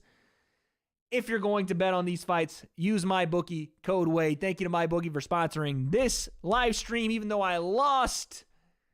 Damn it. Back to it. Let's hear what Bivol's got to say, man. I cannot pick fights to save my life, dude. I can't do it.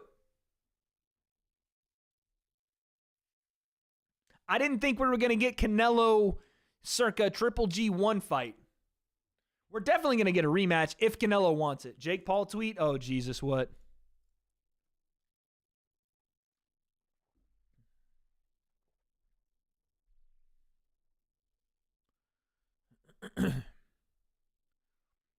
What did he tweet? Are y'all trolling me? Y'all said Conor tweeted some shit earlier too, and it didn't happen. So what are you doing here?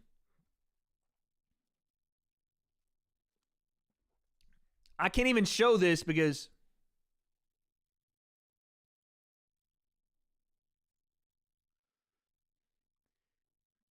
oh God, we're not doing this. We're not doing this. I thought it was 2 years. He's not wrong there. Yeah.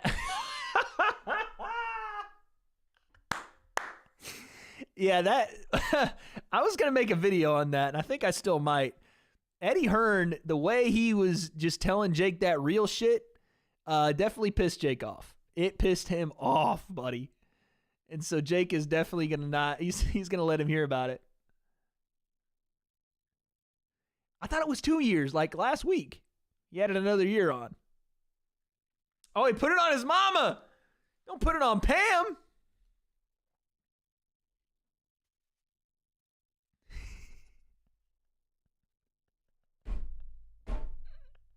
Oh, and then you got Julia Rose in the background, of course. They weren't yelling, fuck you, Eddie Hearn, when Eddie was making the rounds doing press for him, but now it's fuck you, Eddie Hearn. Okay. All right. I know, that was the Jake tweet. I can't show it because he showed the fight on there, but yeah, Ayo, Canelo, I got next. But 3 years from now, he's got next, guys. Not actually next. 3 years from now, he's got next.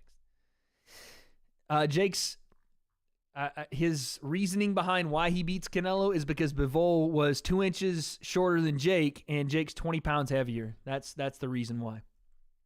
Because Canelo can't beat bigger men, even though he has and can. Anyway, let's see what Conor tweeted, and then we're getting into this main event. Yeah, I saw Jake's tweet, guys. I saw his tweet. Okay, so Conor said, and I'm assuming it's about Michael Chandler. He said this: I'd have a nice knockoff with this guy, no doubt about it. A fireworks spectacle. I like the 170 shout also. Tipped him over. I'm definitely game to fight this guy at some stage in my career. I see it happening after tonight. Congrats on a solid win, Michael, and another barn stormer. Okay. Fair play, Conor. Fair play. I mean, listen, I'm never on the bandwagon of like, oh, Conor deserves the title. Like, he's going to do it. After this fight, Conor is absolutely going to tweet. He's going to. We're going full screen on the UFC. Justin Gaethje is in the cage currently. I'm refreshing just because I'm not going to be behind and have you guys go, Wade, you're behind. Wade, you're behind. Damn, Conor surprised you. Didn't tweet I horn. He did not. He did not tweet I horn. Canelo doesn't look hurt. No, the shots that Bivol were landing weren't like devastating shots. It was just the flurry and the volume in which he was landing with, and the fact that Canelo could not get his shots. Not only he couldn't get them off, but he couldn't land accurately throughout the entirety of the fight. There was no break, right? Canelo did look a little bit gassed as we got into rounds 9 and throughout the championship rounds. There was no break in the action for him, right? Anytime he came in with the boom, boom, boom, big right hand or the uppercuts or whatever it was, when he double up to the body and then go upstairs to the head, he was having trouble continuing to land. And then when he wanted his break, he didn't get one. So it was like Bivol was just he was the bigger guy, yes. The reach was definitely giving Canelo issues by keeping him on the end of the jab, and then just the differences in pace and I guess when Bivol wanted to counter in space, he was able to do so quickly so that Canelo could just never get a rest. It was the timing difference that Canelo just hadn't seen from a guy probably since the Triple G1 fight. So there you go. Yeah, Canelo handling Usyk is a far-fetched opinion now after we see that. Let's start a Wade is 5'6" in chat. Let's not do that. Jesus Christ. Thank you for the $2. Reese with the 180. I'm nearly crying because Tony lost. Sorry about that.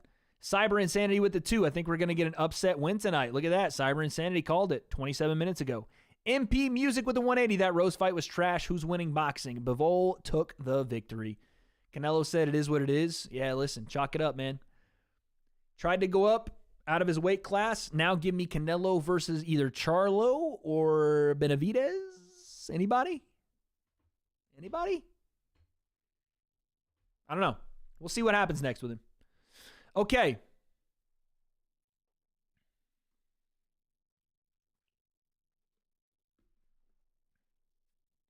Weight's 5'6.5". There we go. All right, we have Charles Oliveira, Justin Gaethje. Explain how he didn't dominate the fight and shut Canelo down. Oh, that's not me. He's talking to somebody else. Canelo's depressed as shit. Yeah, listen, man. Canelo's not used to losing. And anytime you lose a fight, obviously you're going to be, of course, Kamaru Usman shoots the classic line, payday, you want payday?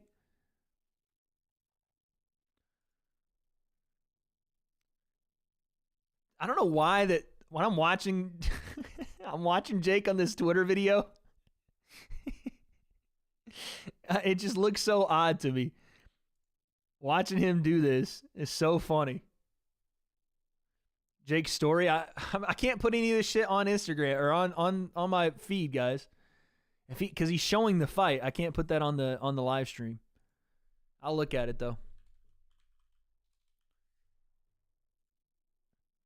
Yeah, it's the same. What was that last one? What was that last one? Oh my God, I gotta see that shit.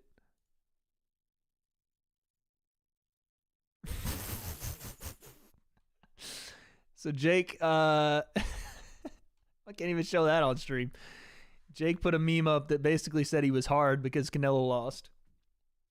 Logan tweeted too. Of course, Logan tweeted.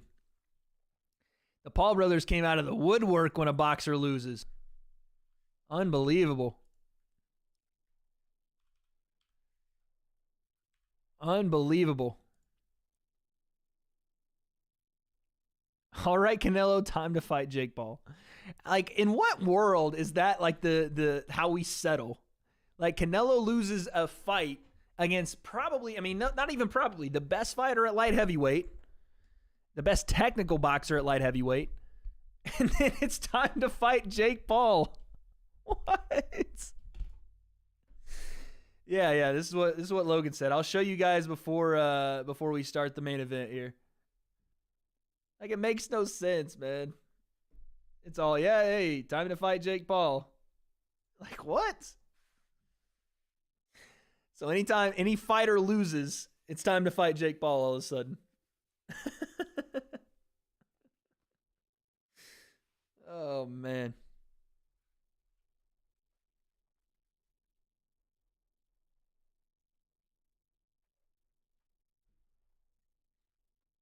Is anybody saying, I know that people say these things about Canelo being better than Prime Floyd. Is anybody actually saying that, though? Like, outside of, like, Canelo's camp, which, of course, they're going to say that. And same thing with Eddie Hearn. He's going to say that, too. But, like, is anyone really saying that?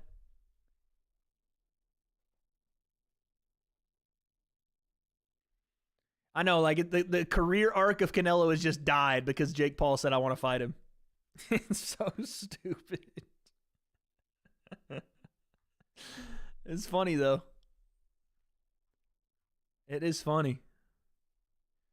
I like how Jake on the slick added a year to his bet, too. That he was like, 2 days ago it was 2 years, and all of a sudden it's 3. I thought that was funny, too.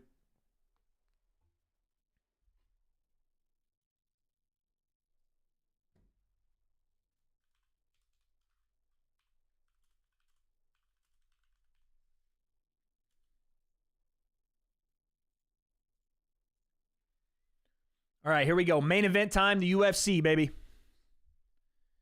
Did I see Floyd's bet on Bivol? I didn't see that. What did Floyd put down on Bivol?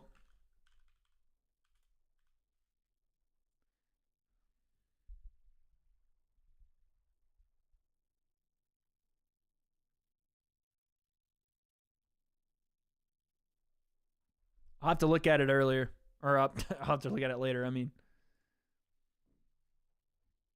It wasn't a close fight. Chat, I have no energy to twerk. I have zero energy to twerk. I will not be twerking. I love UA just like I love Big Bundas. I have no energy, chat. None.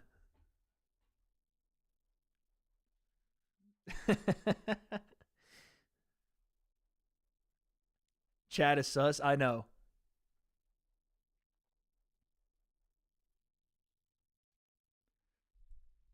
You have to shave your eyebrows. Like, what are these fucking demands? You must now shave your eyebrows. I'm going to edit the title here, guys, really quickly, if I can. Did my shit just freeze? What just happened? Oh.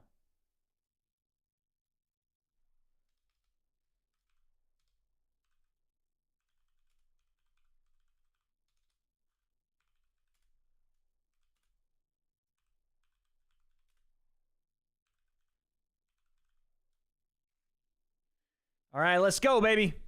Let's go. Chat, here we go. Here we go, here we go, here we go. Boom, round one. Let's get it. Oh! What the fuck? The Sheba Army. Mike dropped another 200? Okay, sorry, I got to commentate this. Outside leg kick early from Justin Gaethje. Right hand from Charles hurts Justin. Oh my God, we're swinging right away. Mike, thank you for the 200, but we're going crazy right away. Okay, hold on. Everybody calm the fuck down. Hold on. Deep kick from Charles Oliveira. Outside leg kick, Justin Gaethje. Big right hand from Charles Oliveira. Uppercut from Gaethje, wobbles Charles and puts him down. Charles gets to his feet. Oh, baby, this is going to be a wild one, chat. This is going to be fucking insane. Big knee from Charles Oliveira. Right hand, Justin Gaethje. Right hand, Justin Gaethje in the break. And Charles goes down again. Man, Charles has gone down twice so far. Justin's hitting him with big power. Clipped him with the right hand and a left hook behind it. Oliveira's left eye is bleeding at the brim. The crowd is chanting for Justin Gaethje. We've seen Charles here before, though, especially recently with Chandler and with Dustin Poirier. Oh, big swings from both guys. Gaethje's throwing the fucking kitchen sink right now. Got to calm down a bit because Charles is technical, man. Oh, big jumping knee from Charles. Right hand over the top from Charles. This is what I'm talking about. Charles can settle in and start to really damage you if you get a little wild and crazy on him. Nice knee to the body from Oliveira. Left hook from Gaethje. Man, back and fucking forth we go, folks. We're not even 2 minutes into the fight. And Charles is bloodied up. Oh, Charles is going to try to go. Look at that. He pulled guard. And Justin gets back to his feet. Outside leg kick. Charles tries to avoid it. Uppercut to the body, Gaethje. Charles is going to look to go flying guillotine. He wants to jump on that for sure. But that blood on Charles's face is already just covered him. Nice right hand from Oliveira. Oh my Lord. Massive swing from Gaethje. Justin's loading up a bit here. He's getting a little crazy, and I don't like that. Oh, big time shot. Nice little short elbow. But Charles is starting to have some success here, and here comes the pressure, right? Let's see if Justin can kind of calm down here. Stick behind his footwork. Start to utilize those outside leg kicks. Oh, right hand from Charles puts Justin down. Oh my God, we saw it. It's happening again. Oliveira is on Justin's back now, raining down elbows, folks. Oh my goodness, this is bad. This is fucking terrible. Oh, this is so bad for Justin Gaethje right here. Oh my God. Is this a reverse triangle? Oh, reverse triangle from Charles Oliveira. Oh, Justin gets out. But he's back on Justin's back, and he takes him down again. He's got a rear naked choke on Justin Gaethje, and it's deep. It's deep. Oh, he breaks the hands. Justin's going to go out. Justin's going to go out. It's over. It's over. Oh, my God. Charles Oliveira submits Justin Gaethje. Oh. My God. What the fuck? Justin Gaethje? No way. Oh my God. Dana just told Charles came out of the octagon, and I think he told Dana, I'm the champion, and Dana said, you didn't make weight, but you're the number one contender. Wow, man. The champ has a name. I don't give a fuck what that scale said. The champ does have a name, and it's Charles Oliveira.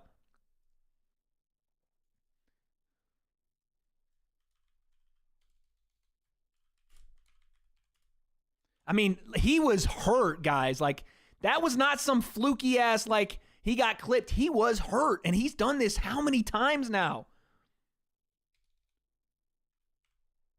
And then Justin got just overconfident and started just winging stuff, throwing everything against the wall.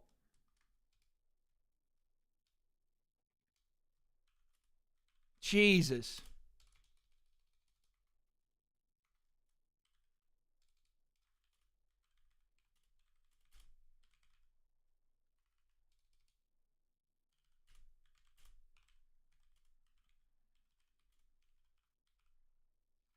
Wow, man. My stream just froze up. I'm tweeting, guys.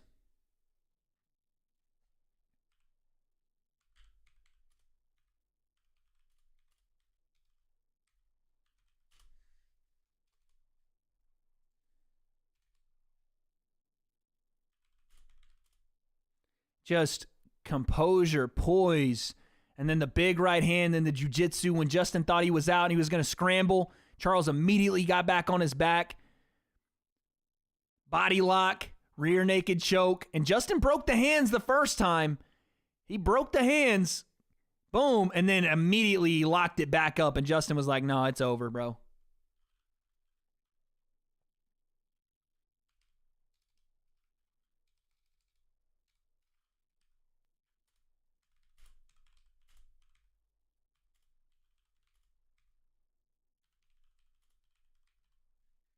I just don't understand, like, how does he keep doing this?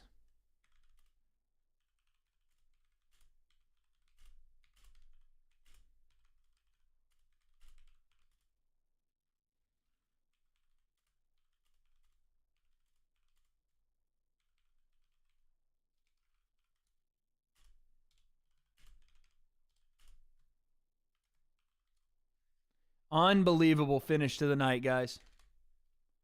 Unbelievable finish to the night. My voice is gone. I finally tweeted. Fuck me, dude. How in the world does that happen? Wow. Wow. Because I tweet so slow, I know someone else got to it before I did, but man. Drake just lost 1 mil together. Oh, no. The W.A.D.E curse lives again. How does this keep happening to me, man? Oh, my God. I don't get it, man. I literally cost Canelo and Charles tonight, man. The Drake and W.A.D.E curse is back, folks. If you're ever, by the way, shout out to MyBookie for sponsoring the stream. If you're ever betting on fights, please pick the opposite of me. I'm telling you right now, you want to make money, you pick the opposite of the way I pick. That's just how it works. You pick opposite, you make money. That's it. Oh, my God. Bet on Islam right now if he fights Charles.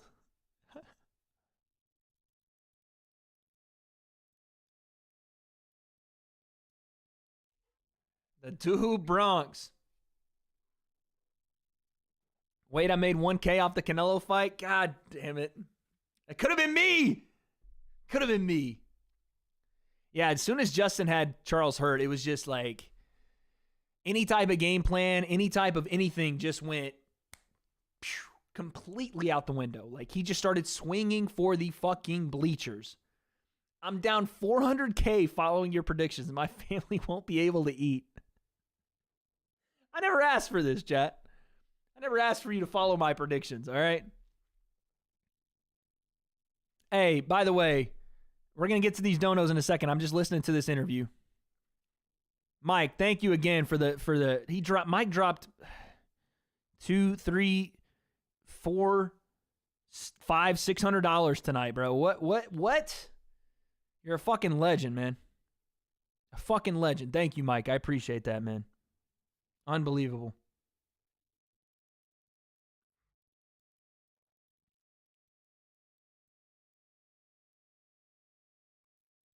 Charles is talking his shit. Oh.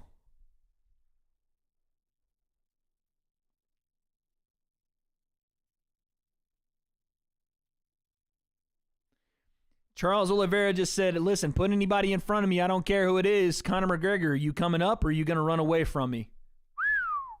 So that's two guys that have called out Conor. I usually don't like when fighters call out Conor, but the way that Chandler did it, I was okay with. And that Charles Oliveira does it, I'm also okay with because, let's be honest, it's a big payday for Charles Oliveira. Massive payday. And I got to be honest, I'm a big Conor fan. I'm the biggest Conor fan as anyone. It seems like this guy, you can put him down and he just gets back up.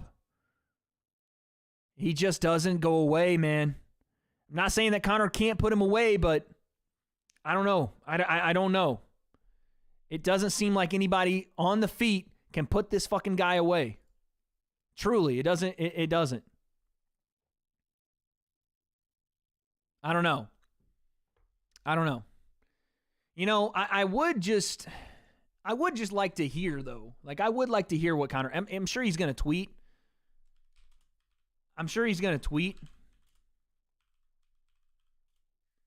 But I would like to hear what Conor has to say about all this, you know? I would like to hear. Maybe we could talk to him, chat, before we go, because I'm not twerking tonight. My voice is gone, so I don't think I'm going to be able to sing, but maybe we could talk to him before we go. Is Conor still... Maybe he left. I don't know. I'll go see.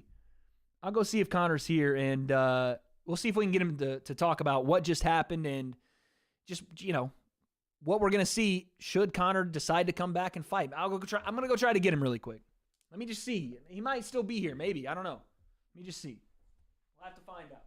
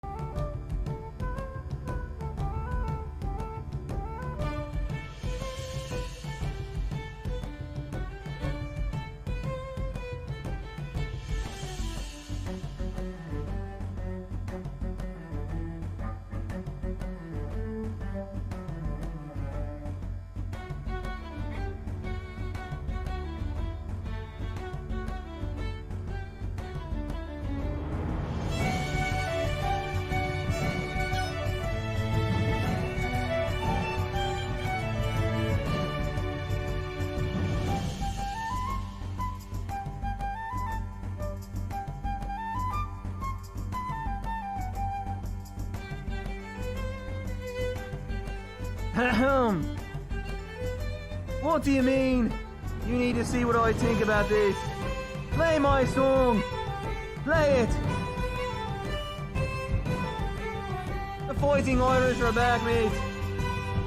The Fighting Irish. We're back. That's right. Take a bottle to the... Oh my god. That is good stuff, mate. Look at the proper 12. Proper 12 Irish whiskey, mate. It is I, Conor McGregor. That's right. Who the fuck is that guy? You want to know my thoughts about what just happened, yeah? I'll tell you this right now. I've taken down one Brazilian before in the past, dropped him with the left hand across the fucking jaw, mate. Put his fucking lights out, mate. I'll take down another Brazilian any time of the day, any day of the week, mate.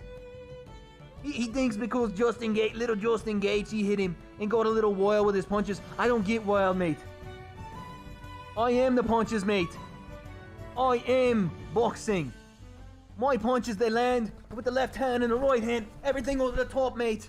We land everything. On the chin. On your grandmother's chin. I'll stop your whole family, mate. What I say is this. Michael Chandler, yeah, I'll see you at the top. It's really nice. You think you're Ric Flair. You're not Ric Flair. I'm the real shit in this whole thing, mate. I'm fucking Ric Flair. I'm shining and I'm dining, mate. Okay. Now listen. As far as the champ goes, there's not a champ at 155 that could lace my fucking bollocks, mate. Charles Oliveira, excuse me, I'm coming for you. And you can suck on these big Irish balls if you think not. Is that too much? Maybe. Maybe. But I'll see you soon. I'm out of here. I'm getting the fuck out of here. I'm taking me proper 12 Irish whiskey, mate. Get me out of here.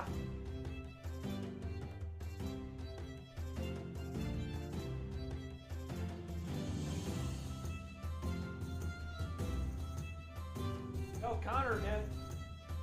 Yeah, no, I was just gonna say, I there he goes. I appreciate you coming by. I don't know who switched how that even happened, but I don't know what the hell that was, but listen, chat. I appreciate you guys. Conor, you heard it there himself, man. Conor said he's gonna put his big Irish balls in his face and something about he's beat a Brazilian once, he'll do it again. I have no idea. But that was Conor McGregor, ladies and gentlemen. Listen, guys, all I gotta say is it's been a pleasure streaming here tonight with you all. I probably will have a video out on Monday. We'll see. Not sure yet if I want to cover the Canelo fight in depth, but we'll see. Outside of that, Conor lasted longer in here than his previous fights. Yeah, listen, he was all about it. Outside of that, we have some donos and we'll get out of here. Hey, Seuss, Canelo had a full vegan diet. Do you think it made a difference? He looked gassed toward the end. I mean, yeah, if you switch things, in mid-camp, then it's going to make a difference. No doubt about it. So possibly. Thank you for the 5, though. We have Elijah with a 2. Charles is never a boring fight. Yeah, Charles is on a streak. Like, it's historic, the streak he's on. It's ridiculous what he does, man. Shout out to the champ, the unofficial, the people's champ. Then we have Nomadic with the 6. Charles decided to come in and as a menace tonight and said, screw that scale. Y'all are going to put some respect on Du Bronx. He did, man. He did. He got dropped early. I thought Justin was in control completely and decided to say fuck it and just throw for the absolute bleachers. And Charles is too technical and he has too much pressure. He's eventually going to find his mark if you continue to give him openings, and that's what happened, man. Michael with the 5. Just saw Jake talking that stuff about Canelo after the fight. Do you believe Jake will have a chance against Canelo in 3 years? No, I do not. Jake is a clout goblin, and at the same time, Jake wants to get that fight, no doubt about it. He wants to work hard, and he wants to push himself. Fair play to Jake. I just don't see it, man. I don't see him gaining the levels necessary. Like, Canelo didn't get beat by a guy that was just bigger than him and just had a little bit of boxing skill. He got beat by the best light heavyweight on the planet. So yeah, I don't see that happening. Charles Oliveira beats Khabib, says Cito with the 5. Okay. I don't know. It'd be interesting to see what would happen in a grappling kind of back and forth between them because Khabib's not going to strike with him at all. It'd be interesting to see.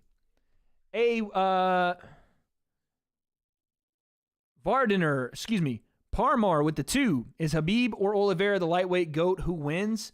Well, technically, the way that Charles is racking up wins and defending his title, even though that wasn't, quote-unquote, a title defense, Charles is going to have an argument. Khabib has the undefeated record, but Charles is going to have an argument that he keeps doing what he's doing, especially if he beats Conor, if he beats Islam, if he beats, all the guys that are in that division. If he just cleans it out, there's not going to be any other arguments. He is going to be the lightweight GOAT. Campbell's with the 10, no message, thank you. Next time with the 2, Beneil and Islam are his hardest fights. I agree, and they're coming up very soon. Folks, that's it for us tonight. I appreciate you all. I love you all. We're getting out of here before my voice goes completely out. Mwah. 21 plus only. Thank you to all my donos. Thank you to everybody that showed up and rocked with me in chat. I will see you all probably Monday. Peace. Slide with me if you feel